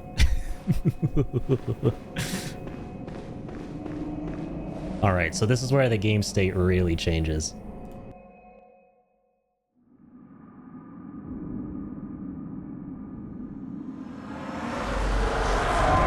One of my favorite cutscenes, by the way. I've come to bid you farewell. Really important lore stuff. Oh, I know. You think now to betray me. No, but you will never listen. I tell you, I will not forget our adage. We are born of the blood, made men by the blood, undone by the blood. Favorite quote in the game. Our eyes are yet to open. Fear the old blood. I must take my leave.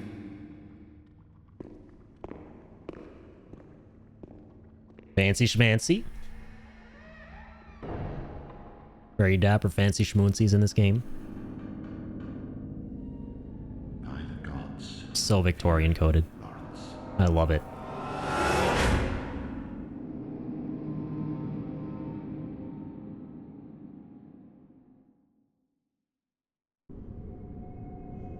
So we interfaced with the skull here. at this altar, and we were given a flashback to the most significant event, arguably, in the lore of Bloodborne, which is the splitting of Master Willem and his apprentice Lawrence in the School of Byrgenwerth. So, like we talked about earlier, Master Willem was the headmaster. He was like the Dumbledore of Byrgenwerth.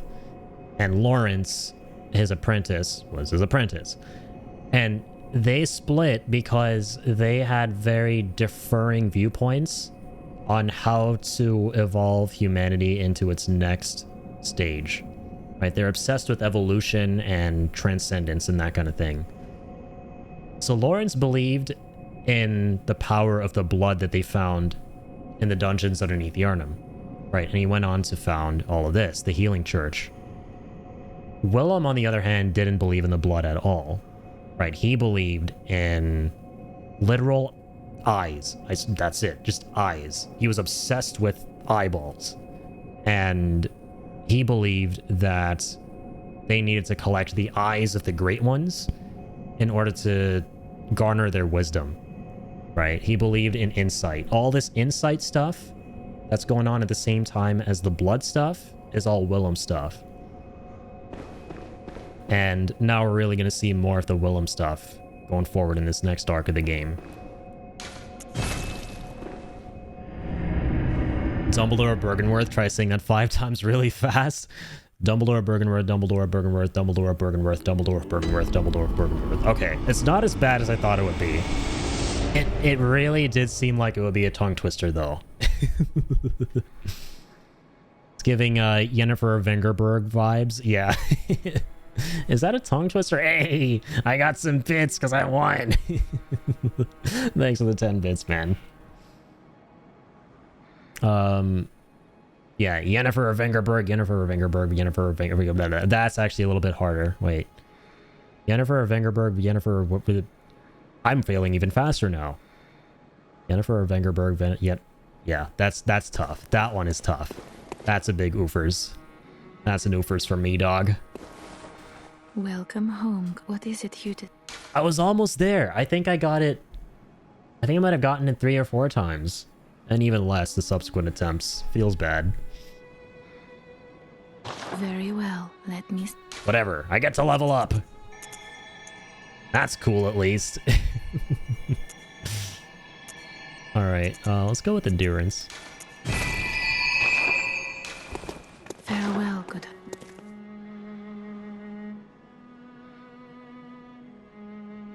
I'm back. Also, dude, oh my goodness. Kill, thank you so much for the resub with Prime 2, man. 2 months, thank you. Too kind, man. Too kind.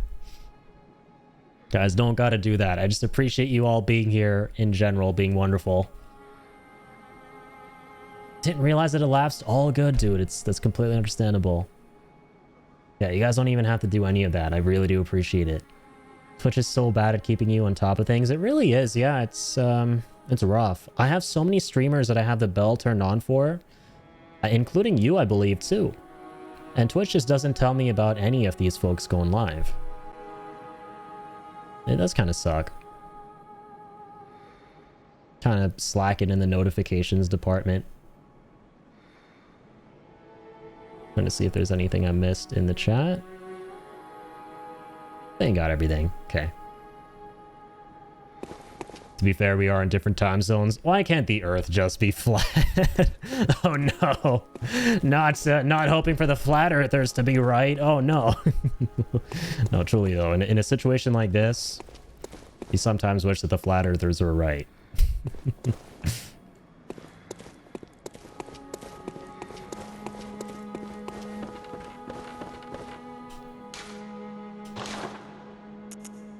Okay, well that's cool. I can finally upgrade the repeating pistol. Go ahead and do that. I will also check in on these gems. Yeah, we no longer need the fire blood because we fought Vicar Amelia, who is very weak to fire. So...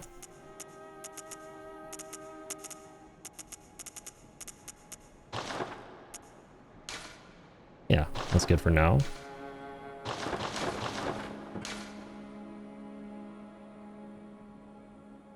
Oh, I still like my runes here.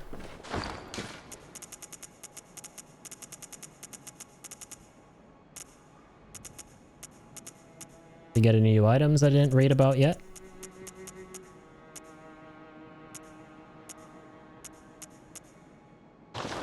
I don't think so. Alright, let's keep going.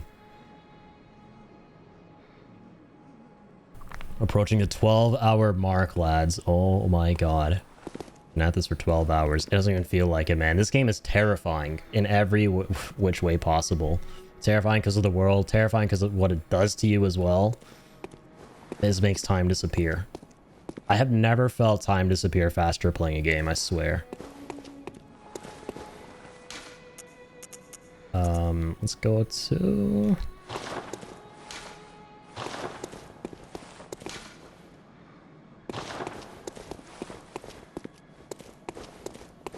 Grand Cathedral if we can. There it is. 12 hours? I can barely manage 3 without my throat hurting. Yeah, I'm really pushing myself for this one. It's painful to an extent, but it's a good kind of pain. This is Bloodborne. So that, as it says in the title of the stream, it's not clickbait. I am literally playing this game until I pass out. I'm literally going to be playing this game until I physically fall the heck asleep, or at the very least get really close to it, like I start to doze off like that. I just thought it could be a fun way to celebrate the 10-year anniversary of one of the most important games to me, and also doing a lore run on top of that too. But those could be really neat ideas. Oh, that is not neat. Speaking of neat things. Can you not? That'll feel so bad if you... Really? The frenzy actually built up all the way? Okay, now I know why I was like... I've always been dreadfully terrified of those guys. The frenzy builds up so fucking fast. Yeah, frenzy. The demented knowledge of the great ones. Your head just explodes from too much knowledge. Not the frenzy, he. Oh, there's no end to those, but in the best way possible. It's one of my favorite parts of streaming this tonight. For all the E and he jokes. Why am I stopping? Dude, what am I doing? But yeah, as you guys can see, we are now in the dead of the night. It is now legit nighttime. So the more of these substantial events you do, like fighting important bosses and stuff, the further along you go in the night. And it's kind of like, and it's cool because now things change. These big giants that were awake before are now asleep. For example. What I was gonna say was, it kind of also makes you think in terms of the lore, right? We know for a fact in Bloodborne that we have been consigned to this nightmare that never ends. In other words, we're hunting during perpetual nighttime. It just never stops being nighttime, and the night goes on and on and on until we get to the bottom of the nightmare and end it once and for all. Right? The bottom of everything. So, if you think about the bosses we're killing who push time forward for us, so you start off in dusk, and then you kill, you know, Father Gascoigne, and then you kill, my god, my brain at this hour, Vicar Amelia here. It starts to make you think if these what ties these specific bosses have to the nightmare, what in particular makes it so that when you kill them, you progress more of the night, and you get closer to unraveling the mystery of Scourge of the Beasts and the nightmare.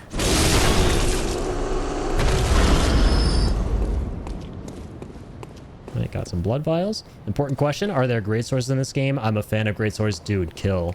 There's every possible type of weapon you can imagine in this game, and the coolest variants of them you will ever see. So to answer your question, yes. And with a resounding yes in big bold letters. This game has some of the coolest damn greatswords ever. 2 words or 3 words, Ludwig's Holy Blade. That's all I'm gonna say. So the really cool thing about Bloodborne is you got weapons that have these trick variations, meaning you can swap them between 2 variants. So this one, for example, this is called Kirkhammer. And as you've been probably noticing, it transforms between a broadsword and a hammer. So Ludwig's Holy Blade is a broadsword that when you put it in its sheath, it transforms into a greatsword. And that's kind of your go-to early game greatsword that you can get. But there are more that you can get down the line too. Yeah, and then there's some weapons that you wouldn't even imagine could be possible, but are just so freaking cool. Like, to give you an idea, I don't want to spoil too much about the game, but I will tell you about one weapon, and it's my favorite one in the whole game. It is a very endgamey weapon. It's called Bloodletter. It's a crazy lance. It's a giant, really super tall lance that the trick variation of it is you literally stab yourself. You impale yourself and pull it out, and you chunk a big portion of your HP. So you need a lot of HP to be able to use it. And the whole thing is coated in blood. And then it starts doing blood damage. So it starts off as a strength weapon, but then it does... yeah, and then it does pure blood damage on top of strength. When you make it like the big giant. And it gets like all these like spikes in it too and stuff. It's amazing. Yeah, you will fall in love very quickly with the weapons in this game. I'll show you the other one that we got. We have the threaded cane as well, which we have equipped actually. This is one of the weapons you start with. You have a choice between 3 starting weapons. So it's a fancy schmancy walking cane. And you can transform it into a whip. And you can do combos between the variations too. You can like segue between them while still attacking. That's my favorite thing ever. And we also have Tonitrus. Used to be my favorite weapon when I first played Bloodborne when it came out. It's a little mace, but then you can do this. You can electrify it.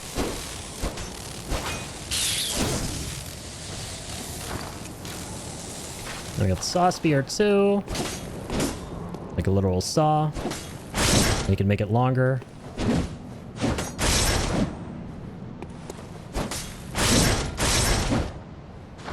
Friggin' love this game, man. Combat will never be topped with this game and anything else for me. So sick. Yeah, Belmont mode. They're like the Castlevania. Like, this game is so Castlevania coded in so many ways. Yo, dude, is that a Momo I see? Is that a wild Momo that I just spotted? Momo, how's it going, man? It's been so long. How are you doing, man? What's good? Playing the Monster Hunter, just not the Capcom version? Literally, though. Yeah, this one also goes out. This 10-year celebration, or 10-year anniversary celebration, we're doing a Bloodborne, goes out to all the MH Wiles nuts who have been begging me to play that game. This is, for now, the best that you're gonna get. This is the meet you guys halfway thing that we're doing. But good to see you, man. Man wanted Excalibur and ripped out the stone. Yeah, straight up. Hunter is just based like that. We got both Excalibur out and the stone too. Glad to hear you're doing well, man. Yeah, I've been doing dandy too. Same old, just been... Life's been lifing, but I've been here streaming. Streams have been streaming, as always.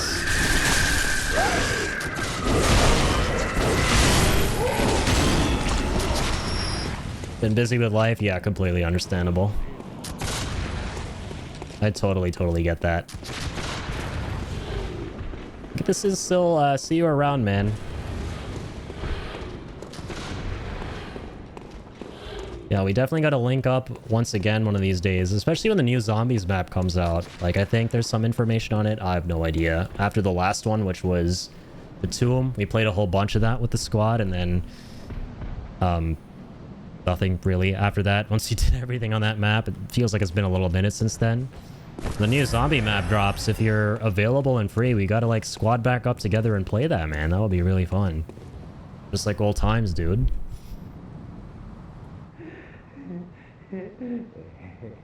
The password. The password. We can finally give this bozo the password here. Fear the old blood. So the flashback we saw in the cathedral gave us the password.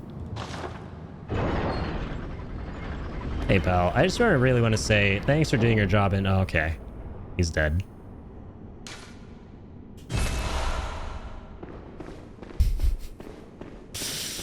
What I was going to say was thanks for doing your job. In a society where shiny coins don't mean jack shit anymore and people drop in the ground.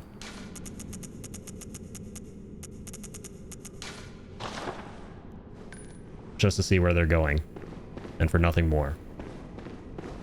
Man was doing his job until the very end without being paid. Even in the midst of this hellhole. Or hellscape, rather.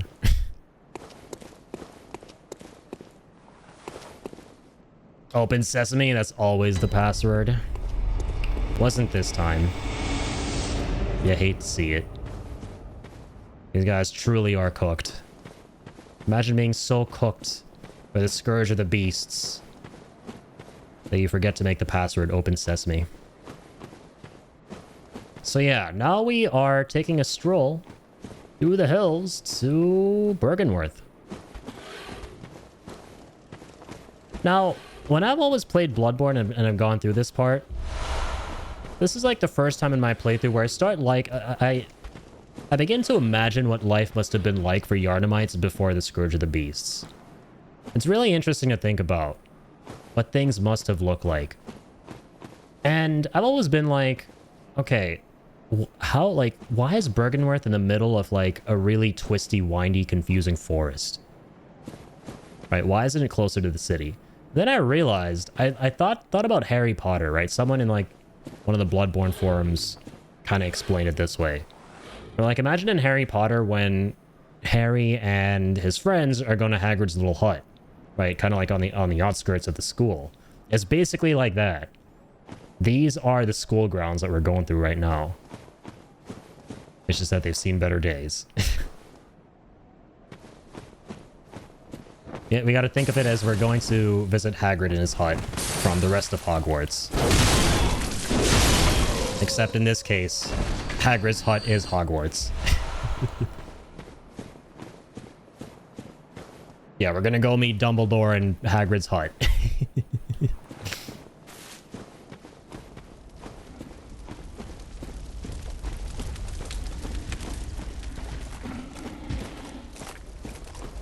We got the Executioner here.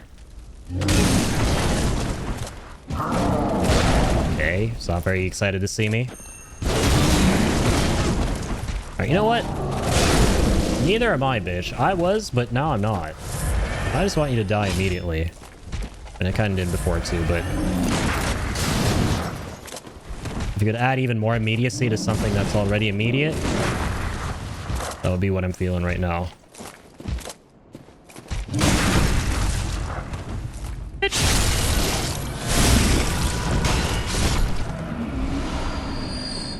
Go on and get gone. Casual stroll. In a Frame Software game. Just a casual stroll. Just some casual madman's knowledge. Which if we consume it gives us more insight, by the way. There's no reason not to. The only reason you would want to like avoid consuming it, and you know, since we're on that topic, might as well go ahead and consume all of it. We have like freaking 23, bro. Yummy. Oh, we have 46. So now things are going to be helly different out in the world. In certain areas. Yeah, the only reason you wouldn't want to consume it is if you're running into those brain suckers that suck your brains and steal all your insight.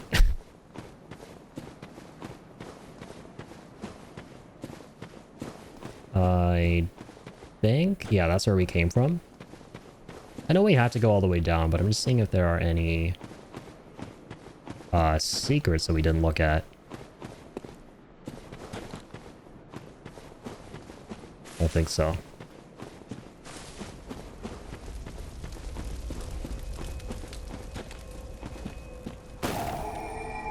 Okay, here's the first lamp here.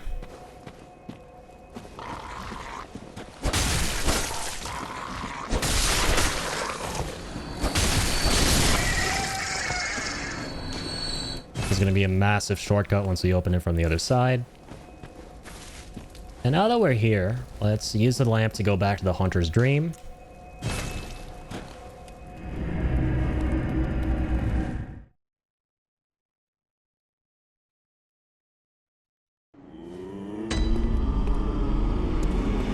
And let's take a level for starters. Very well, let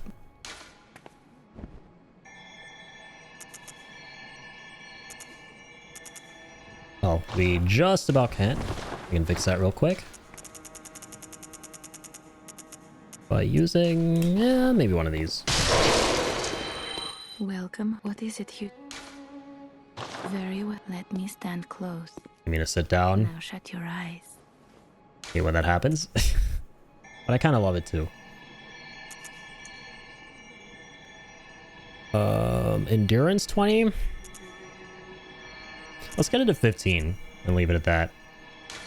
And then start going for strength and blood tinge whenever we can.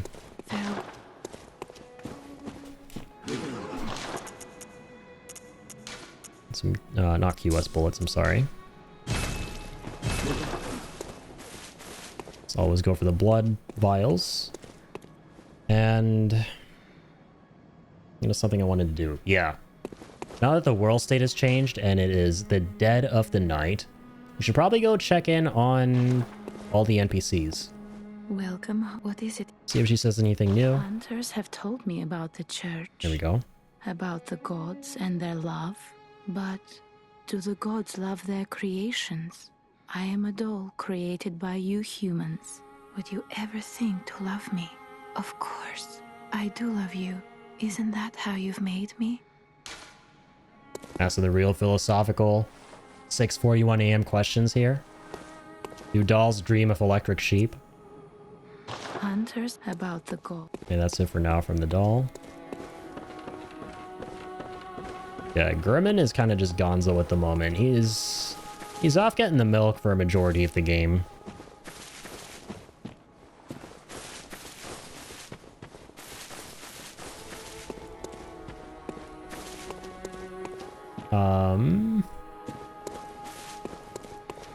I'm curious. There's somewhere I want to check in that we haven't been to in a minute, just to see what happens now with the dialogue here. FromSoft love their pillars to the sky. They really do, yeah. Seeing them recurring quite a bit throughout the games. Really cool when you notice stuff like that. Okay, so back to where it all began. Yosefka's clinic. Oh, hello. You made it. Find any survivors? Or only beasts? Tell anyone who's human about Yosefka's clinic. I will take proper care of them. They're in your hands. And soon, mine. If you find anyone who's still human, send them straight to Yosefka's clinic. You can assure them there's no place safer. Please, do me this service. I don't think I will. Okay, so her dialogue is still largely the same. Her dialogue is still largely the same. Sounds a little more desperate now. That's the only difference. I remember the first time I went to that lake under the forest in Dark Souls 1, and there's all the tree pillars holding the world up. That was amazing to see. Yeah, Dark Souls 1 had some amazing environments. It was a really spellbinding game. Never played this game before, but she isn't giving me good vibes, lol. You guys would be correct in your intuition. So, throughout our playthrough, we've had the choice between sending NPCs we've come across to either the sick room to be cured of their beasthood, or to the Tomb of Odin, or I'm sorry, the Cathedral Ward. You always want to send everyone to the Cathedral Ward, with the exception of one dude that you should send to neither place.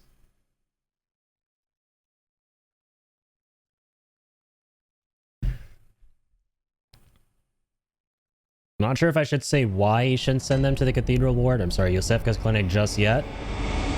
Or if we should wait until we get to that part of the story.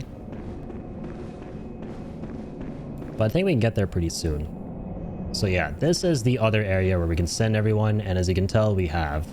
We sent this lady here, the old lady here, old man here, priestess here. Never want to send any of these dudes and dudettes to Yosefka's clinic. Oh, the hunter.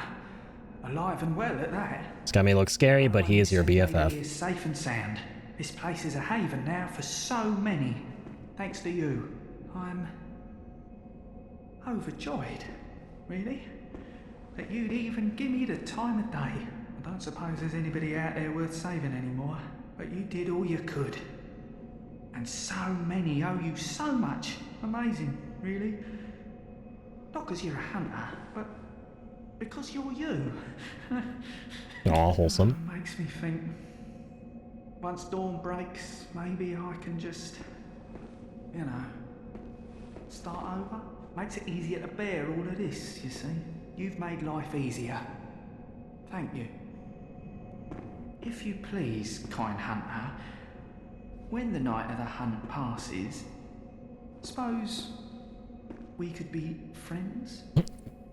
Maybe? This is so wholesome. Now, I know I hardly deserve it, but, well, I had to just ask, you know, out of line. Yes, perhaps so, but, well, give it a thought. If you wouldn't mind, of course. Once the night, give it a... I got you, Homescott. You're already my BFF. See, I told you guys, this is why he's BFF material. He's our only real friend, besides Gilbert, of course, who... Hold on a second. Before we talk to these bozos. Someone else is very important. We gotta... Yeah.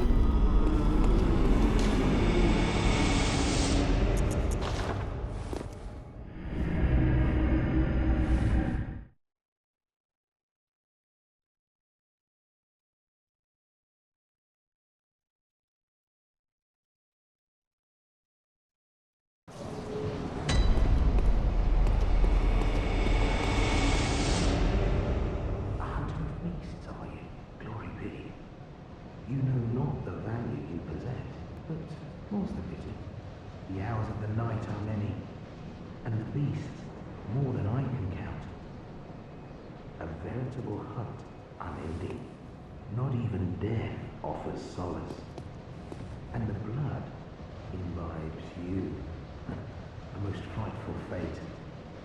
Oh my, but I'm willing to do you a kindness.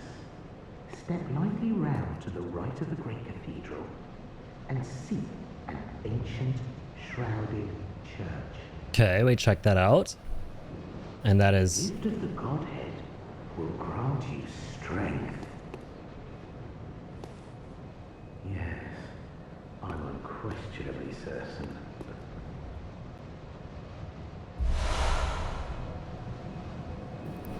Not even death or see the gift. Is he talking about... Oh my god, I hate how I keep emoting by mistake.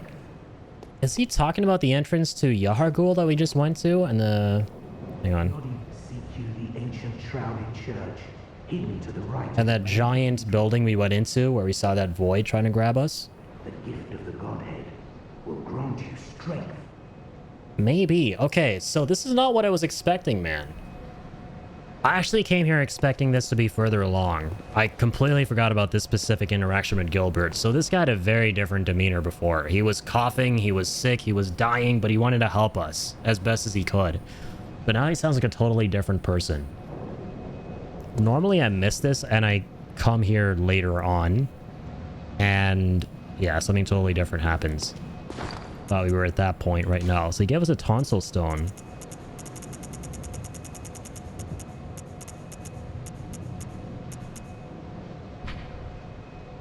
That's kind of gross. A lattice deformed rock, or perhaps a meteorite, appears useless but possesses some odd gravitational force that prevents its riddance.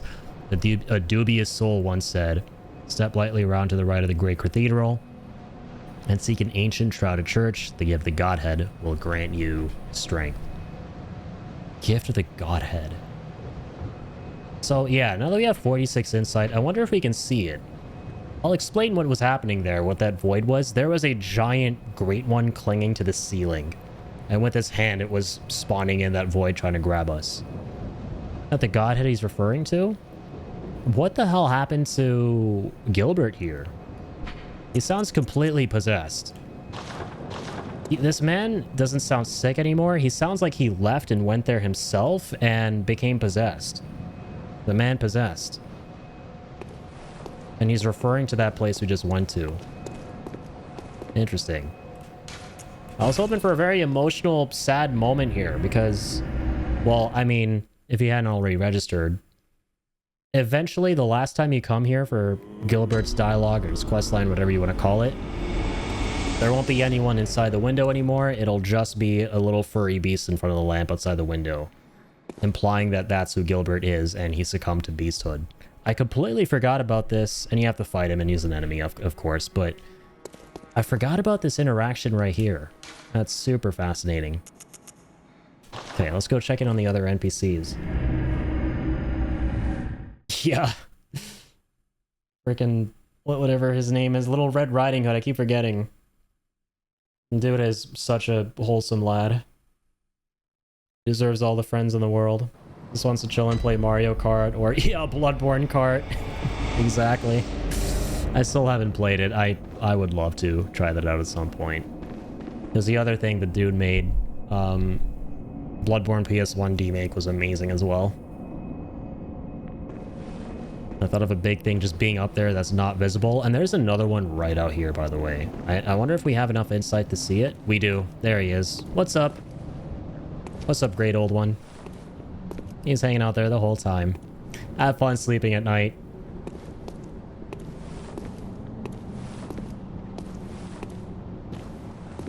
So I wonder what the threshold is. I think you need at least 30 insight to be able to see him.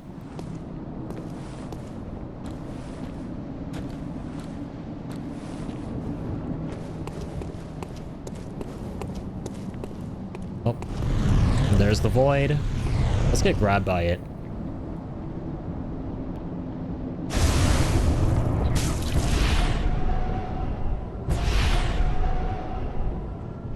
Okay, so he kind of just... Well, we're not instantly killed.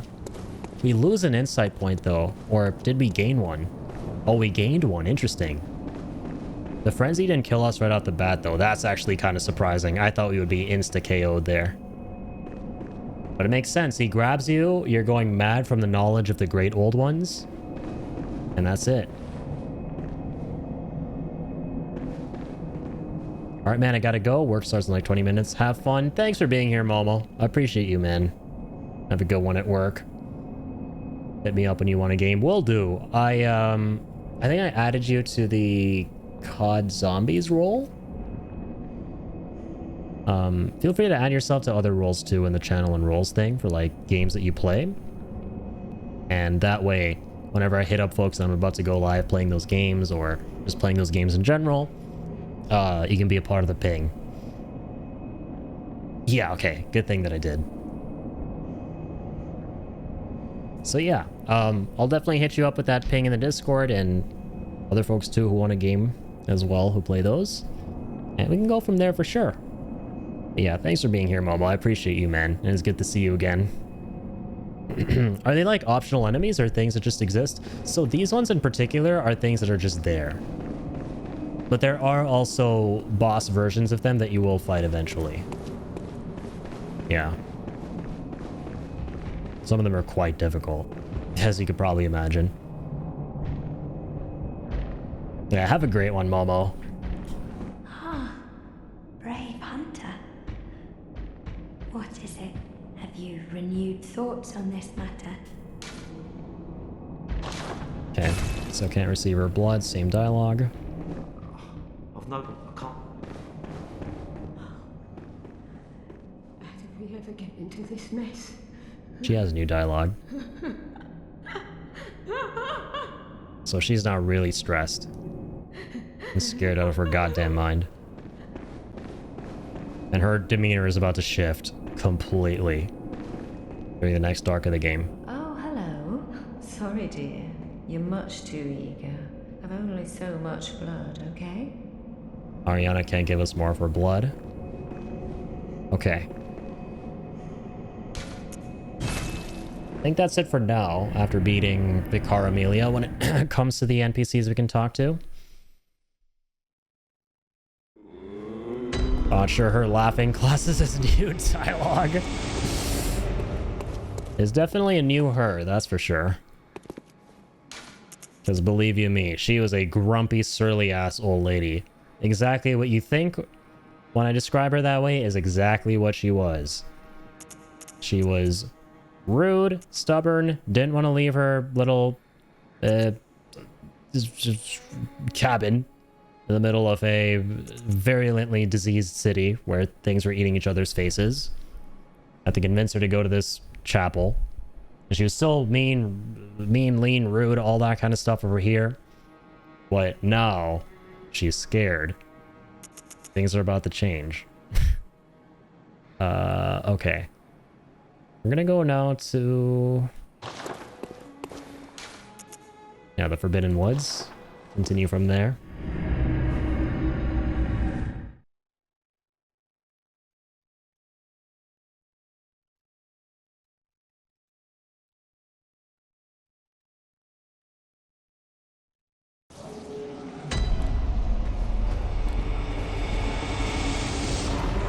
Alright, let's continue. We're on the road to Bergenworth.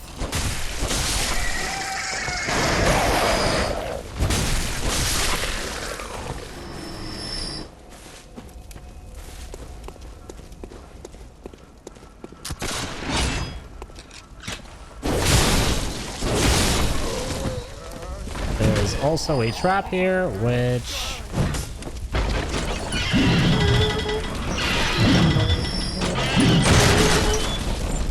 I think kill that guy, which is good. That's what I wanted to happen. As usual, terrifying ass bullshit that wants to kill you out of nowhere in these games.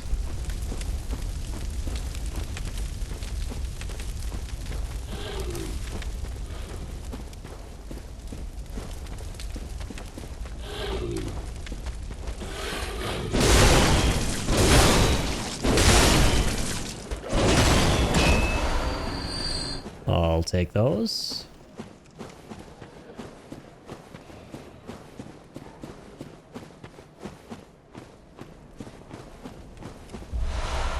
I'll take that.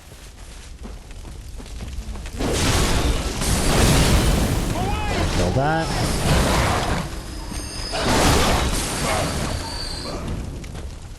Burn. Burn.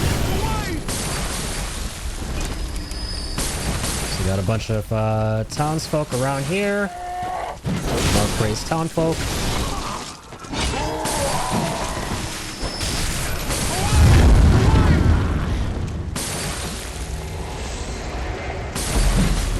What the hell was that damage, dude?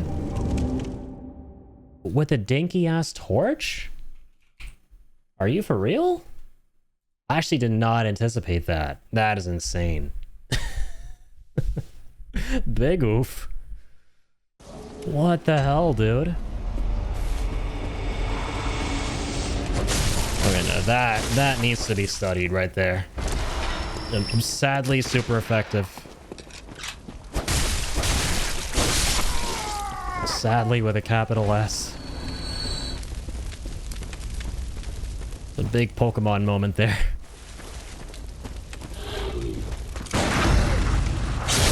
Bye-bye.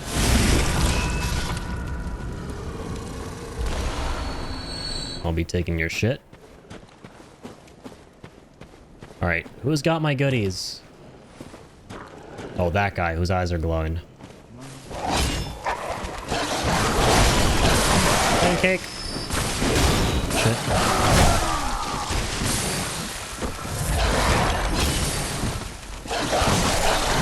Man, what is this damage they're dealing?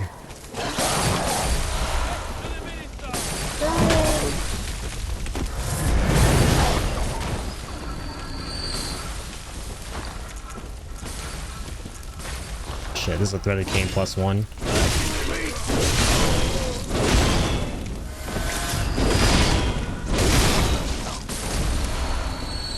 You're taking these cocktails.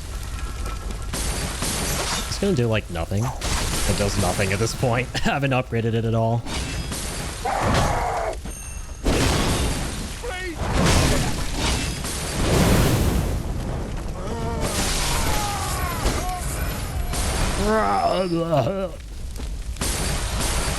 I'll take that. I'll take those. Are you gonna stop throwing those? You guys are trying to break things for the sake of filming a TikTok about it. If I can upload that shit for clout. Except you're not even doing that part. Too lazy to do even that. As cringe as it is, at least get off your ass and do something productive about what you're doing. A productive spin on it. Do the enemies take your souls in this one? They do, yes. So it's kind of cool how it works. So either your souls will drop in the exact spot where you died, or if there's an enemy nearby, there's a chance that they will absorb them, and you have to like kill that enemy with the glowing eyes to get your souls back. Kind of like we did over there. But what the hell?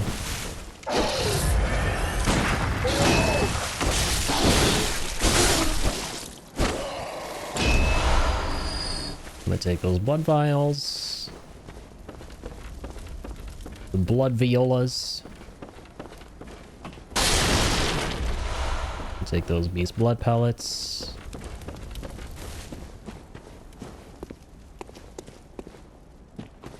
We can go down this way if we wish.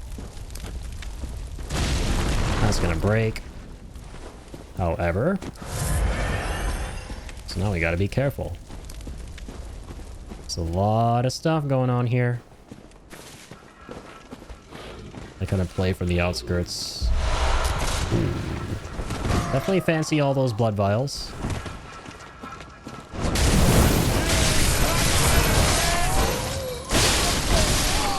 Swack, swack, thack, swack.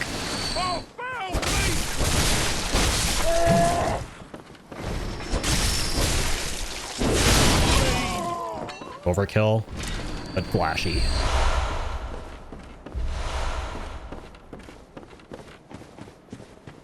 Let's take all the goodies.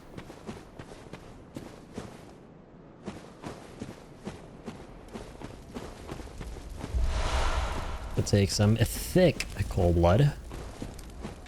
Let's want to go kill that furry guy. Sorry, before you guys take that out of context for hate speech, I'm talking about the furry dude in the game. Don't be trying to cancel me now for stupid reasons that never existed in the first place. Twitter.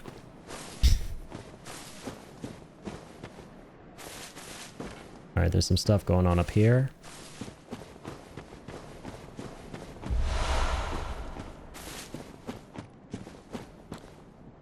It's a really windy forest. There's soul. This is a big level. There's a lot going on.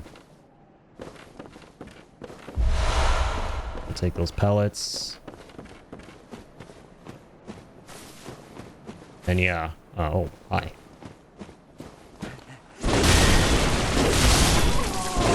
Bye.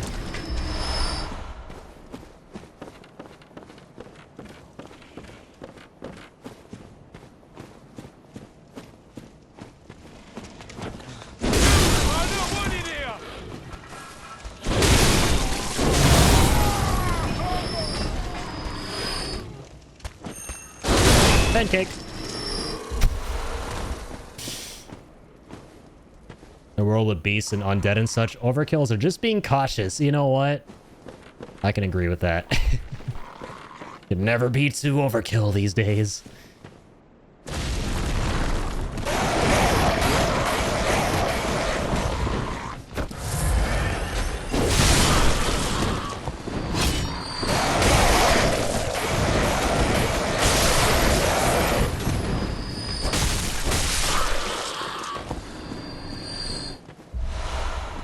Alright, got the antidote. Or antidotes with an S. Dip doop dip doop dip doop.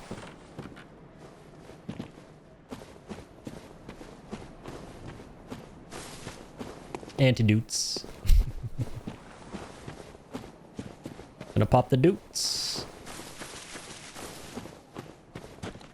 Alright. So before I carry on down there, we're gonna check out one of the craziest, with a capital C, shortcuts slash detours that you can take over here. And I promise y'all it's gonna be worth it. And I'm oozing with excitement to show this to you guys. Because there's been an aspect of this playthrough I've kind of been like pirouetting around without fully addressing because of spoilers for this lore run. But now once we get to it, I can finally like discuss the spoilers. Would you stop there? Every peep you make brings us bad luck. I thought she was talking about me rolling into the stuff there. Please. Just leave. A poor old woman. Be. Oh, heavens, every peep you... Bro, imagine how much it would suck being this woman living out here in the countryside or the forest side or the wood side or whatever you want to call it. Not in the city. In the middle of all of this. With even nastier things going on.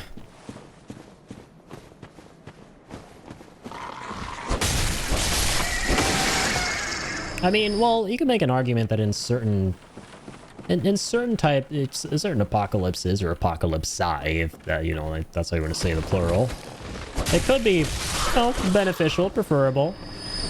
Like in a zombie apocalypse or something, you don't want to be in a densely populated city, but where things are, all sorts of things are being freaked and geeked on and mutating into horrific beings because of the blood. You're not going to want to be out in the countryside in this kind of situation where a lot of the fauna here are just not having a good time either. And we're about to see even more really crazy, insane creatures out in the forest. This isn't even scratching the surface of it. But now we have the White Hunter set. And we can read about it. Attire special church doctors. These doctors are superiors to the Black Preventative Hunters and specialists in experimentally backed blood ministration and the scourge of the beast. They believe that medicine is not a means of treatment, but rather a method for research, and that some knowledge can only be obtained by exposing oneself to sickness. So, we've established the Black Church Hunters were putting people who were diseased out of their misery before they even became beasts. The White Church Hunters were experimenting, right? They were experimenting on folks. They were doing all sorts of the stuff pertaining to that. Two different methods of addressing the scourge of the beast.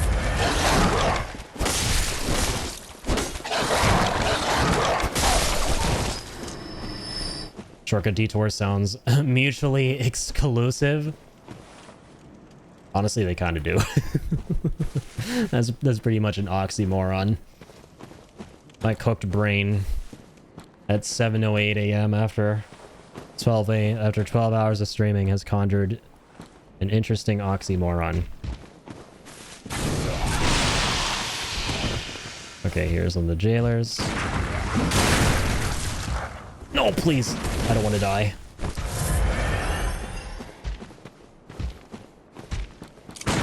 There we go.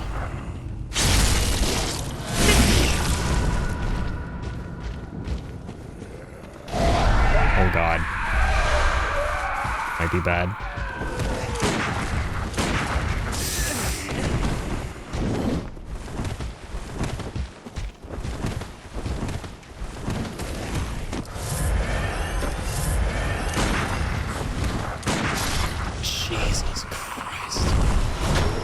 What threw me for a loop there, what threw me off was how we didn't finish her off with that first visceral.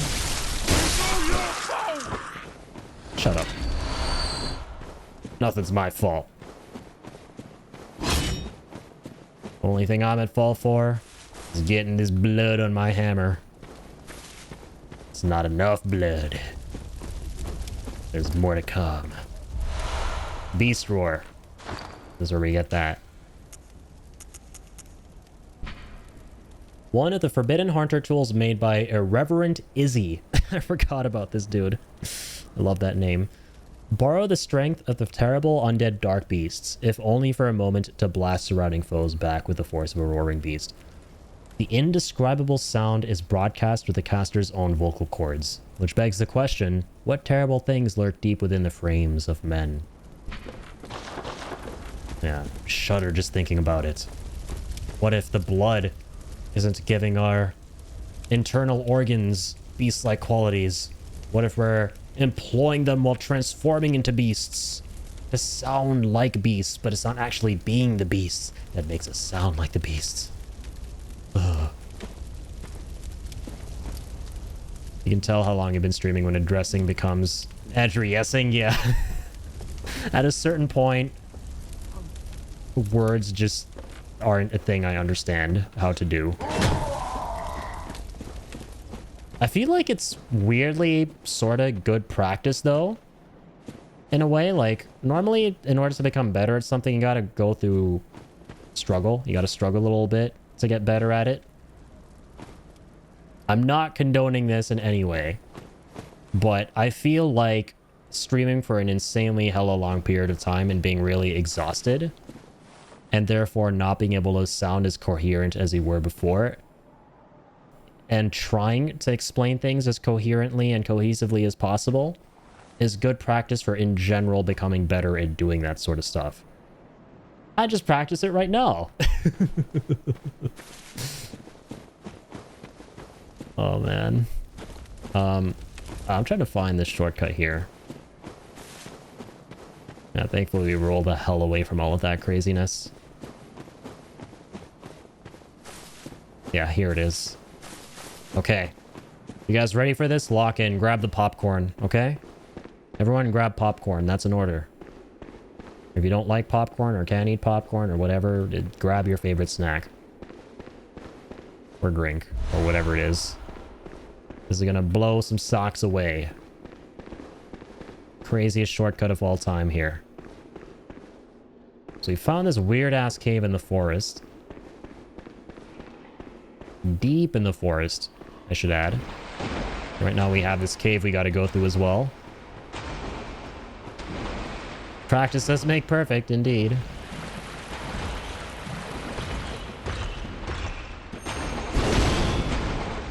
Sorry. This place can be very, very stressful because of all the poison.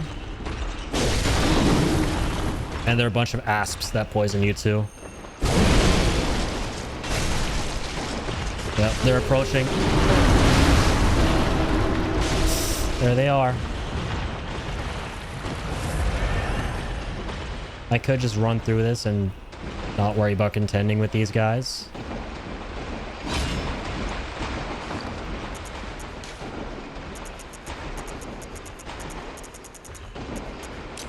Sure, the antidotes equipped. And I'm gonna clear them out.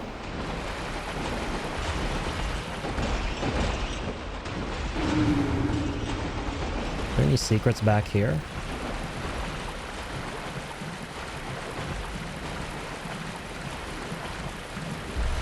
Arcane blood gemstone.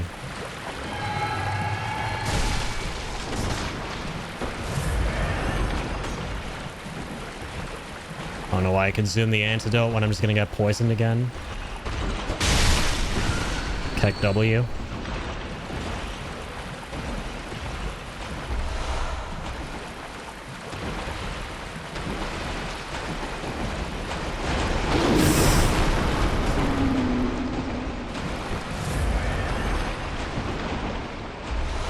You grab all the items.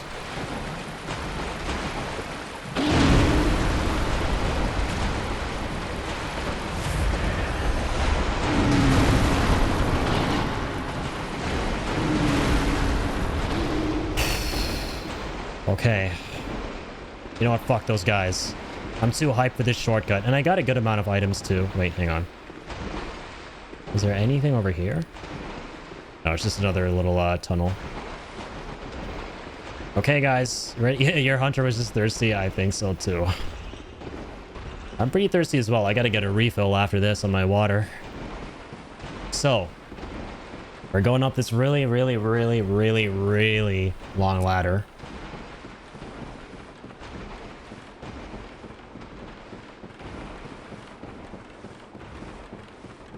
So you don't want to fuck those guys. But I kind of did, but I guess I kind of didn't at the same time. I don't know. I'm just too hyped for this shortcut. A little too hyped. You gotta make sure this happens, because if I die against them, I gotta go through all of that shit again in the forest. Imagine that. Imagine that. Look where we are. Look where we are. You guys remember...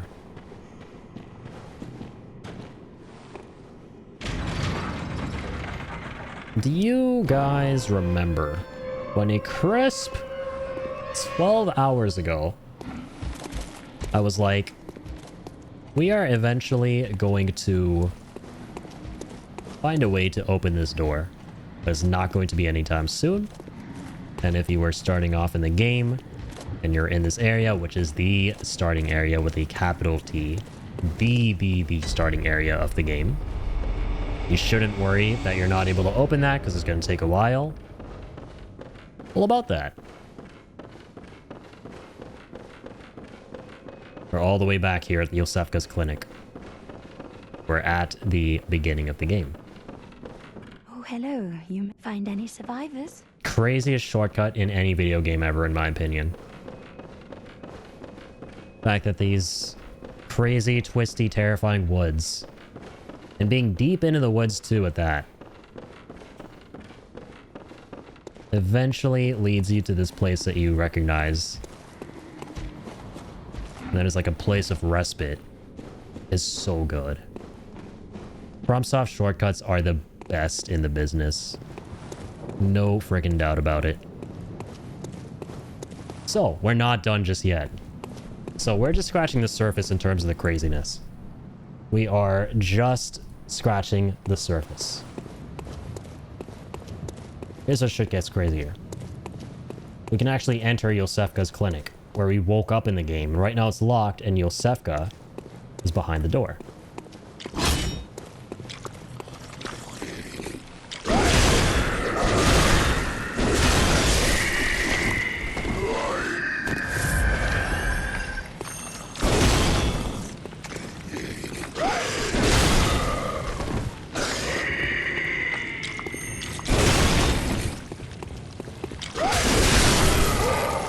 We actually shrunk a bit of our health there.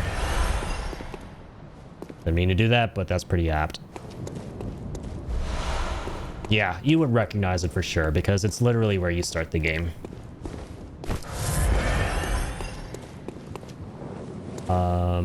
That's why it's so crazy. It just takes you back to the very beginning. After all this time playing the game, after all this time, this game has the best shortcuts in any game ever.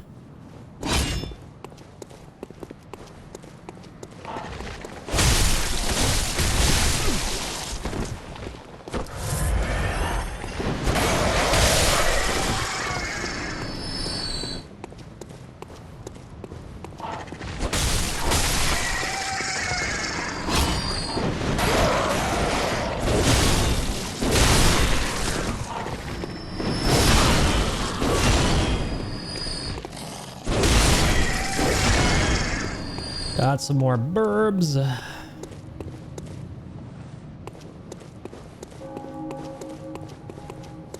Nothing else? Okay. We got like 33 grand, dude. Got 33 grand. Better not be losing none of it. So interesting. We get a little bit of insight as soon as we step into this place. We are now officially in the clinic. The rest of the clinic.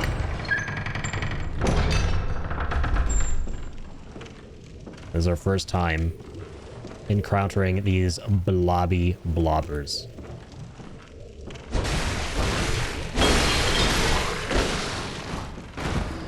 Enemies are starting to look real different now. Yosefka's blood vial. We'll finally open this door from the other side.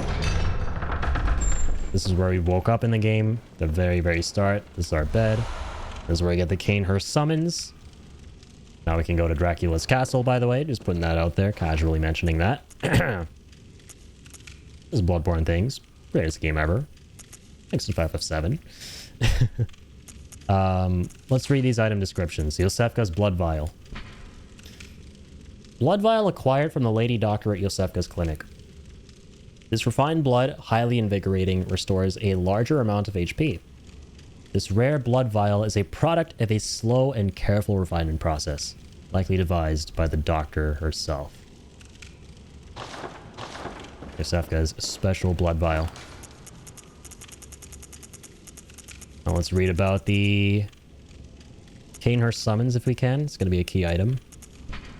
An old bloodstained summons inviting an honored guest to the Forsaken Castle Canehurst. Rather bafflingly, it is addressed to you. Do not hesitate. The stagecoach leaves from Hemwick Crossing. So, now we go back to Hemwick Charnel Lane. I was talking about that road earlier. If you stand on that road, the carriage, straight out of Dracula, approaches us and takes us to his castle. We're gonna go see Nosferatu. Yeah, poor Blobby Blobber. Poor soul. Subject of some hideous experiment. Now keep that in mind. Hold that thought. Hold that thought. Talking about not wanting to send anyone here to Yosefka's clinic and hideous experiments. Put two and it together, you'll know why I didn't want to send people here. I understand blood being blue and then red, but yellow? Are you sure that's blood at that point? Ah, moonlit scents. How did you worm your way in here? Very unfortunate. I had such high hopes for you. Well, I won't make any excuses. Would you mind leaving us alone? I would. Things need not change. You'll do the rescuing, and I'll do the saving. But if you refuse to leave... Oh well. I've always wanted to try my hand on a hunter. So, she actually gives us an option to back out. The Blobby Blobber that we just killed was the real Yosefka. This bitch has been an imposter the whole time. If we had sent all the NPCs we had encountered to Yosefka's clinic, there would have been more Blobby Blobbers here. Each one representing one of those NPCs. Each one being one of those NPCs. Good thing we didn't send any of them here. Because this twisted bitch was running some twisted bitchy experiments. And she's still giving us...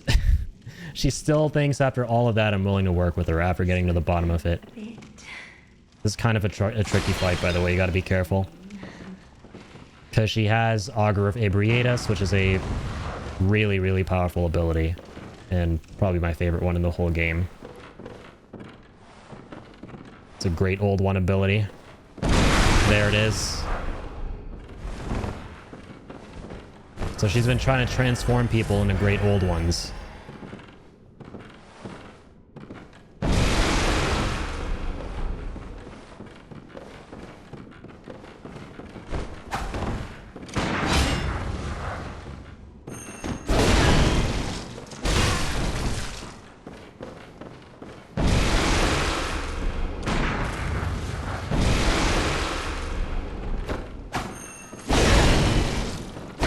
Okay, nice. I can kind of cheese her from here, I think. No. Just a blood vial.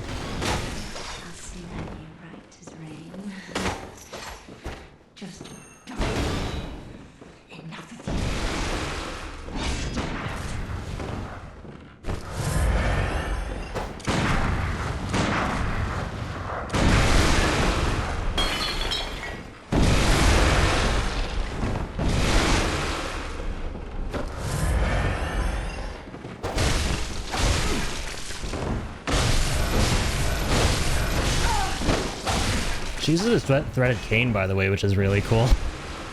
Forgot about that. We use that too in this playthrough.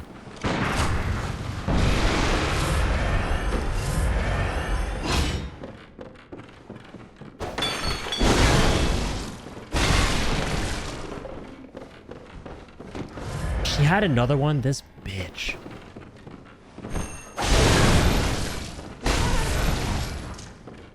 Heal a third time, I dare you.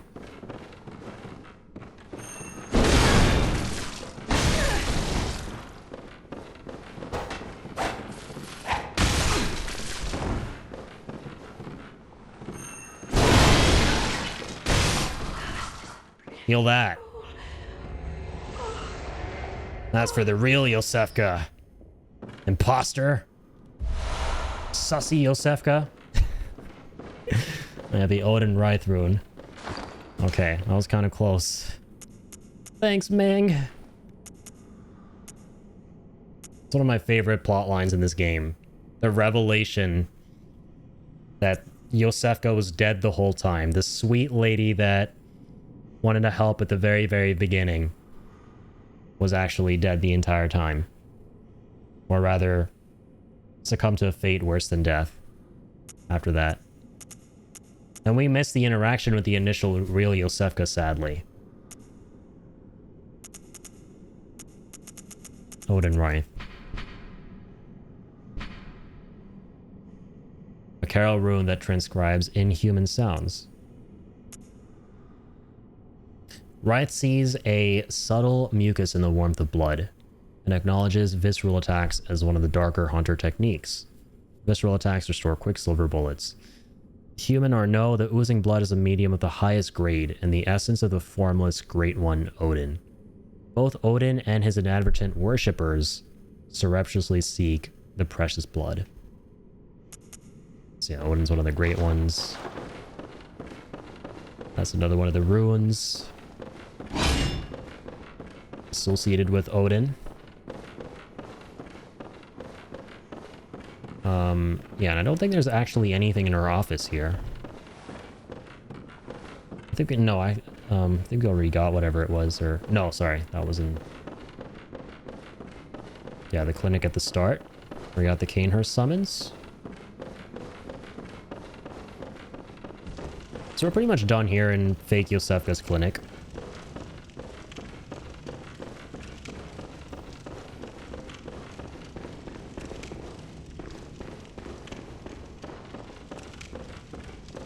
Oh. Don't want to miss out on this chest. Communion. Oh, we already have it.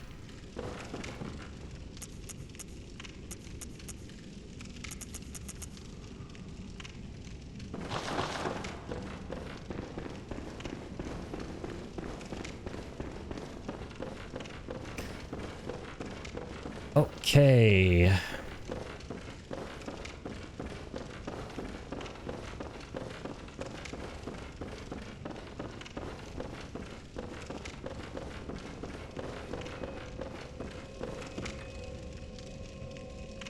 I'm thinking, if I leave and go back to Hunter's Dream,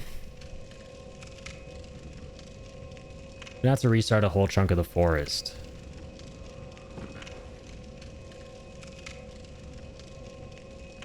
But I do have 37k echoes at the same time, and I don't have a lot of blood vials.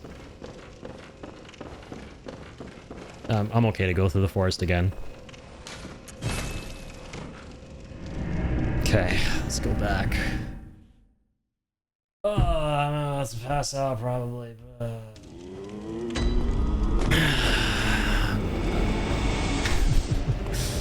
I'm getting there, slowly but surely. Welcome. What is it? Very well. Let me. Game is too good, man. This game is too good. Succumbing to the bloodlust for the hunt, or for the game, much like the hunters are for the hunt. Let's do 15 endurance. Start putting the rest into blood tinge, right? Because ultimately we want to do a blood build. Kind of going with your guys' requests, and the OG request all crisp 12 hours ago was from the legend Kiwi, who asked if we could do a blood build, so we will be doing that, ultimately. You pass out in real life, do you pass out in game? That's how it works, right? I would hope not. I would hope it will be after I beat the next main boss, who's kind of a bitch, I'm not gonna lie. This is a series of bosses. It's a multi-health bar boss. It's a trio. I'll give you those as hints. I would hope it's after beating that boss and being like, yeah, let's go, and expend all my energy being hyped, and then I'm zapped, and then that's just me falling asleep. Not me being in a horde of enemies and going, oh, I'm dead. That would be bad. That would be really bad. That would be really, really no good, very bad.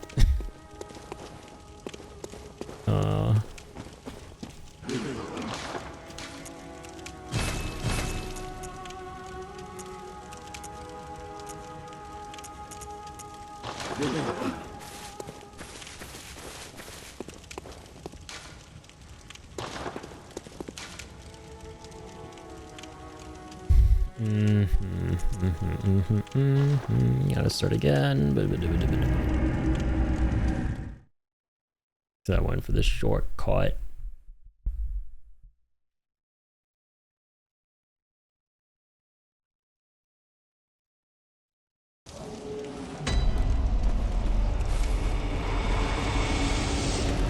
Try and run through as much of this as I can.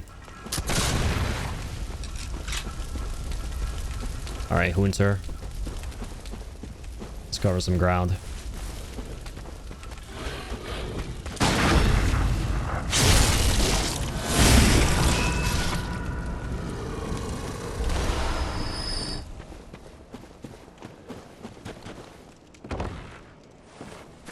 That was a lizard.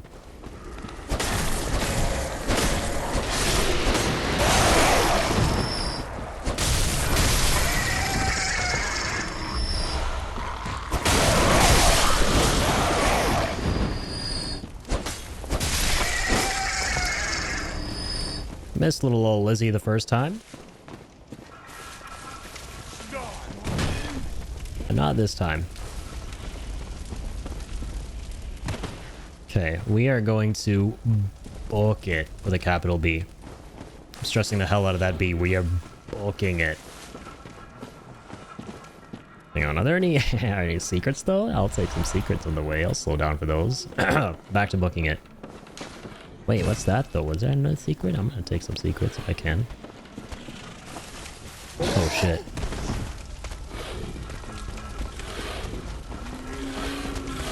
Okay, these no-lifers have got to go.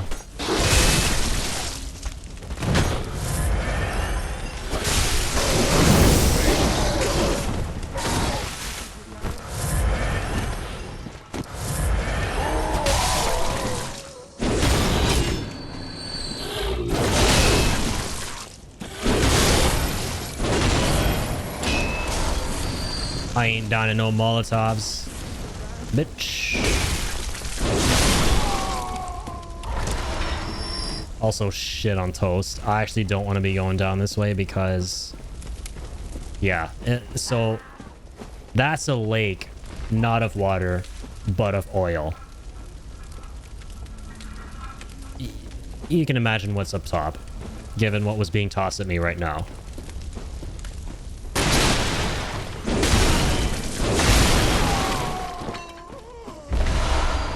Me taking some of that. Don't mind if I do.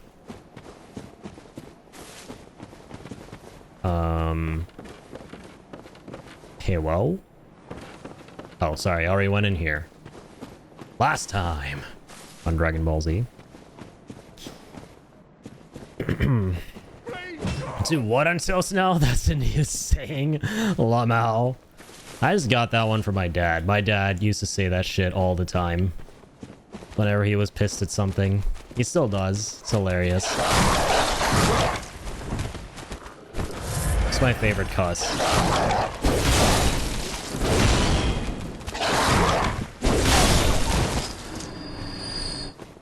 And then my brother evolved it to the next level like a Pokemon evolving, and he called it shit on a stick. Like, ah, shit on a stick, man.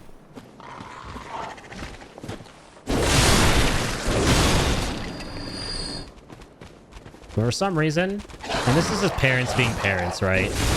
Boomer parents being boomer parents. You love to see it. It was, for some reason, okay for my dad to go shit on toast whenever he was pissed about something. But when my older brother was growing up, whenever my older brother would be like, shit on a stick, my dad would get pissed. Like, hey, no, you can't say that. That's not cool, okay? Be cool. Don't say swear words. Yeah, stay in school. Don't do drugs. And don't say swear words. Typical parents.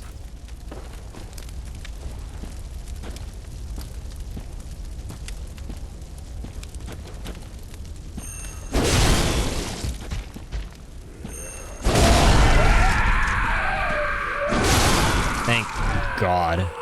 That was easy that time. Reminds me of a popular one over here. Christ on a bike. Funnily, I've never heard that one. I'm gonna steal that. That's great. I'll have to remember that one.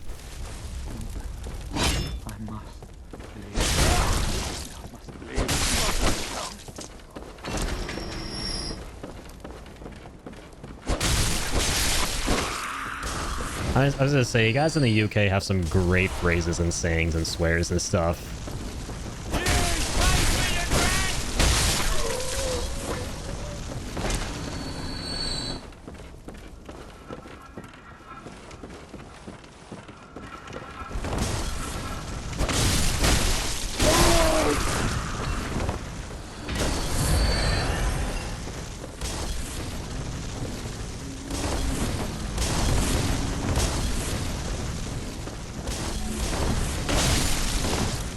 So yeah, as you can probably imagine, if I had taken the low ground and not the high ground, these fuckers would have been tossing infinite ammo Molotovs at me in that lake of oil.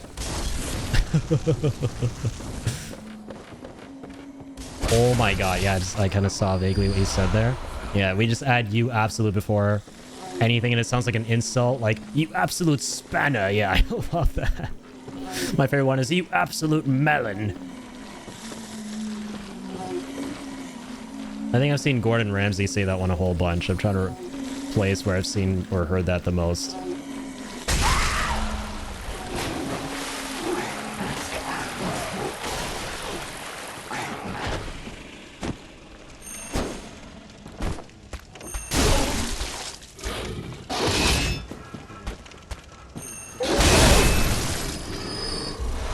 Gordon Ramsay, yeah, is truly a legend. Every now and again, every couple years, I'll just get this urge to watch a bunch of Kitchen Nightmares clips and episodes. It's one of my guilty pleasures. I absolutely love all that stuff. Kitchen Nightmares and Hotel Hell. But Gordon Ramsay. They just choose the fuck out of all of these fake wannabe poser chefs, and it just creates for some really good television. That man is just a absolute artist, not just when it comes to food, but also just words and being able to like just take anything apart with words. Specifically chefs who aren't on point.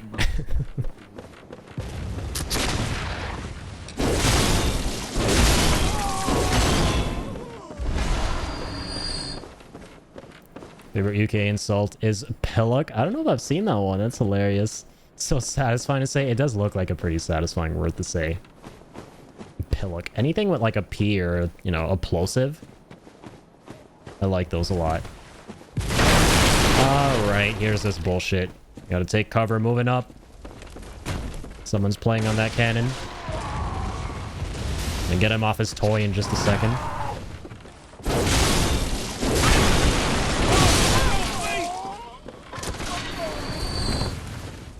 Doop, doop, doop, doop.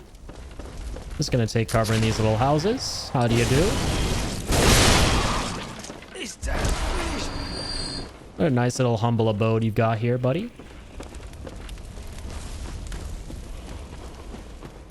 Alright, Jacob, get off the Xbox!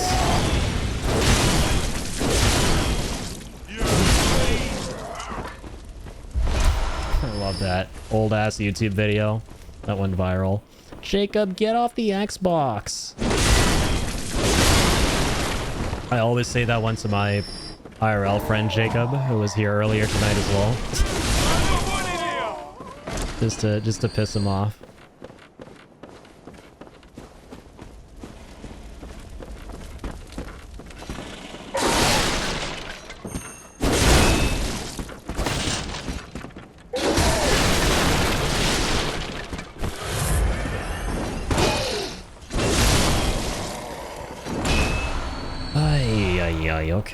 Okay. We're moving up. We're making progress with a capital P. Progress, another plosive. Back when I started streaming like 6 years ago, I used to be obsessed with plosives, man, because the old microphones I would use before I finally was able to upgrade, you would really have to worry about the P sounds just sounding really loud and annoying, and you'd have to like adjust, but yeah, just good times looking back at all the like little tech things I've had to work through over the years. Okay, this is where things get really freaky deaky.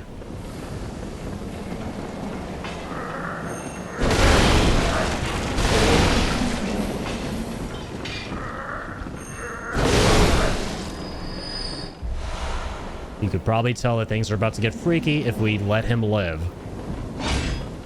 2 words. Snakeheads.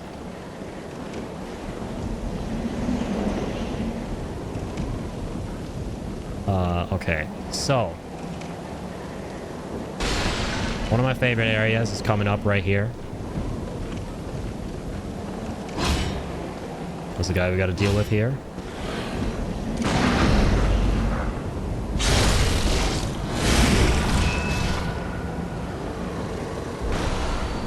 Grab some shards. His head wasn't gonna bust, was it?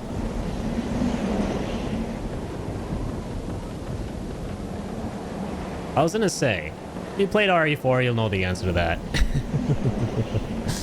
Yeah, they're basically like Plaga heads from RE4.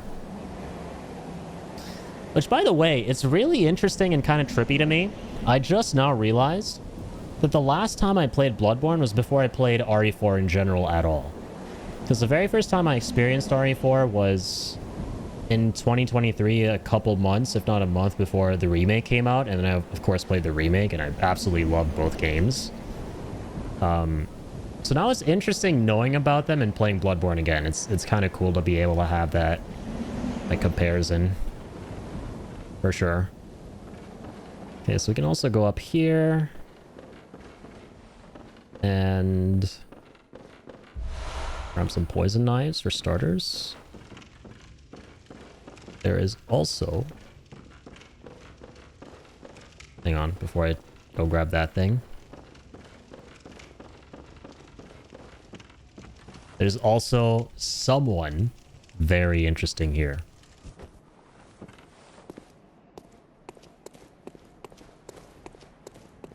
Poor sod.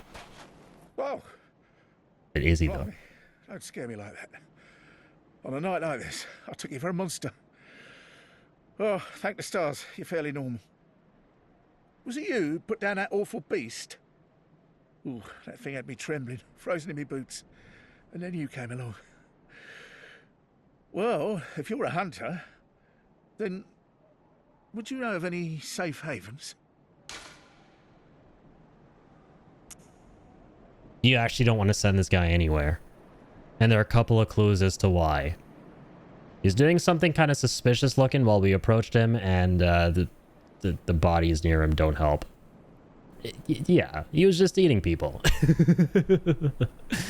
So this is what I love to do to troll the fuck out of this guy on my playthroughs. I send him to Yosefka's clinic, and it's not going to matter at this point, I don't think, because we've pretty much finished off imposter Yosefko's experimenting on people. She just turns into a blob man, you kill him and get the reward. Now, if you don't do that, you'll see what happens. You'll see what you have to contend with. Thank you. It's about time I made a move. I can't very well stay out on my own. Oh, you're giving me hope. Terribly kind of you. Take this. It's all I can offer us, thanks. Give you some punch and blood cocktails. Yeah, so if we send him to Odin, he is obviously just gonna devour everyone. But not as this. No, no, no. Okay, here's where things are gonna get interesting.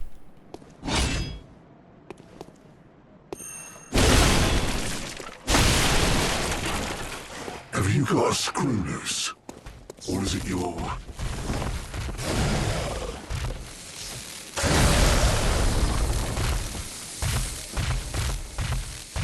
He's one of the most terrifying fucking looking beasts in the entire game.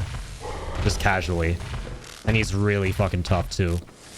Have you got a screw loose? Or is it just your animal intuition? He sounds so fucking cool when he says that too. It's my favorite line in the game. Oh, dude. I'm gonna try and cheese in here like I normally do. Through this doorway. I don't know if it's actually gonna work. Like, he's a dark beast. Okay, he's killable.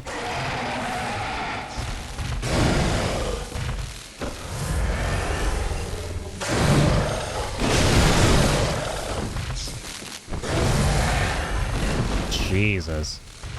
Forgot about his, like, wind attack there.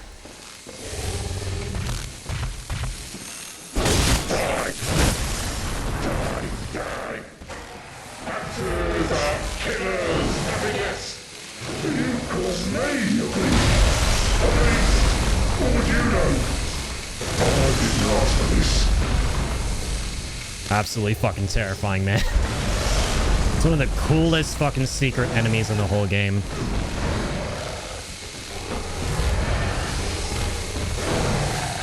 Oh, he's just really pissed.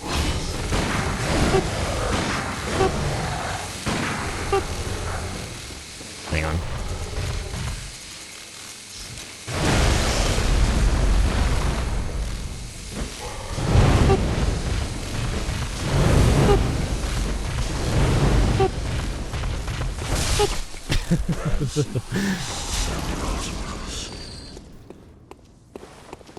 I'll grab that.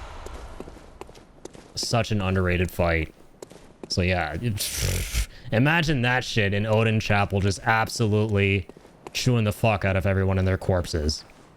Yeah, you just do not want to send this dude anywhere. So you can probably tell why now I love trolling this guy by sending him to Imposter Yosefka's clinic. Because then he turns into an easy peasy blobby man. I don't know how the fuck Yosefka managed to get that done with this guy. And then you just kill him and get the same reward. And what we got was the beast rune, which we already have. But now we can stack it and it's a plus 50. Yeah, we've already read the description for that. You mean Jesus? That guy would salivate at the sound of cheese for sure. I mean, he should. He should be eating more cheese, not more people. What's up, Trax? How's it going? Go to bed, you psycho. Don't blame me for not sleeping. Blame Bloodborne, man. This game is too good. This game is just too good. It needs to stop being good.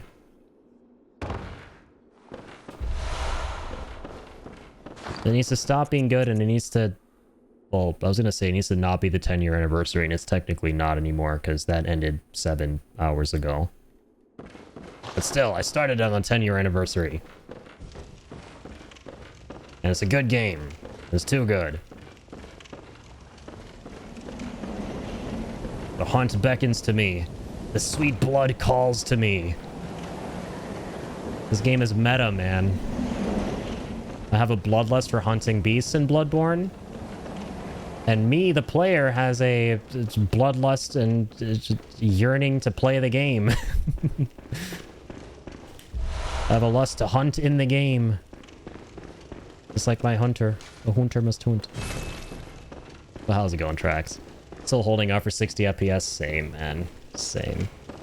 Game has sadly been in PlayStation jail for 10 years.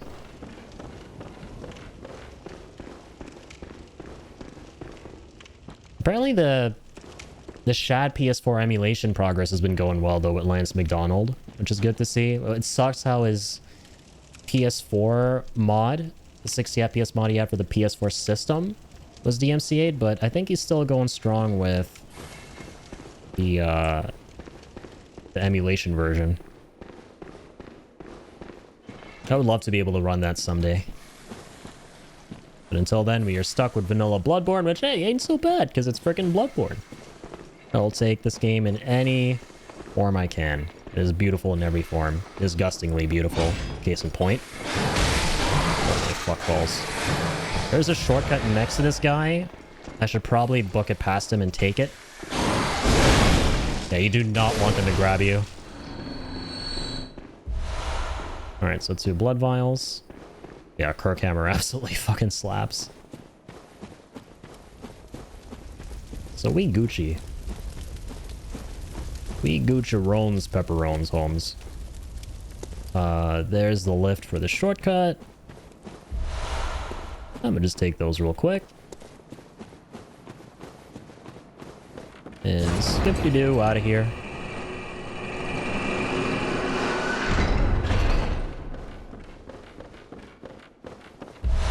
Grab that too, and here is a potential friend. Are you? And an accomplished hunter, it would appear. A gentlemanly hunter here. I am Volta, master of the League. Members of the League cleanse the streets of all the filth that's spread about during the hunt, like any half-decent hunter ought to. You know, haven't you seen enough of these wretched beasts? Freakish slugs and mad doctors. Sentence these fiends to death with the help of your League confederates. What do you say? Why not join the League? Man, this voice actor had so much fun doing the lines, you can tell. He put so much gusto into those lines there. You can hear the saliva and shit. It's so good. I'm actually gonna... So, if you want to be buddy-buddy with Jura, you gotta refuse this guy.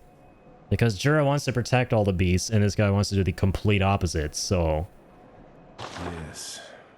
We'll refuse. I should not force your will, but you are a hunter.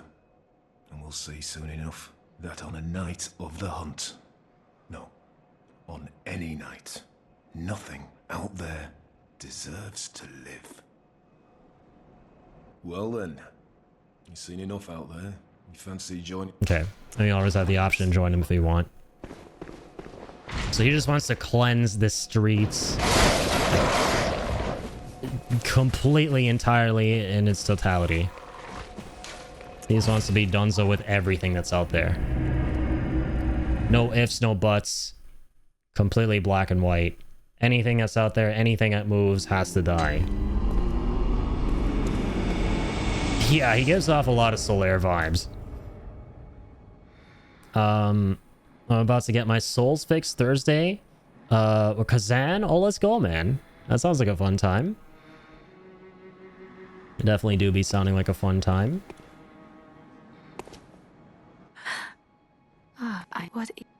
Alright, let's go ahead and take some Lavals. Lavalies. Alright, me likey. Actually, before I shell out on a bunch of blood vials, check out if I can fortify anything here. Wow, yeah, I actually have so many twin bloodstone shards. Holy. I'm gonna do both Kirkhammer and Repiating Pistol. Now we're at the point where we need the chunks for them. And we got Cannon too. Yeah, this thing is absolutely fucking busted. This thing is absolutely sauced out the wazoo. Has a pretty hefty strength requirement though. Had a really fun Cannon playthrough once upon a time. Highly recommend it. Highly recommend a Cannon playthrough. You blast through everything. It's like 8 bullets, I think, per shot or something crazy like that, but it's still so worth it. Really tried the first Berserker demo, man. It's legit really fucking good. Yeah, I think you mentioned it previously as well, if not someone else. Yeah, I definitely got to look into it for sure. I think I might have too, but I just may not remember, maybe mixing it up with something else, but no, 100% I should look into that. There's just so many games I gotta play between now and... Oh my god, man, June 26th. I was doing Chrono Trigger. I started Chrono Trigger for the first time last week as part of the FF marathon we're doing, just as like a little detour. Because I felt like that would be something that would be really cool and would make sense after FF6. And then it... Of course, it was the 10-year anniversary of Bloodborne, so I couldn't not do something Bloodborne related for my second favorite game ever. And so here we are now playing Bloodborne, and I was thinking maybe I'll just do one stream of this just to celebrate the day, the occasion. But because it's freaking Bloodborne, of course, the game is making me want to do my 1,000,001th playthrough. Like a full-on, whole-ass playthrough of it once again. I cannot understand what it is about this game. Well, I do know everything about this game that makes it so intoxicating, but I don't get it, man. It's so addictive. It cannot, it needs to be studied.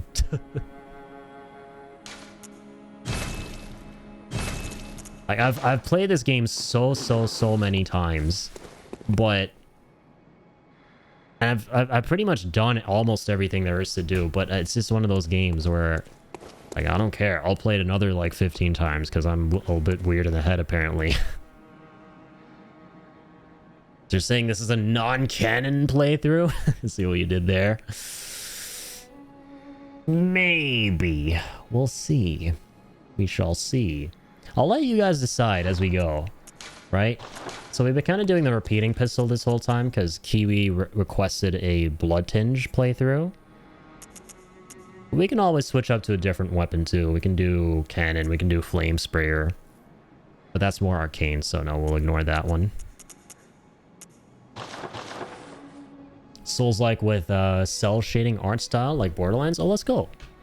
Has a very Dark Souls look to it. Yeah, I think I've seen that. I think I may have checked out the Steam page. Yeah, let me look at this again on a new tab here.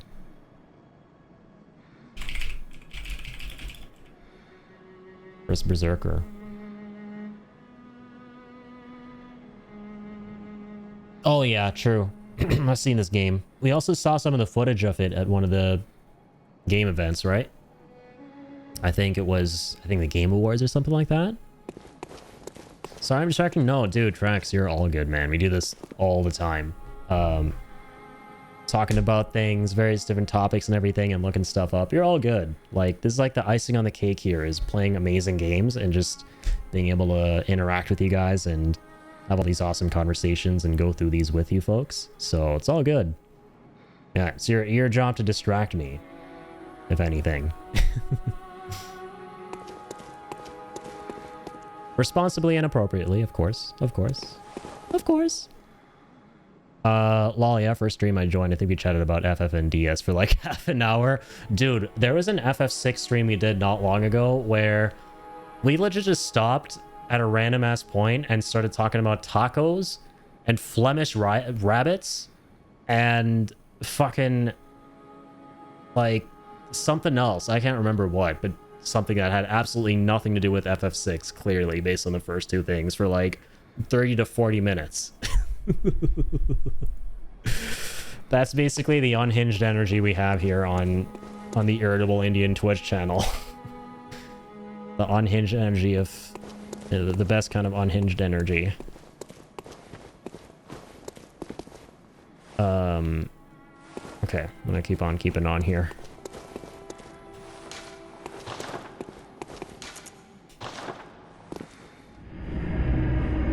I felt cool the other day. I love pirate software, and I made my first ever pirate software like YouTube short and TikTok. Like, in terms of, like, okay, to give you guys some context, it wasn't the kind of pirate software short that was like deep and smart and intellectual. It was the one where he's just it's just like a random ass short that he uploads every now and again where his mind is just blown away by something, and it's just a really funny fun fact of some kind. That was basically the short I uploaded of me reacting to giant Flemish rabbits for the first time, which Pickle shared in the chat. I was like, what the how have I never known about these? How have I never known about the fact that rabbits can get this big? I cannot be the only one. I was having a pirate software being shocked at something moment, and I felt kind of cool because pirate software is cool. How can you not feel cool if you feel like Pirate Man? Watch Thor a lot too? Yeah, I know. I remember you were talking about that. Definitely someone worth watching. Goated streamer. Pirate Co are my morning streamers. I used to watch a good bit of Co here and there as well. I mainly watch his thoughts videos that he later uploads to YouTube. That man is so goddamn... Okay, this is gonna be a pun. This is gonna be a pun. Ian's gonna be proud of this one. He is so goddamn cohesive and coherent when it comes to his reviews and the way he speaks.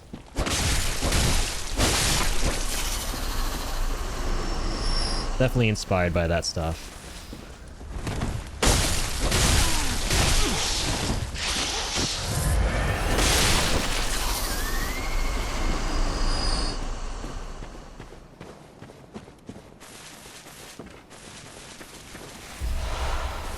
Alright, here we go. I'm thinking realistically we're gonna end up fighting this next boss, hopefully beating them. And then that's where I'm gonna probably crash. We'll see.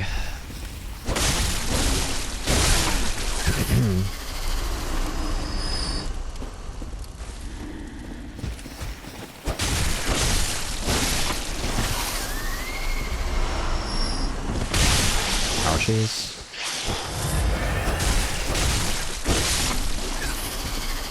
A lot of snaky boys. So yeah, at this stage, we'll start coming across, because we're doing a lore run, right? I gotta remind myself. While you're headed to Bergenworth, you start coming across a whole host of different beasts here, clearly. Got a different breed of beasts. You got the snakes. A herpetophobe's worst nightmare. Or, I think herpetophobe's fear of reptiles, specifically, not just... I'm sorry, fear of lizards, not just reptiles in general. And I will level with you guys. This is one of the first times in the games that... first times in this game that I'm not 100% sure why we're seeing snakes specifically. I'd assume it has something to do with Master Willem at Bergenworth doing different kinds of tests and experiments with the eyes as opposed to the blood, right? The fact that we're not seeing furry, crazy beasts anymore, and these is kind of like a giveaway of that.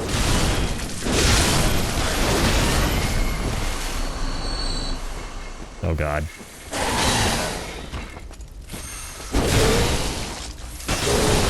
Nice. Ooh, not nice. He chunked a whole bunch of my HP. I'm gonna take that. Yeah, there's so many secrets and twisty, windy paths around here. It's a little bit confusing.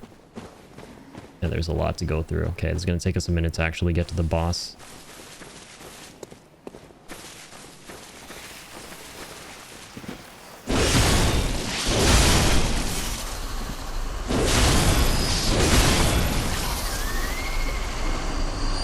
Also, sorry about that. We're getting Night Rain on PC, right? Yeah, I think so. I think that would be best. I'm really excited for that. So, dude, actually just... You reminded me of Night Rain. Fuck. I really, really want to play it. And I really, really am going to play it when it comes out. But I hope to God that I'm done with everything else I need to be done with before then. Comes out like April-ish, right? Yeah, because I gotta do this Bloodborne thing. I gotta start my Death Stranding 1 marathon to hype up Death Stranding 2, which comes out in June. Oh man, there's a lot to go through.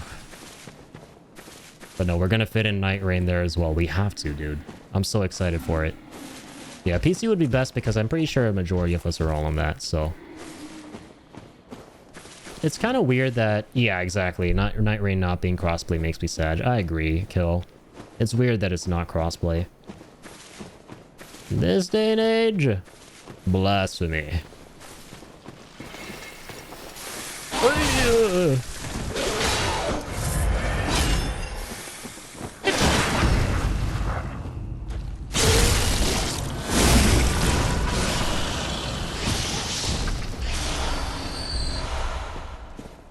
Oh, what? Doing freaking decision paralysis here. Apparently, trying to choose between two different snakes. I simply cannot decide.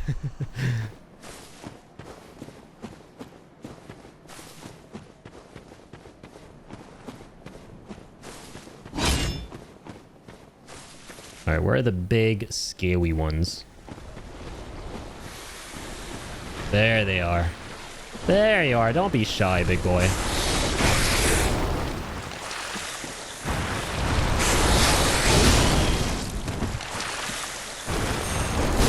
Okay. Got lucky there.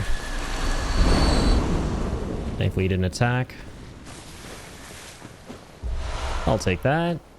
I will take that. Clear deep sea rune. Okay, we gotta read that one. Add slow poison resistance plus 100. Wow. Okay. This transcription of the Great Ones in human voices depicts downreaching currents. This rune means deep sea and grants augmented slow poison resistance. Great volumes of water serve as a bulwark guarding sleep and an augur of the eldritch truth. Overcome this hindrance and seek what is yours. So I think now that I'm reading this description again at the bottom, because we saw this earlier in a different rune, this might be referring to a certain boss arena that we're eventually going to see down the line. Or once we beat that boss, this seal is broken, and we're able to see way more of the Great Ones plane.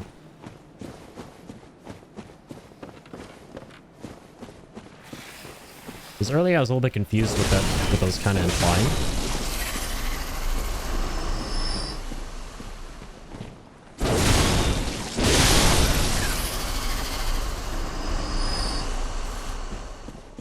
Now that is a big old pile of snakes. Absolutely. Very scary. Sorry, why am I here? No, why am I there? Okay.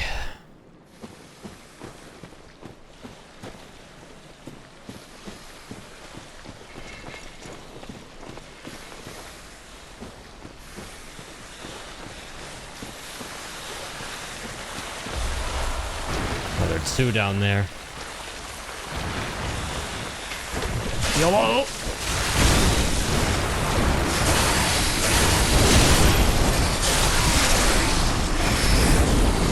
Got the first.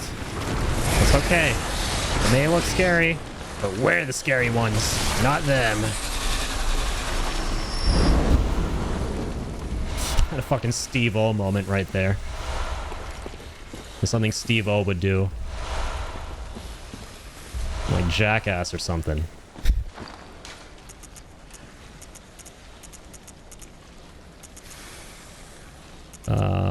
Do we get a new rune that we didn't read the description of? I don't think so.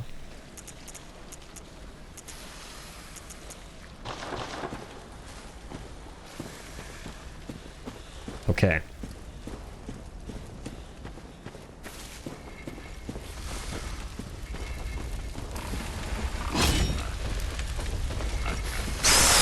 Uh-oh. He summons these assholes.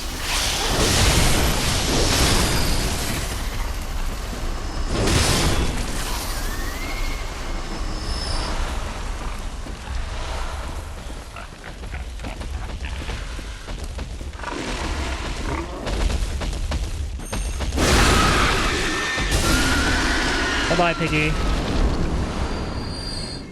That time, I didn't fist him through the ass. And if you weren't here for to see what I'm talking about, Don't worry. Actually do worry, I'm not going to provide context.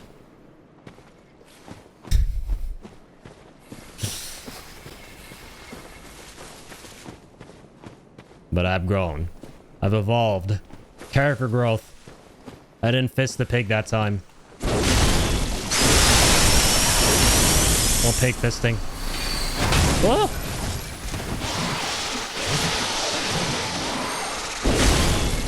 My god, he's moving at like 5 FPS! The horror!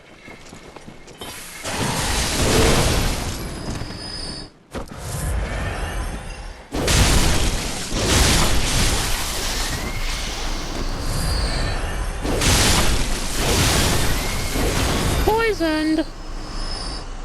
Hehe, not anymore, bitch. I think not. I have quite had it up to here with these horrible creatures. You're quite the antithesis of what I consider to be salubrious.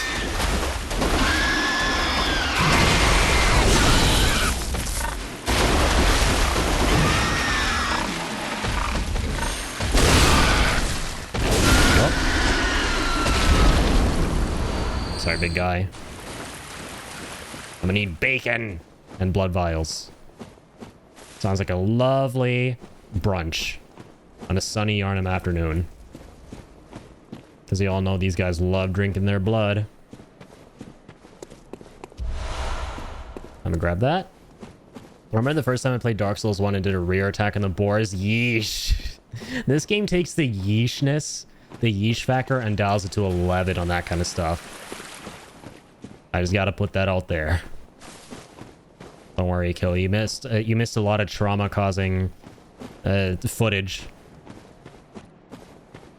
at the beginning of the stream here from a bunch of the early game bores. And also some very big, fat, naked men who are very oiled up inside of some dungeons. I am not over-describing that, by the way. That is very accurate. There are quite a few things you can fist, those dudes included. Oh my god, you do not want to get hit by those. The blobby blobbers are back, and they've evolved. So it's interesting that you fight these guys out here. So more of these guys who are experiments in order to ascend to godhood start becoming more apparent as you play. Start to kind of like creep up into the world and replace the weird furry beasts. Or not weird furry beasts, these are the weird ones. The furry beasts are what you would expect.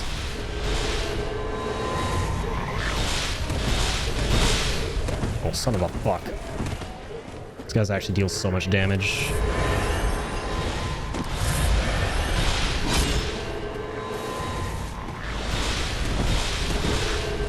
Give him a gun!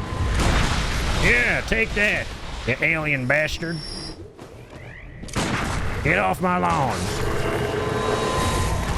America. I'm gonna take that too.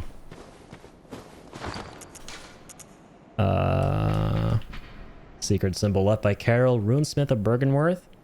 Twisted cross means metamorphosis. Rotated anti-clockwise, this rune boosts stamina. Discovery of blood made their dream of evolution a reality. Okay, so this is really relevant to the enemies we just fought. Metamorphosis and the excess and deviation that followed was only the beginning. So yeah, they found the blood, started experimenting with it, trying to attain godhood, trying to evolve. But there was a different branch of experimentation too at the church, clearly, that caused these alien-looking things to kind of develop.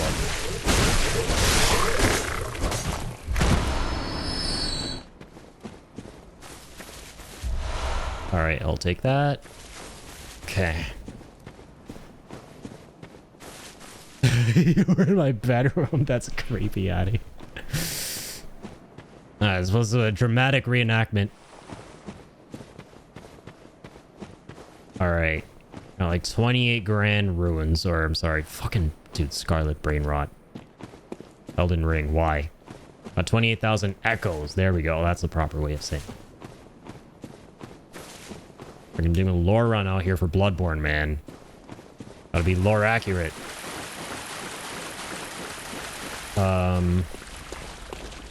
So yeah, we came from there. I'm gonna keep going down this way.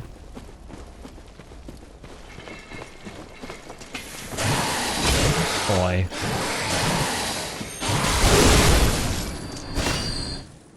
Boy.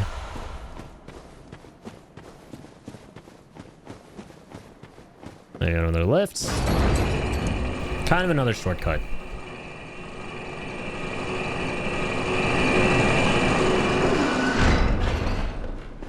There are quite a few shortcuts around here that you can work with. So yeah, that's one of them.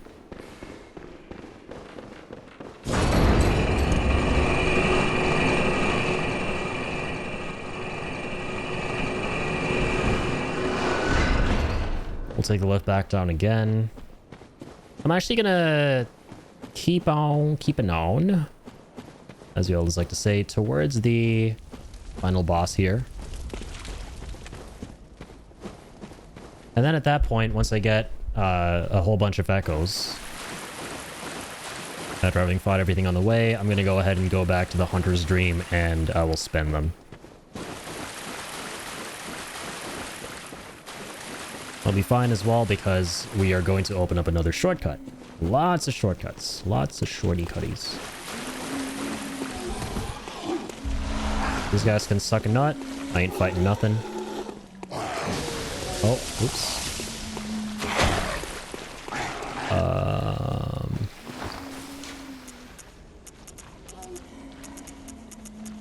Do we not just get a new rune I've never seen before? That's something.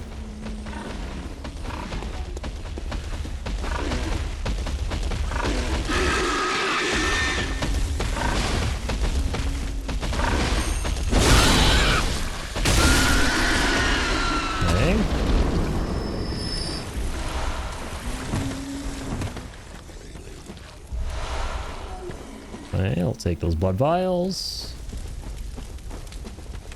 By the way, as an American, to my Canadian friend, I apologize for the Cheeto-dusted orange turd. What even is that? I'm afraid I don't know what that is, but maybe that's a good thing. Is that some new kind of Cheetos brand? Or just, sorry, new kind of Cheetos flavor? Okay, so we can open this shortcut.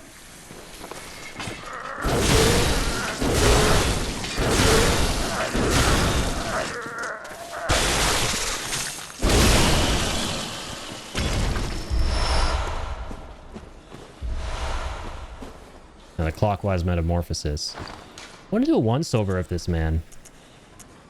So we got the anti-clockwise, and yeah, now we have the clockwise. Twisted cross means metamorphosis. The discovery of blood made their dream of evolution a reality. Okay, so the anti-clockwise is for stamina, and the clockwise is for HP. That's just for gameplay stuff.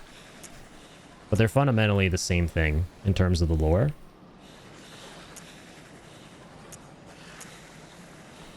Was only the beginning. We're only the beginning.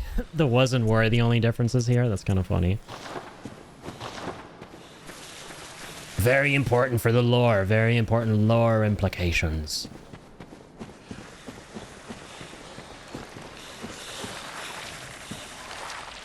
Oh, we haven't smashed this bozo before.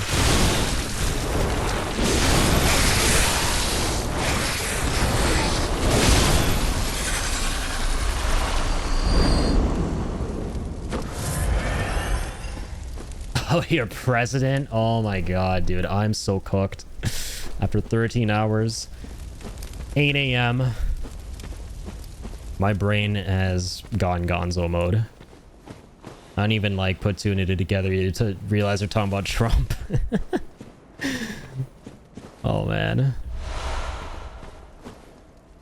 My noggin dog. Well, I haven't passed out yet.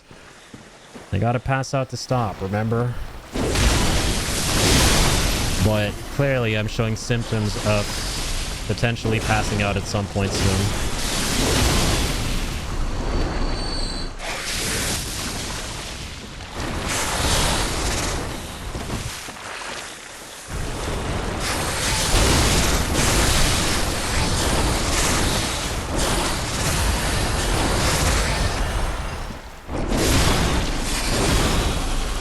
I'd appreciate it if I didn't die there.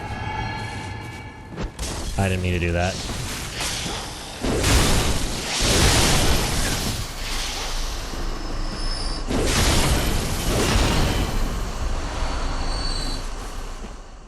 Probably not a bad thing if sleepiness makes you forget politics. I'm gonna have to agree with you on that one.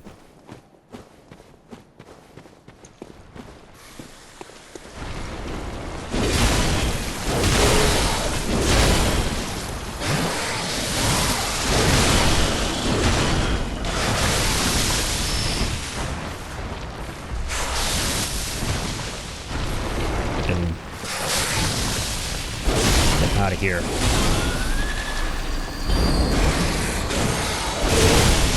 Oh my shit, board. Blah, blah, blah, blah, blah. I don't even know what I'm trying to say. I'm not even able to do my insults anymore. Fuck, and I got grabbed. Oh, God.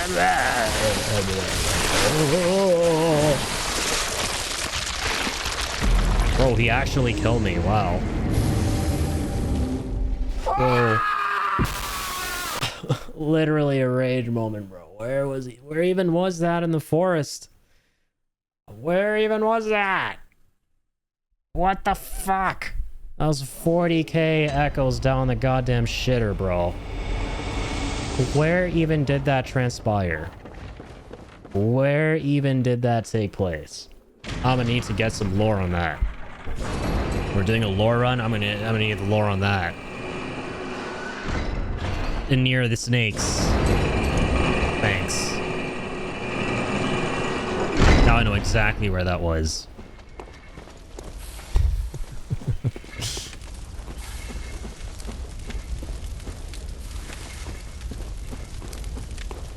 Oh, wait. Do I see some eyes glowing? W video game? Oh, fuck. It's just the shimmering, bro. Ah, son of a...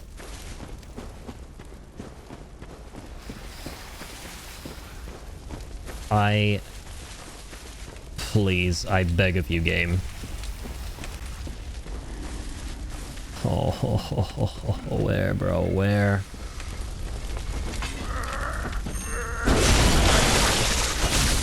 No way.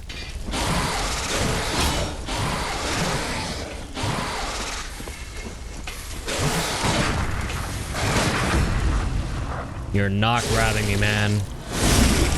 Stay the fuck back.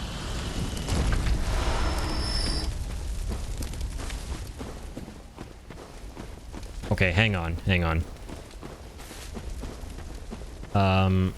Let's actually go towards where the final boss is.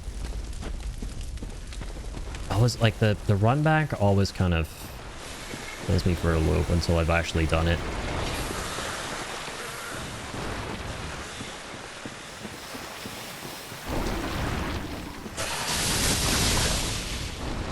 Yeah, so down here. And you go through there. And then we moseyed back.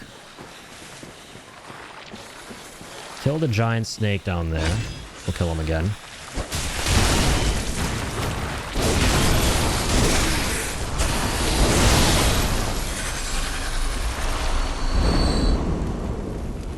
Trying to walk this back as best as I can. Is that him? There's so many of these fucks.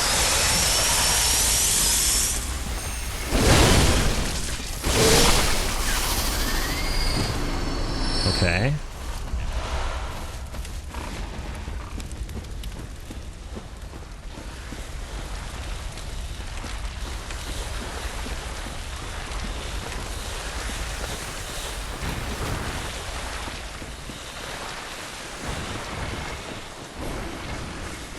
Bro.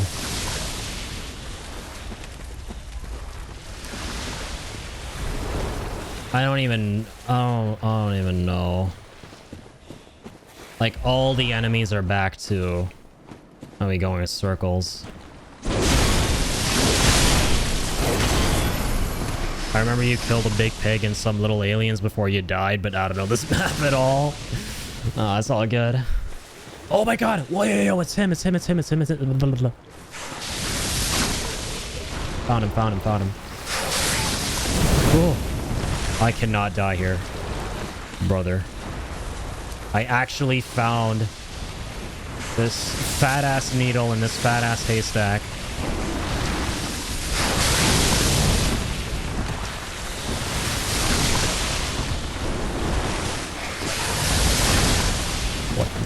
What in fuck's name, dude? Where are the other ones? Oh, up here. Asshole.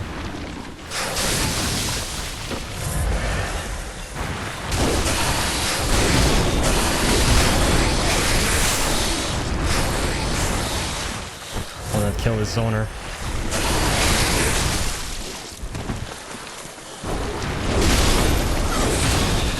Okay. Alright, back down, back down. Where's the other one? Where'd he go? Come on out, bitch. There you are. He's got his whole little snake simp army with him, too.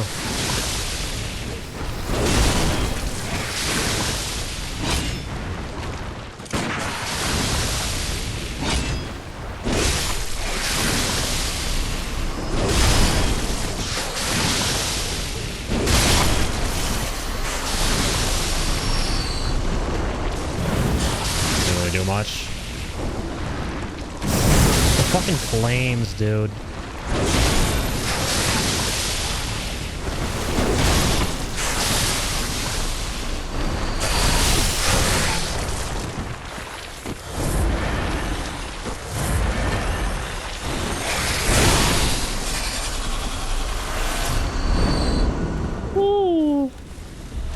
Stress of trying to get your souls, runes, echoes, whatever the shit you want to call them in these games back. Okay, dude. I'm so done, so get me the hell out of here. Get me the hell out, man. Yes! Get me the hell out. Yeah! Heart attack averted. Yes! Big hype moment. Indeed. Yes! Yes! Let's go. Let's go. All right. Okay. Okay. Made it out in one piece instead of multiple pieces. Truly. Now the boss is gonna suck. He's gonna get the suck. He's gonna get the wreckage. Let me... Now that we have all of this, we have the shortcut, we have everything, the boss is going down. Alright, let's do Blood Tinge. Let's continue with Vitality now, yeah. It's good. Farewell, good... Okay, I'll go ahead and buy some...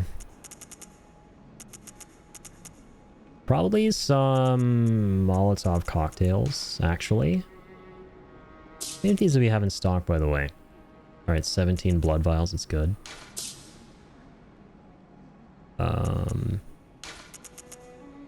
It's too much money, man. I'm actually gonna go for all blood vials, because I don't know how many attempts this is gonna take.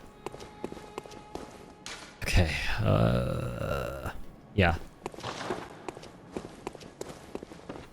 5 cocktails is okay. Or the, what the hell are they called again? Shadows of Yahar Ghul, Shadows of something.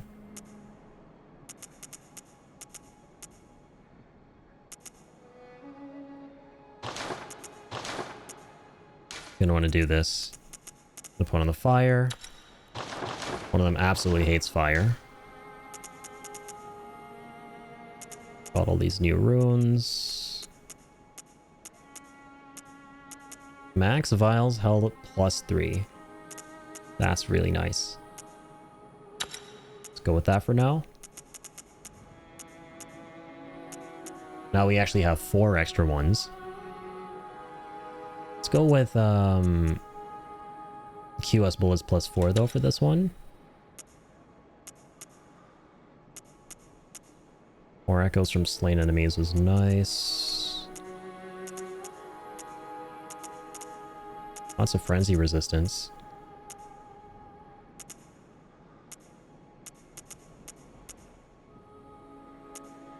Visceral attacks grant quicksilver bullets is nice too.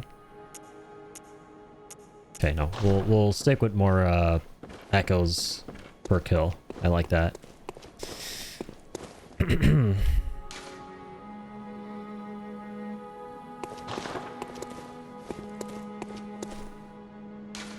Forbidden Woods. Okay, we're going in. Boss time. At 8:30 in the AM. After 13 hours and 20 minutes of Bloodborne. Started at 7 PM yesterday.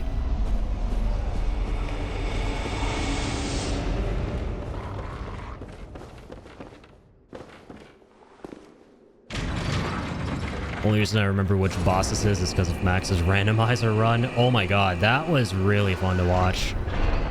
I would love to someday do a randomizer of Bloodborne. I don't generally care much for randomizers. But Bloodborne, because it's a game I played so many times. I know it in and out. It would be so fun. It would be so damn fun. I can't wait to mess around with the emulation stuff for Bloodborne once all that's out and optimal. Yeah, it's the shadows.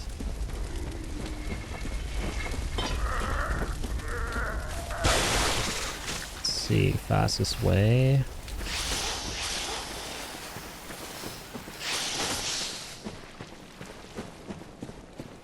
There's an item up there. There are probably so many items I've missed around here.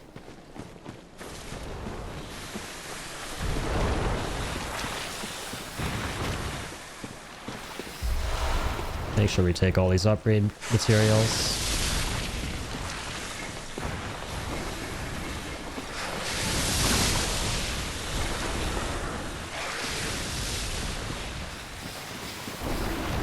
The runs back to the bosses are rough in Bloodborne, man.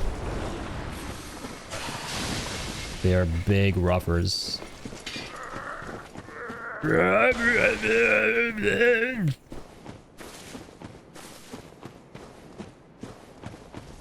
Sounds like the average dude at a Taco Bell.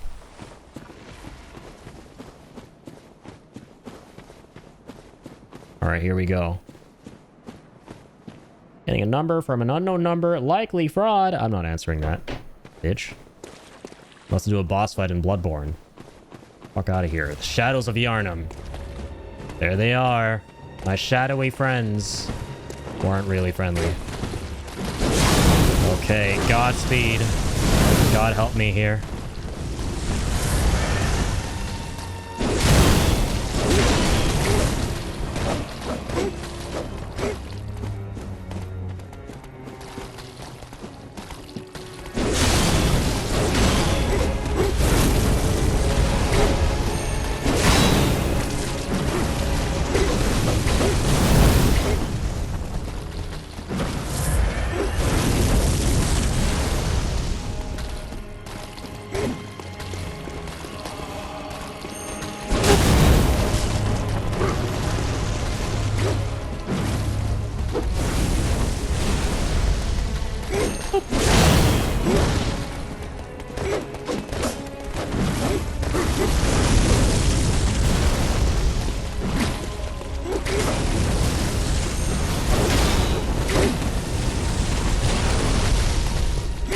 Good luck. Thank you. I'll need it, kill.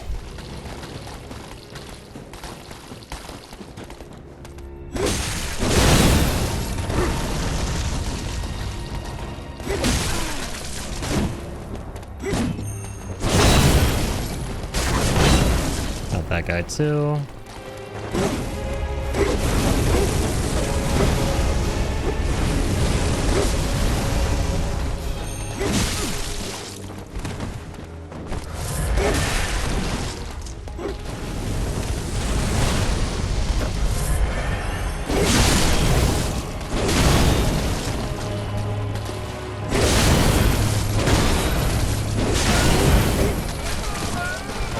You never want to kill one of them and leave the other two because they start getting pissed and evolving.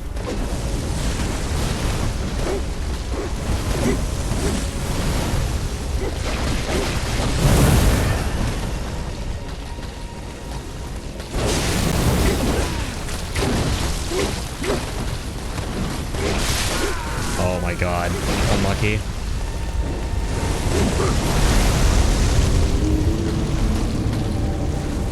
They evolve? Yes, they do. They do. They get even crazier than that, even though they semi-evolved there. They basically, like, if you kill one, they change dramatically, and if you kill two, the last one gets really strong. So you gotta kind of, like, clump them all up together HP-wise and tackle them all together so you can kill them all within very quick succession with one another when they're all really low. Big Sag. Okay, okay. Not to worry.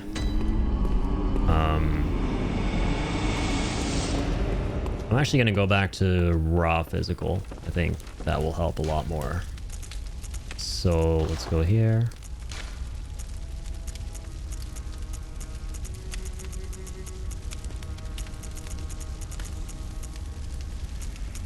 I think I have fire on.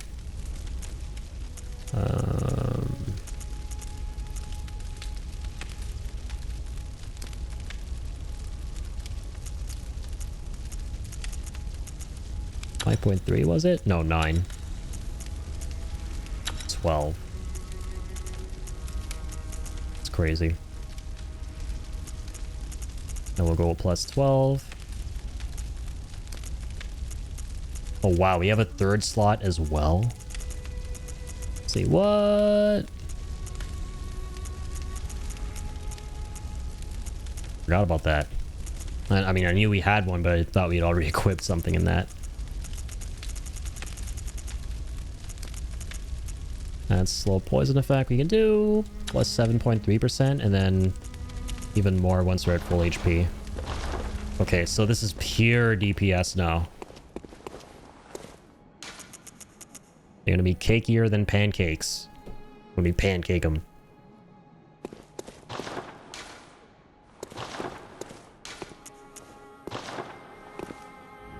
Back to it. Attempt numero dos. We got this.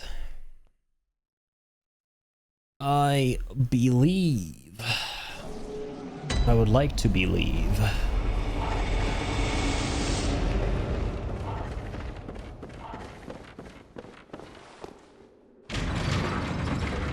Good deal.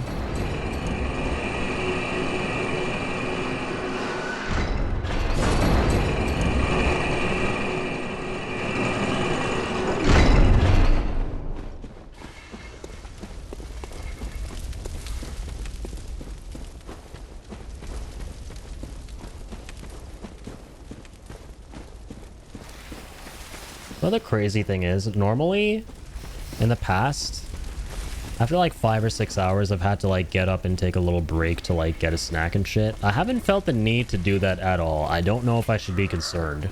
I probably should be. I think the answer to that is pretty obvious if you're just playing games for 13 hours straight. I did get up twice, technically, to get some water.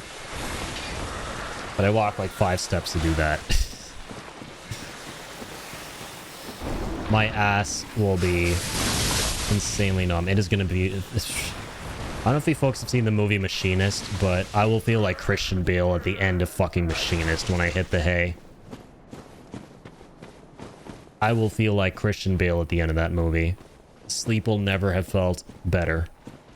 Started playing DS3 again to prepare for Kazan this weekend, doing something I never did in a Souls game before. Sword and board.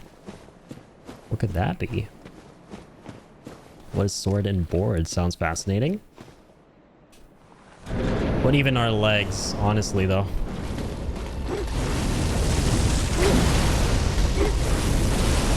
Totally cooked. Doing sword game playing with Dark Souls and then board gaming? Or am I actually really cooked?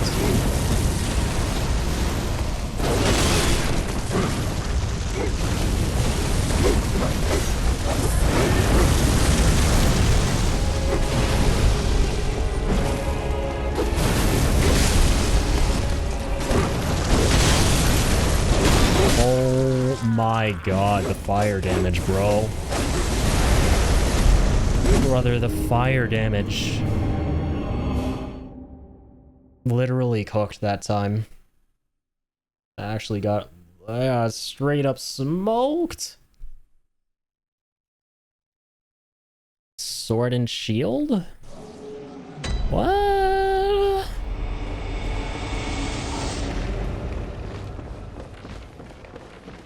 Okay. Like the Pokemon game from like eons ago. Just kidding. I'm just kidding.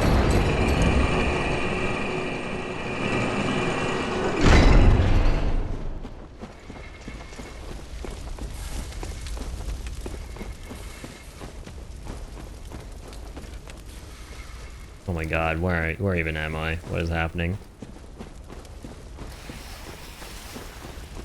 Oh, board like shield board, right? Because a shield is technically a board? Oh, I get it. Mystery solved. Yeah. I did it, I think. I did it, or did I? Vsauce music plays. Hey, Vsauce, Michael here. Where is your sword? Oh, seriously? Where is it? Well, in order to understand where your sword is, you first need to take a trip back to 1845 to talk about Mr. Jimothy Sword and his Jiminy Cricket, who was holding a board. You were close to drive over and drag you to sleep, Lamau. And don't threaten me with a good time. Sleeping sounds like a damn good time. Alright, I'm locking in. Look at that damage. I'm sitting the fuck up.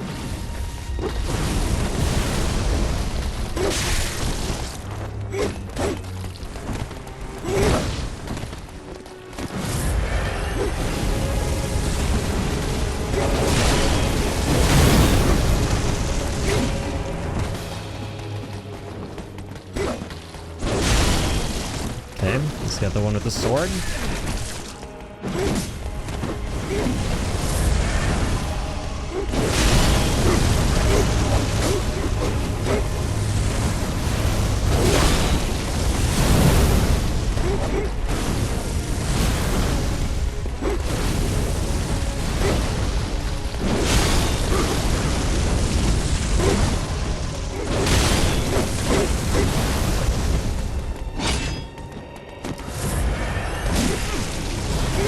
Some visceral attacks on these asshats.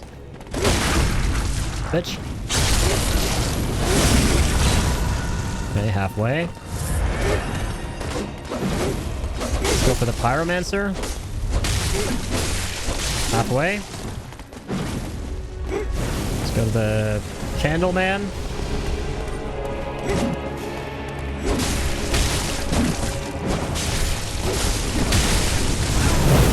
Bitch ass. Get away from me with those. How do no-hit runners do it, man? Truly, how do no-hit runners do it?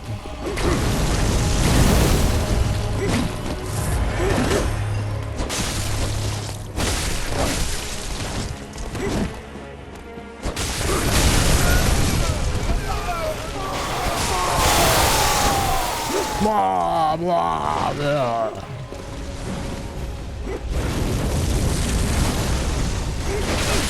Fuck.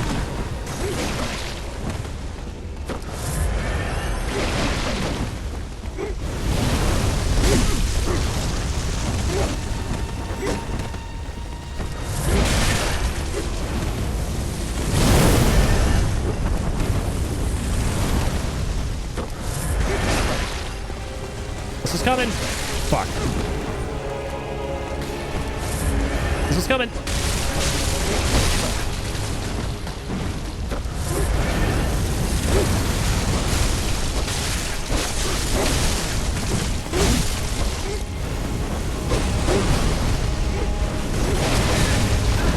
Can you stop?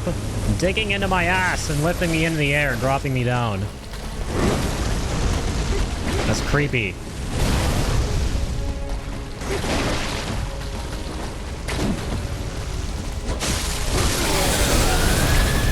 Fuckface.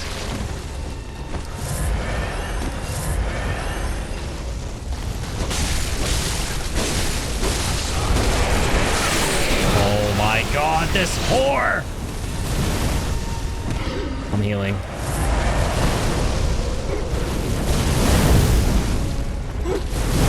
Ah! Die already! Die! Let's go. Man, it only took 3 attempts, but those 3 attempts felt like an eternity. Truly. Truly an eternity, man. I don't know if 3 attempts has ever felt any longer than that in anything Soulsborne Souls-like I've ever played. I'm just putting that out there right now. Strange adding noises too. Love it. Well, cherish them, man, because you're never ever going to probably see them ever again. Probably. Unique 13-hour stream scenario. Me towards the end of a 13.5-hour stream at 8:45 in the AM.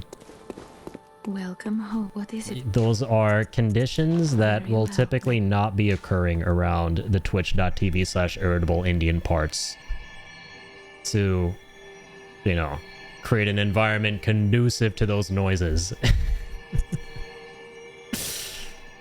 Oh my god. Oh my god. I feel like I need to review the VOD because I have some new animated slots and see if me just spazzing the fuck out is animated emote worthy, and just set that up in like the next 24 hours or 48 or however long, because I'm probably just take a huge ass nap after this.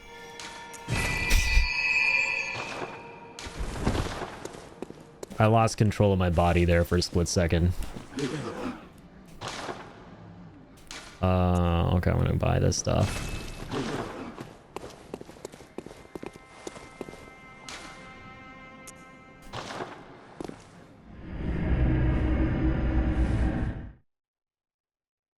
I haven't passed out yet. That's all I'm gonna say right now. I haven't passed out yet.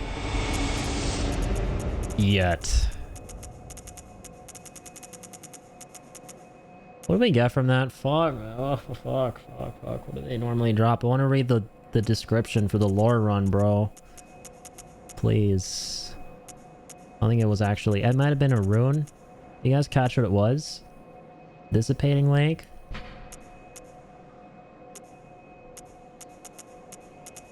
All the variations of the same thing. Okay, Blood Rapture. What is that again in this game? Ooh, my brain.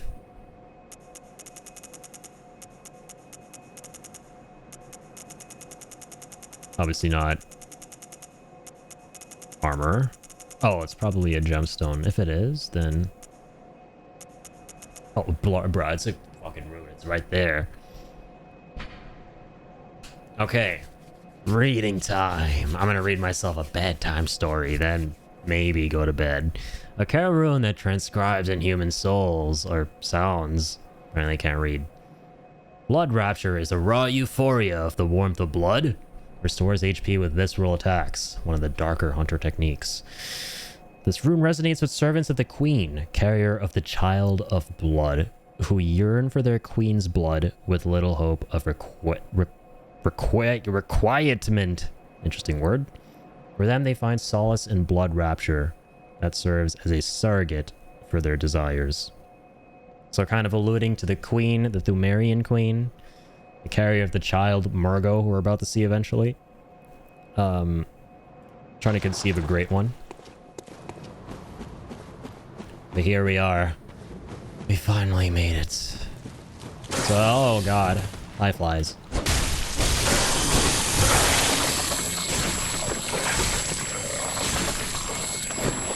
Sorry, I did that on purpose. Bait.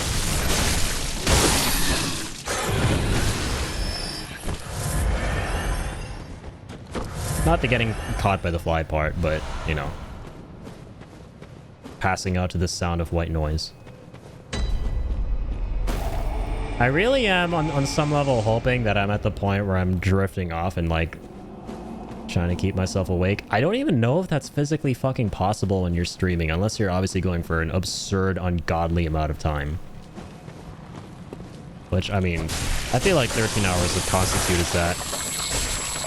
Seriously, again? Motherfucker.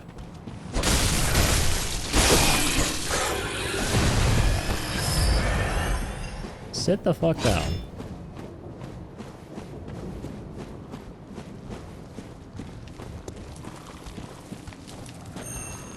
Boink. Boink.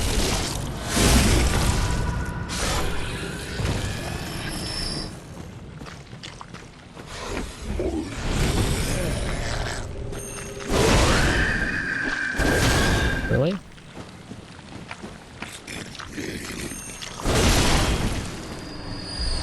I'll be taking those.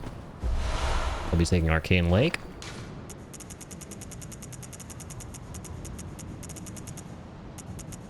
Oh, sorry, that's a rune. Arcane Lake we've seen before. So, yeah, we're at Bergenworth now. The school where it all began. This is where they discovered the old blood when they went underground into the labyrinth. This is where the world was changed forever. By a Master Willem and his apprentice, Lawrence. Not of Arabia, of Bergenworth. Shit on a stick!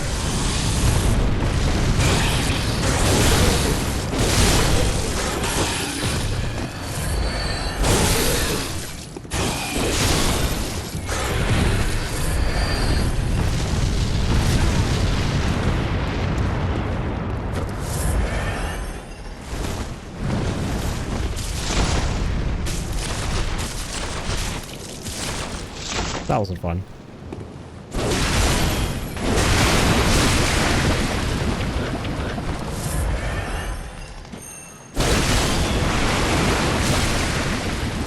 Ah! Sorry, that wasn't a yawn, I swear. Maybe. That was just me preparing my war cry for that attack, which, you know, he then heard the war cry.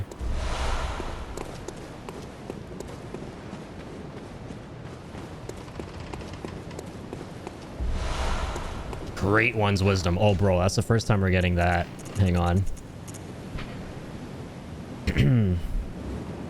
Fragments of the lost wisdom of the Great Ones, beings that might be described as gods. Used to gain insight. At Bergenworth, Master Willem had an epiphany. We are thinking on the basest of planes. My brain is so cooked, I'm thinking of the other kind of based.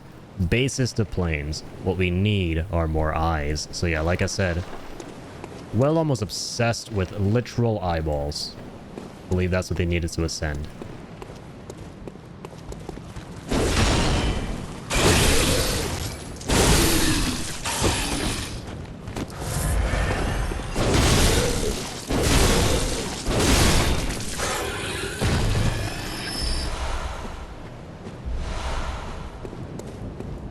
Wild. Alright, so let's go ahead and open this. I know you're crazy because I'm in the same time zone as you. Welcome back, Alex. Did you get a good night's rest? Because yes, I know you're in the same time zone as well. How's the Bloodborne going? It's going, man. It's definitely going. This game is... It's the world of Bloodborne's made everyone sick and addicted to the hunt. This game makes me sick and addicted to it because it's so good.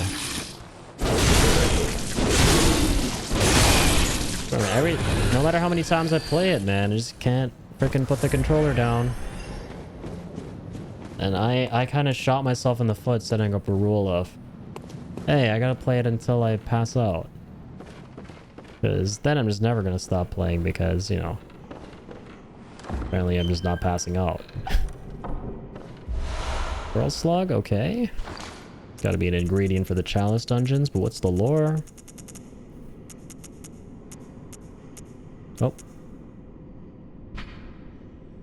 Was alright, might need a nap later, but it is what it is. Yeah, that's probably gonna be me in a little bit now. Just about reaching that point where I do be dropping off. Of all the strange life forms that reside in the nooks and crannies of the old labyrinth, the slugs are clear signs of the left-behind great ones. Yeah. So actual life forms, actual organisms that are the great ones. Fun little trivia for you guys. There was a Reddit post on the Bloodborne subreddit that went up a very long time ago. And it was like, what are some of your interesting Bloodborne fan theories when it comes to the lore? I actually contributed to that thread, and I was like, I think that the entrance, the physical entrance to the tombs, underneath Yharnam, that the Bergenwood scholars used to get there, was accessed via this hatch right here. That's my theory. I'd like to think they accessed it directly through the school itself.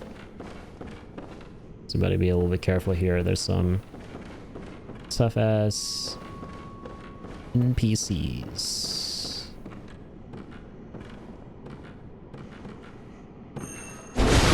Why wasn't this dude going down the stairs? What the hell?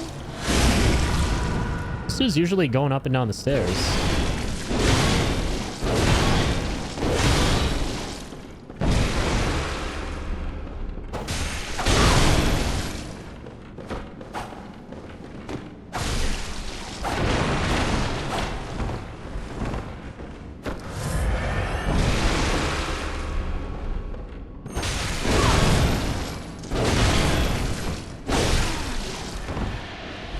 Ow.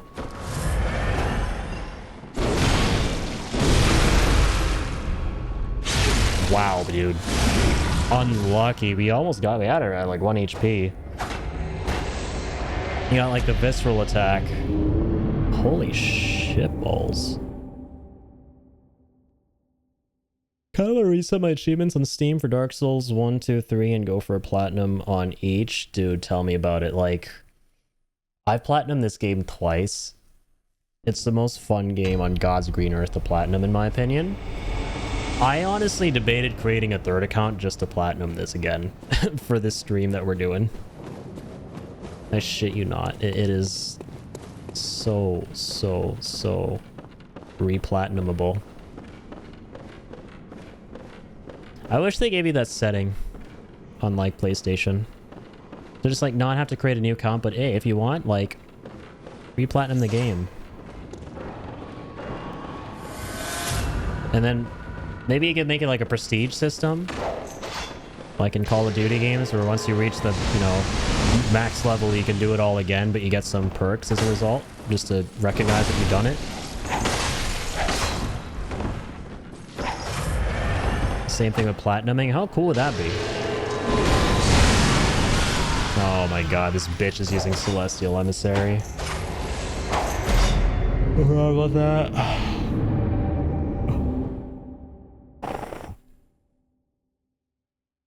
I forgot about that. Yeah.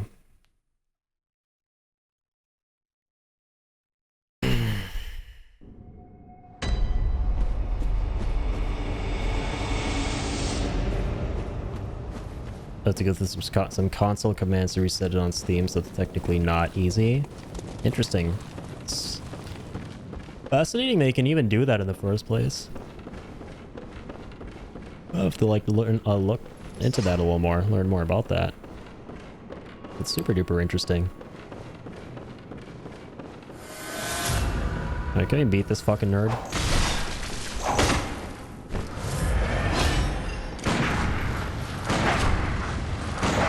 Know your play is trash.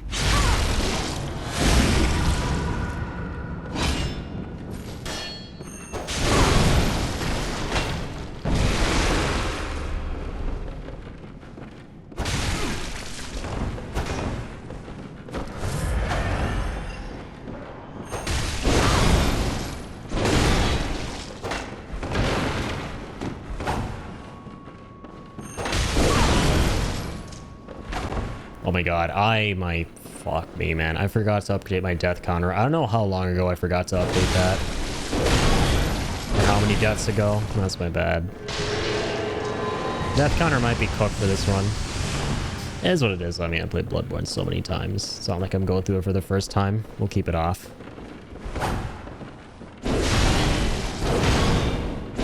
Death counter is more entertaining when you're going through a game for the first time, right?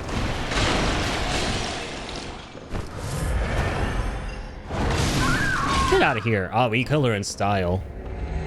That was so sick. We actually killed her in the trick variation combo. Or the segue. That was kind of slick. Tried keeping a death counter once, but it's kind of not my thing. I don't personally... I think it's cool, for sure. I wouldn't do it, obviously, if I was playing it myself. I just think it's something entertaining for viewers, for sure. And it's cool when I'm streaming. But it's annoying to, like, have to always think about it, and then when you forget, you're like, oh shit, how many deaths was I at again? And then it's like the whole thing is just gone. There's, like, you forget 1 or 2 deaths, it's okay, but if you forget a bunch, it's kind of jover.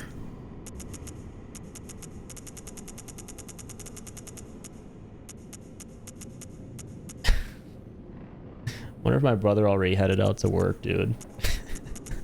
He's probably like, what the fuck is going on in there? Is this man, like, not sleeping? Here. Where are the scholars things, brother? What? There we go. Lauren. Uniform of the students of Bergenworth, a bygone institute of learning, features a thick cape. The Healing Church has its roots in Bergenworth and naturally borrows heavily from its uniform design. The focus not on knowledge or thought, but on pure pretension would surely bring Master Willem to despair. If only you knew. If only. Yeah. Folks got too greedy. Greedy for knowledge and power.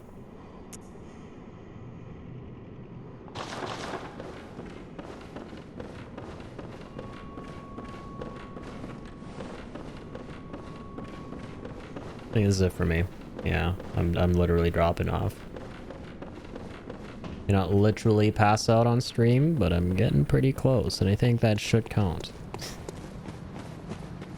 Sunlight out. There's so much sun out too, man. It's gonna be kind of sad missing out on such a sunny day.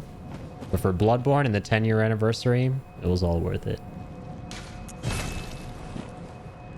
It's been a minute since we've gotten nice sunny days here. As of late, it's been really drab.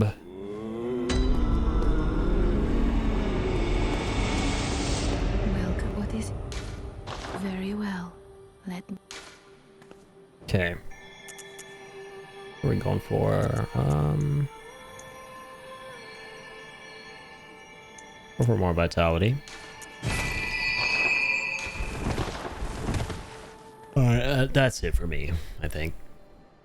I'm slumping further and further into my chair to the point where I'm just not even going to be in the frame, so let's consider that close enough to passing out. So, 14-hour Bloodborne stream. Crazy, dude. Crazy, crazy, crazy. That's like 2 streams I normally do in one night. Because normally I stream for like 7 to 8 hours. It will be cool if you could set up a death counter where you could upload a screenshot of the death screen, and whenever it detects the death screen, it could automatically update it. That would be kind of cool, yeah. So you don't have to worry about keeping track. Sleep well, my friend. Go collapse. Will do, tracks. Will do. Like I said, man, it's gonna be like the ending to the frickin' Machinist with Christian Bale, dude. If you guys ever want to feel more relaxed when you sleep, watch the movie Machinist, because every time you go to bed afterwards, you will picture Christian Bale at the end of that movie falling asleep. It looks like the most relaxing thing in the goddamn world. That movie makes sleep look chef's kiss. I'm gonna feel that right now, dude. Hey, thanks for the bits, Kill, and no, thank you for being here, man. Honestly, yes, I'm going to be thanking me for anything. As I always say, I'm just sitting here playing games and looking at a monitor and clearly condoning very bad habits. Do not do what I did. Do not stream straight for 14 hours without breaks. Don't stream for 14 hours in general, shit. Unless you're like going to be sleeping on stream. You're one of those like crazy streamers that are doing a subathon or something. Thank you guys. Thank you guys for being here. You guys are the ones who I gotta thank. You're not gonna wait till 10 a.m. to watch the MH Wilds title update announcement video? Oh my god. In an hour, there's gonna be an announcement for a game I don't play? What? And I'm gonna miss it? What? It's gonna be one of the misses of all time, dude. It's gonna be one of the misses of all time. Oh no. Oh no. Oh no. You should play. I'll look into it for sure at some point. Tyler dropped in with the raid, which by the way, thank you so much once again, Tyler, for the raid. Shout out there. He came from a Monster Hunter Wild stream and yeah, he was saying the same thing. Getting a lot of requests from a lot of folks to play it. I will at some point. I don't know if it'll be anytime soon. I can't guarantee it. Like I said, I played World a couple years ago and I really wanted to like it, and there's nothing wrong with the game. These are beautiful ass games. It's just something about me that doesn't jive with them. I don't know what it is, but maybe I just got to give it another shot with Wilds here, and maybe something will change. We can shake something up. Yeah, get some good rest, bro. See you around. See you soon too, Alex. Thank you so much for being here, dude. Alex, Kill, Trax, so many folks dropped in. We had Ian, of course, hanging out for a long while. Momo, we hadn't seen Momo in a minute. So many other folks. Generally, it's just become so hard to call out each and every dude was here during the stream because so many people are dropping by these days, and I really do appreciate that. But so yeah, everyone who dropped in, you know who you are. I know we had Juggernaut Ryan earlier on in the stream, another big Bloodborne nut. Freaking love Bloodborne, the community, the love around it, the rallying around it, the passion.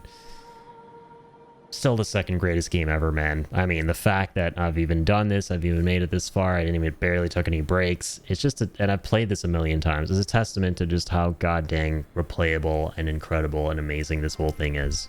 So, once again, a very big happy 10-year anniversary to one of the greatest goddamn games ever fucking made. I will probably... we're definitely doing a playthrough out of this. How can we not, right? One does not simply start a Bloodborne playthrough and not see it through to the end. Doesn't matter what playthrough they're on. I'll make a playthrough out of this. I'll come back and stream more of this specific file. We'll do more of this lore run, because that was really fun. My first time ever doing this lore run in Bloodborne. I don't know if it'll be the next stream that we do, if Bloodborne will be the next one. I want to go back to Chrono Trigger as well. But we'll see. We'll see. I'll keep you all posted. I'll see you all very soon. The longer you wait, the more content you get when you start, so it's never a bad thing. True. True.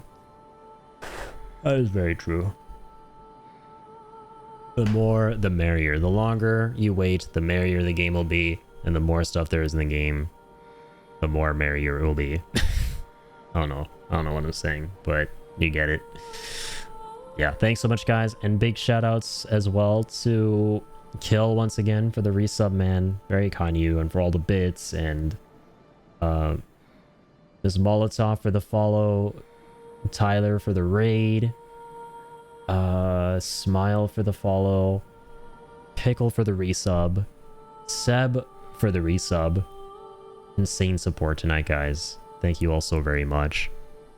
Y'all don't need to be doing none of this, right? Just be amazing people, that's all. And you guys are, right? But you guys are going above and beyond and being even more amazing, and that means a ton. So do something nice for yourselves. Take care. I'll see you all in the next one. Happy 10-year anniversary, Bloodborne. Beautiful ass game. I'm so glad we got to do this, and I'll catch you all on the flip-flop.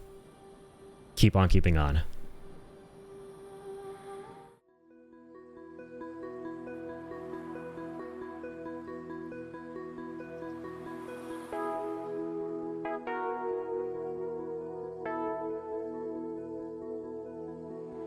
You